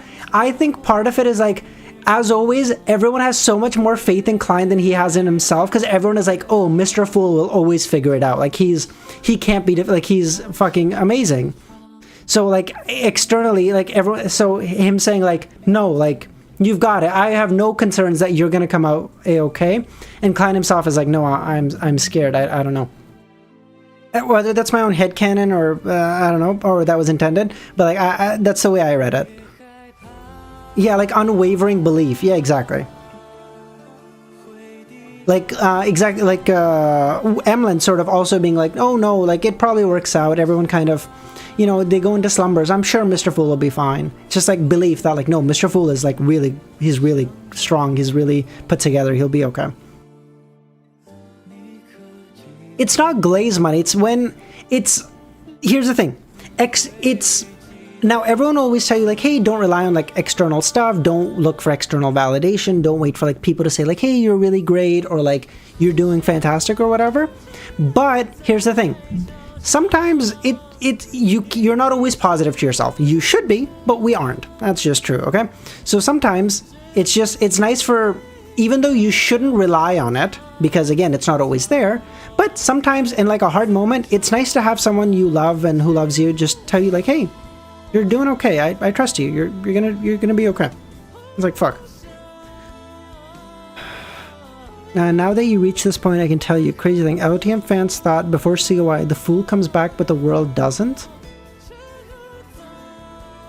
Ah. No, I mean, why would that be? Full cycle. The last card you haven't seen. Oh.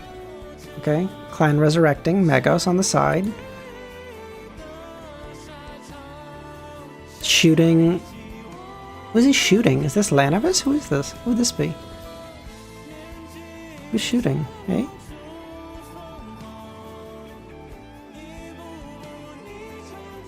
As in, the world means Klein's humanity, so he doesn't have to... Oh, I see. Okay. Lanavis, yeah.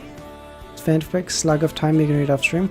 Brother, there's so much for me to read. I don't think I'm gonna have time to read the fanfics.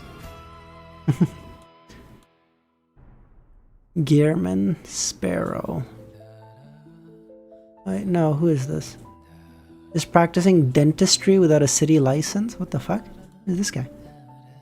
Jesus Christ.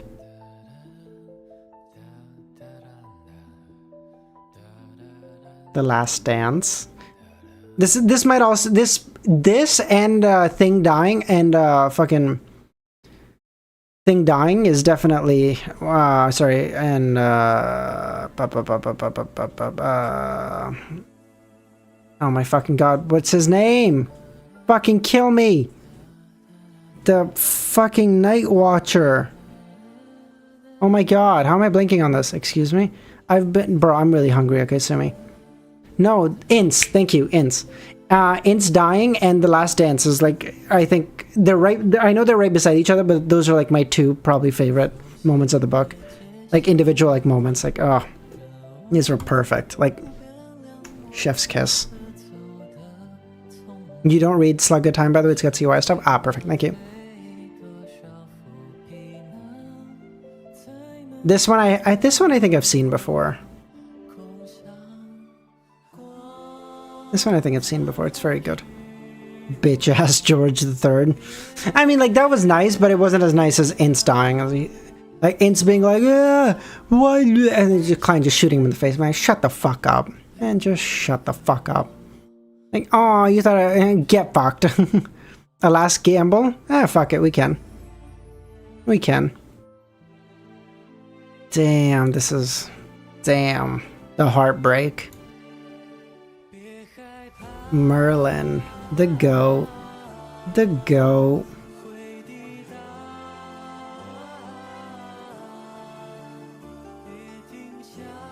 Everyone. Amnesis, Klein, Amon. I'm gonna guess EBS, but yeah, EBS, I guess. Lord of Storm, God of Knowledge, Amon, I guess? What's your overall rating? I don't know, 1,000 out of 10, dude. I don't fucking know.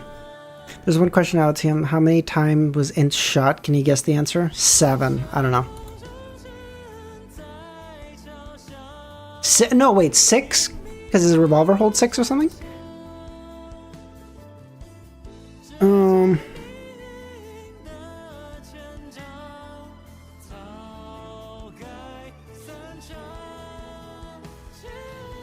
Damn, these look so good, dude. Like, I don't...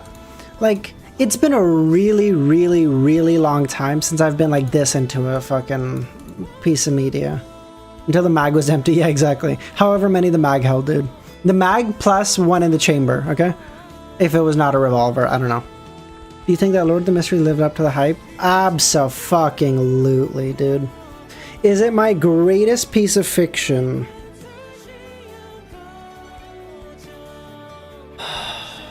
That's a difficult question, Nagito. The answer is it the best written one I've ever probably read? I think I would agree with that, without a doubt. I think so. Is it the one that's closest to my hearts? I don't know. I don't know, it's close. Like, I love Vagabond more than I can fucking explain in words. I fucking love Vagabond. But, like, is it the greatest written piece of, like, thing that I've read? For sure, yeah. No doubt about that. Damn! What the fuck? This is so nice. Is this old Neil? What the fuck?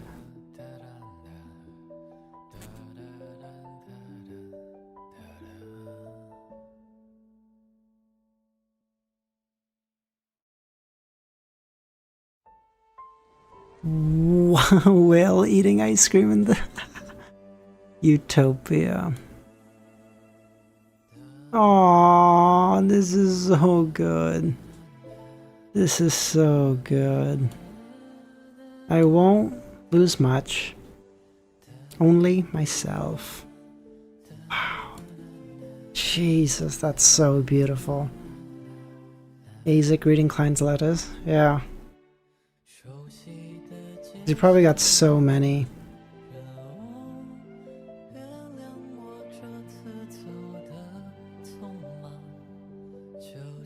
Oh, the art does loop. The hand, Joe's hand's over here. His hand's out of frame over here. Ah, it does loop. You're right. Finds journeys and cards. Now that you can... Wow. My god. Crimson. Yeah. Oh, old Neil. Old Neil. Damn. Done blowing his heart up by ejaculating too hard. Of course, that's canonically what happened. We know this.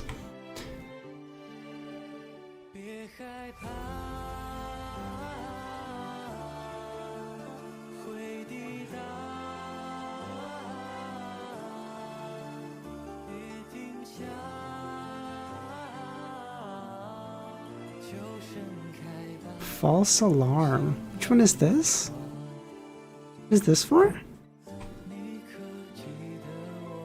Oh, I see. When Leonard wears the armor, I see it. Okay, yeah, no, I see it. We called it a canon event, yeah, for sure. Fighting, yeah, Lanavis, no? No, not Lanavis. No, not Lanavis. Capim? The Devil Apostle. Thank you, FQ.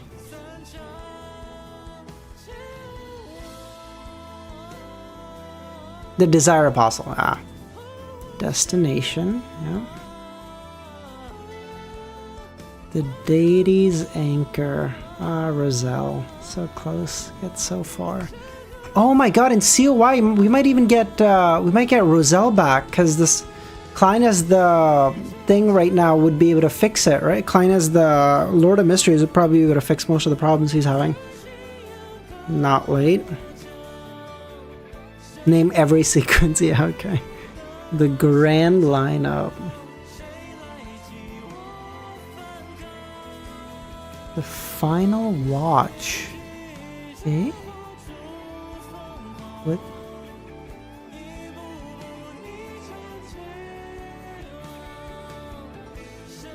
Lovia, ah. Lovia. Light. Remember this one, of course. Lightbringer. I can name every sequence. Oh, good for you, man. Good for you. Miracles are only for a moment. The fucking really greedy gal. I remember her. Method. A new journey. What sequence? Melissa's probably going to be a mid-sequencer Beyonder then, no? Because because her pathway, because she's of the Savant pathway, doesn't have any mysticism abilities until higher, not at 9 or 8, I think. It's got to be higher, right?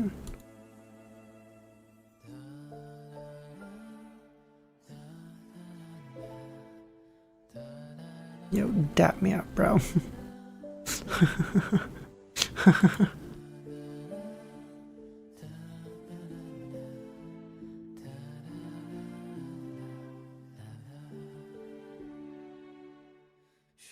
Damn, that's so cute.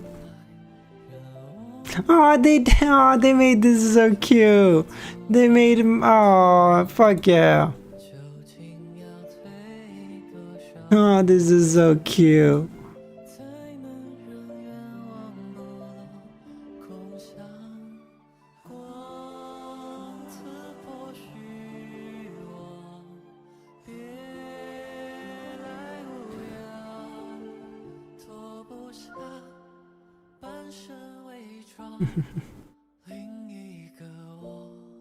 Melissa has a monocle?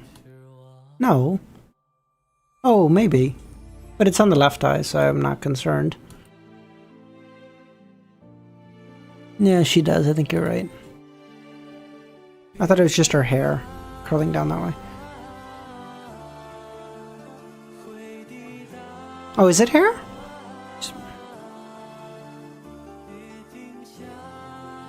I don't know. I think it was a monocle. Oh wait. Aw, this is so sad. Audrey having a take a step back from her life. Yeah.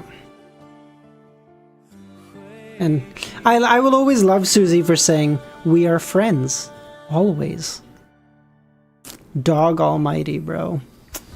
For real, for real.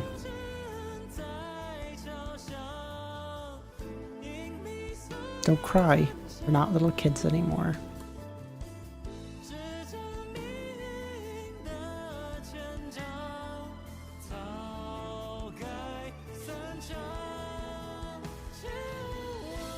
What is this art of?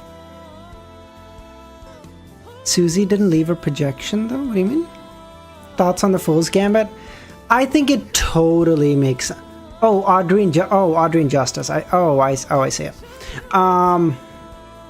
I think it makes so much sense that for Klein to understand, like, oh, hey, motherfucker, you think like you act like you're some crazy fucking guy, but you only do it because you never have anything to risk yourself.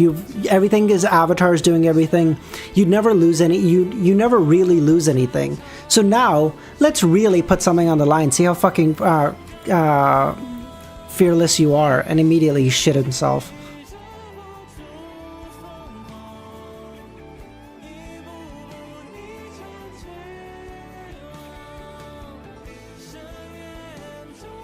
I missed art. Oh, I missed these ones, I see.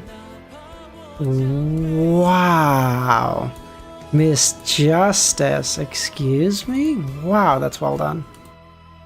Pontiff Alger. The Blessed. The Sun. Oh, this is so cute. The little baby hands.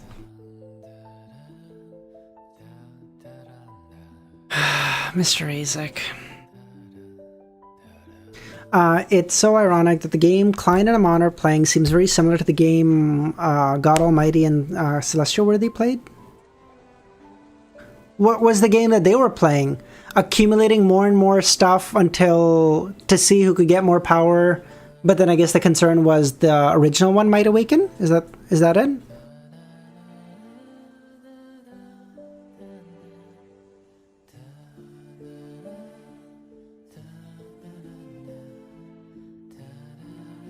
Yes? Okay. No. See, I followed some stuff, not everything, but I followed some stuff. Damn, these artworks are so good, man.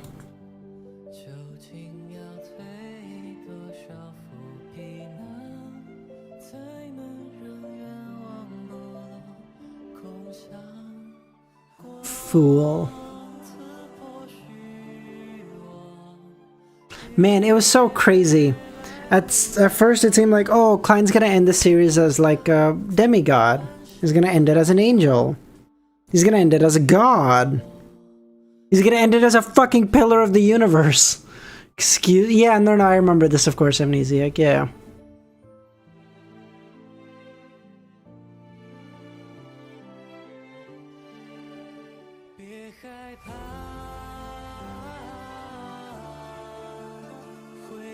Oh my god.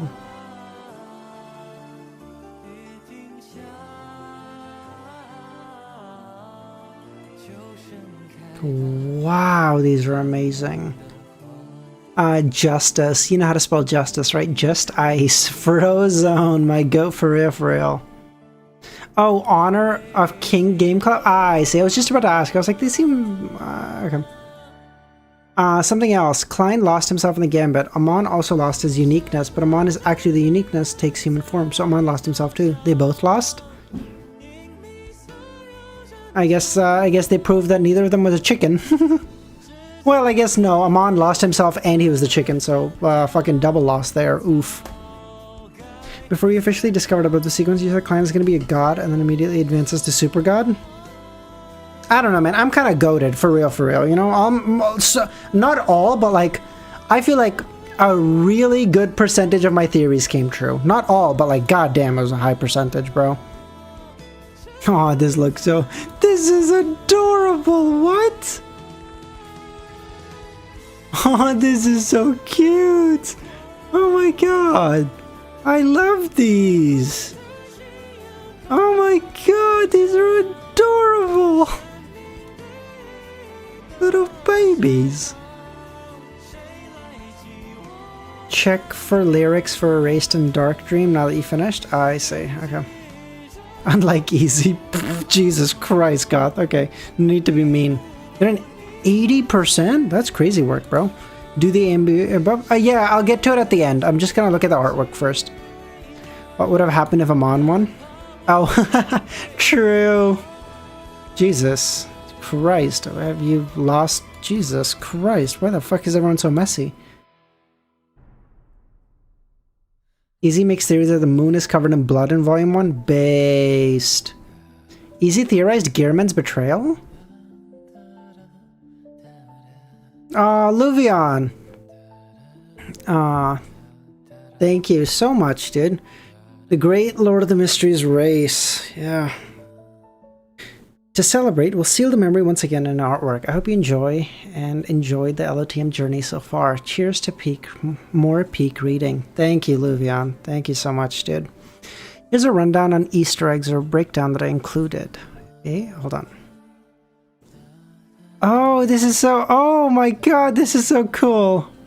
Wow. What? Excuse me? What? Luvion, you outdid yours. Check drive for high quality? Yeah, I'll do that later. Dude, you outdid yourself. Are you kidding? Luvion. Oh my god, dude. That's amazing.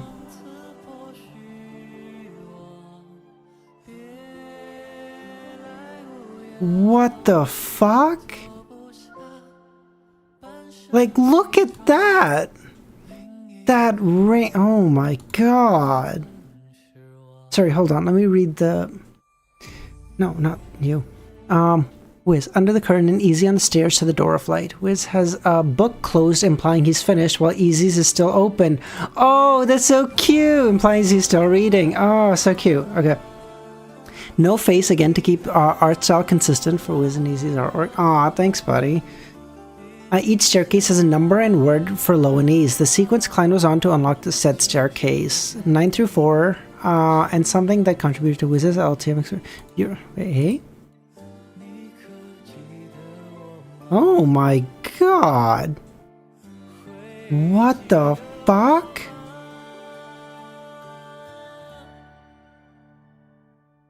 That's so awesome, dude. The space is surrounded in gray fog, and beyond that is the cosmos. The door of light has a supernova. Oh, I see. Oh, I see. Oh, nice. Okay, nice.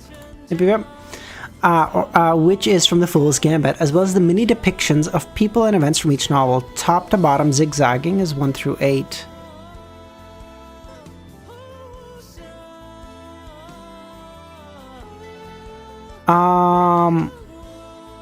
Door of Light, so Lightbringer, I guess. I'm not gonna catch all of these, but no, stop it. The Earth. Oh, the Earth reveal. Okay, cool. Oh, bottom to top. I'm sorry, I can't count. Okay. Oh, wait. Is this the Fool, the Tarot Club? That looks like Sherlock, I would assume.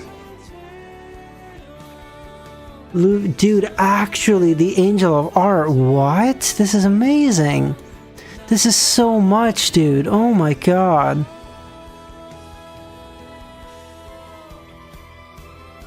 This is so awesome.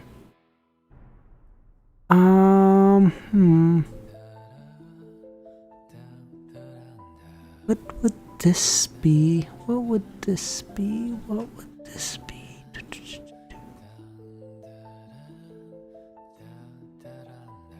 On phone it's easier to see, and there...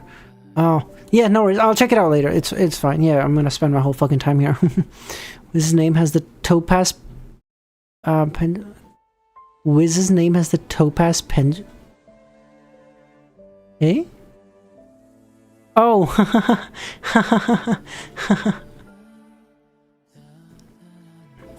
The Fool symbol on the door has a Seer Pathway symbol below it lined up. The Fool symbol on the door of light has the Seer Pathway symbol below it outlined. Not that one. Hmm?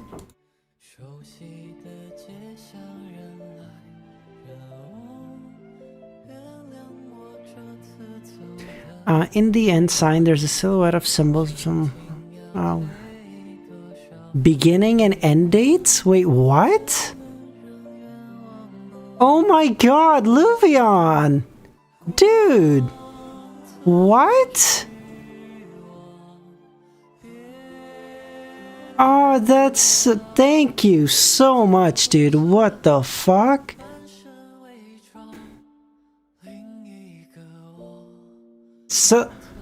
Salov Q, you... dude...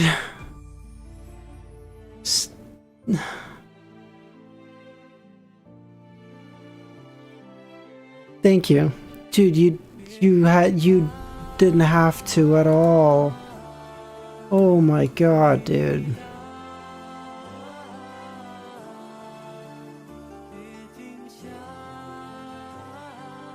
Oh my god. Now I'm gonna have to... okay, I'm gonna have to look at this in so much more detail later. That's fucking awesome. Thank you, Luvion, so much, dude. 14. Even woke up earlier to catch the last few streams. Aw, thanks, buddy.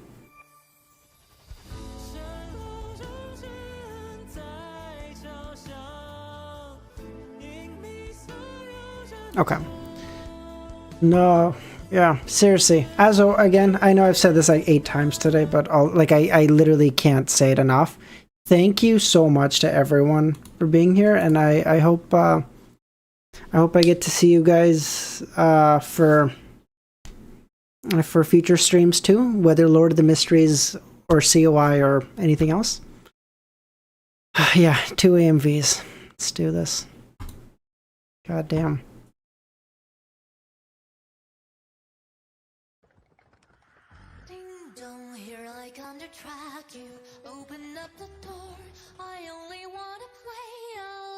Wow, that music is so eerie.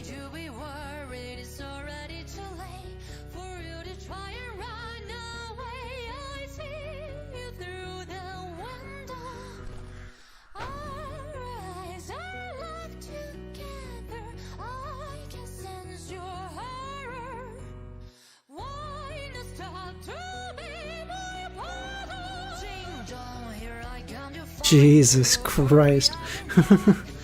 A little game and have fun. Whoa. Dude, what a fucking monster. Oh my god. Has just begun.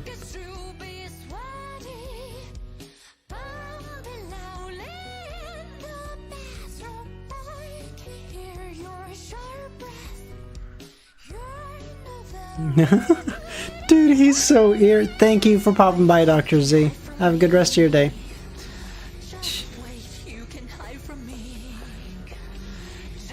This is so eerie. What the fuck?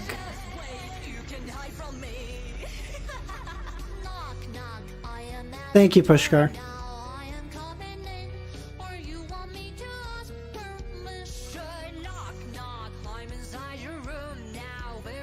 Knock, knock, I'm inside your room now. It's like, I was a courtesy, I wasn't really asking permission. Jesus.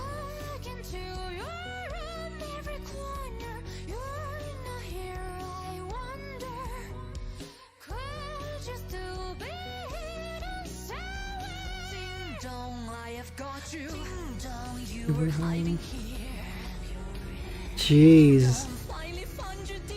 This is what I imagine fucking, he's like all the time. What the fuck? What the fuck?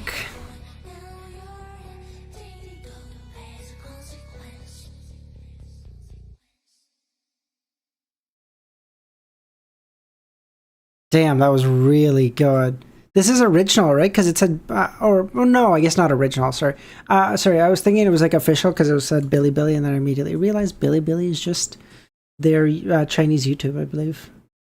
So never mind. I'm stupid.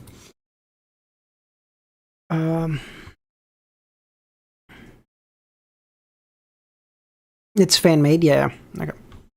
Wait, where is the thing? Ah, here it is. The last AMV. Damn. The last. Who's me? Come on. There are subtitles in this?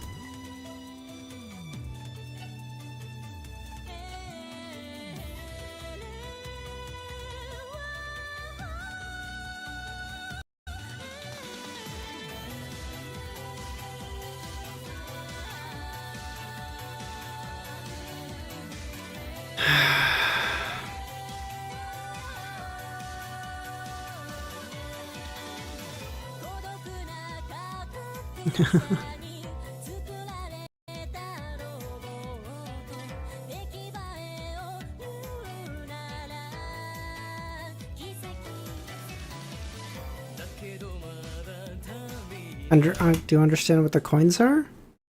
Are the okay? Wait, hold on. Okay.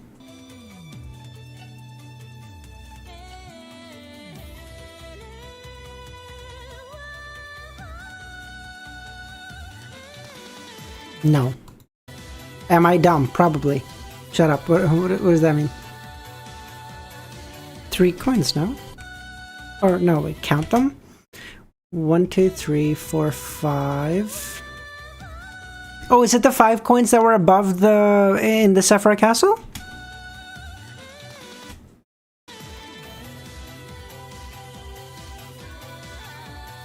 Yes? Yes? Okay.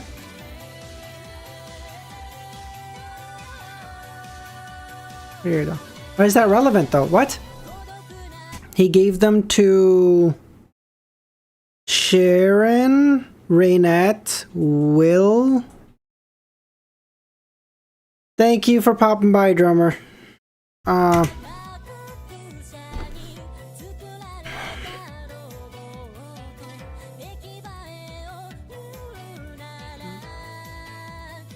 Miracle.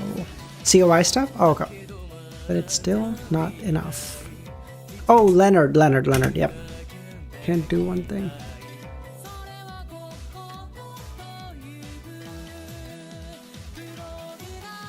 Program, what?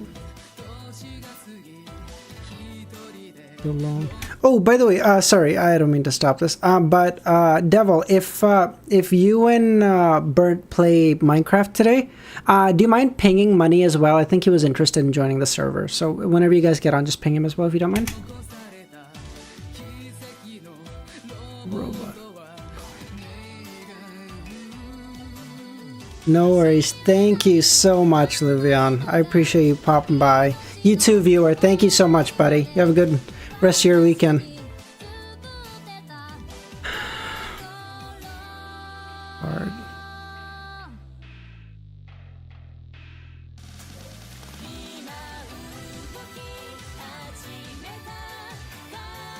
A quickening miracle.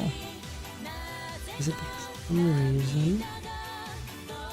The tears. Oh, Jesus Christ. Okay. Oh, Gehrman's betrayal. I see. Here we go.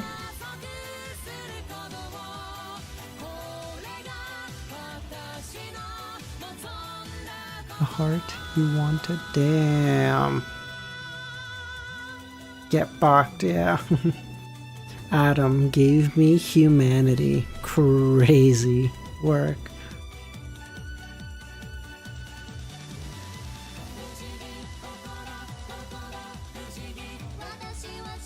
I learned to rejoice.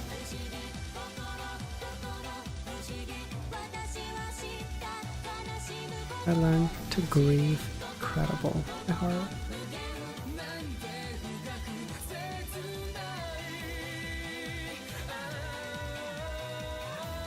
Damn, this looks so cool. Damn, this is so cool. I'm starting to reason. I'm starting to understand the reason I was born. Morpheus, that is the plan.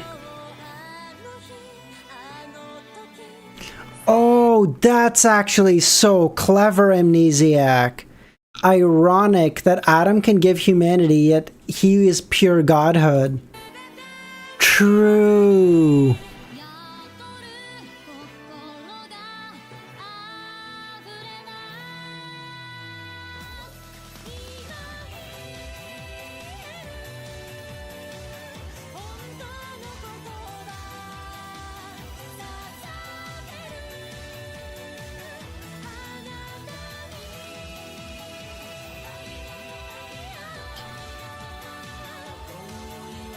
for bringing me into this world. Thank you. The days we spent together.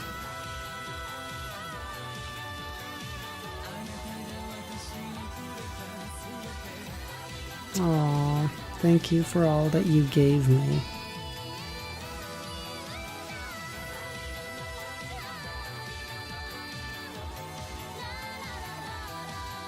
Thank you for all that you gave me. What do you mean?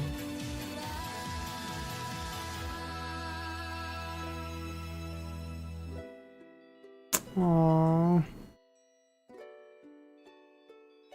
Spread the news that the world is my blessed and record it in the Church's Holy Bible. Remember one sentence. The world... the awakening of the world spells the return of the fool.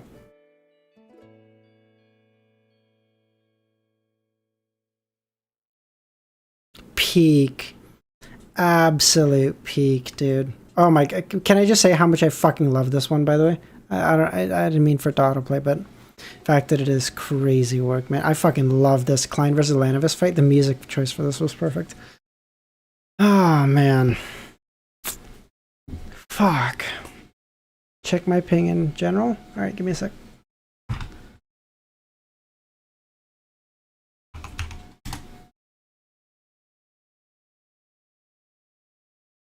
Jesus Christ, what's up?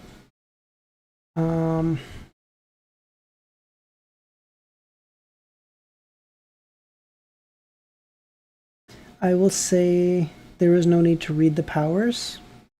Is that the one you're referring to?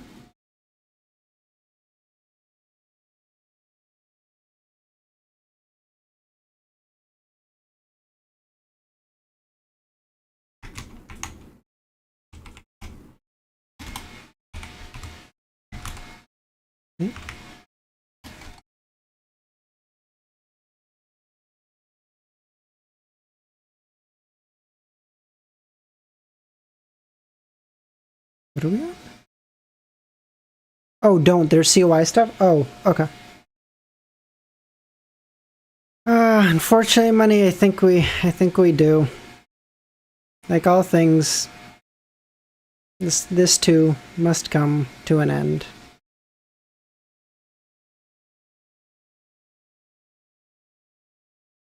It's okay. I'm not gone forever. I'll be back. I don't know, tomorrow. Maybe tomorrow, maybe in a couple of days. I don't know. But we had a fucking good run, didn't we? 7 months, man. 7 months. Famous last words. Yeah, I'm not dying. Relax. I'm not dying. All right.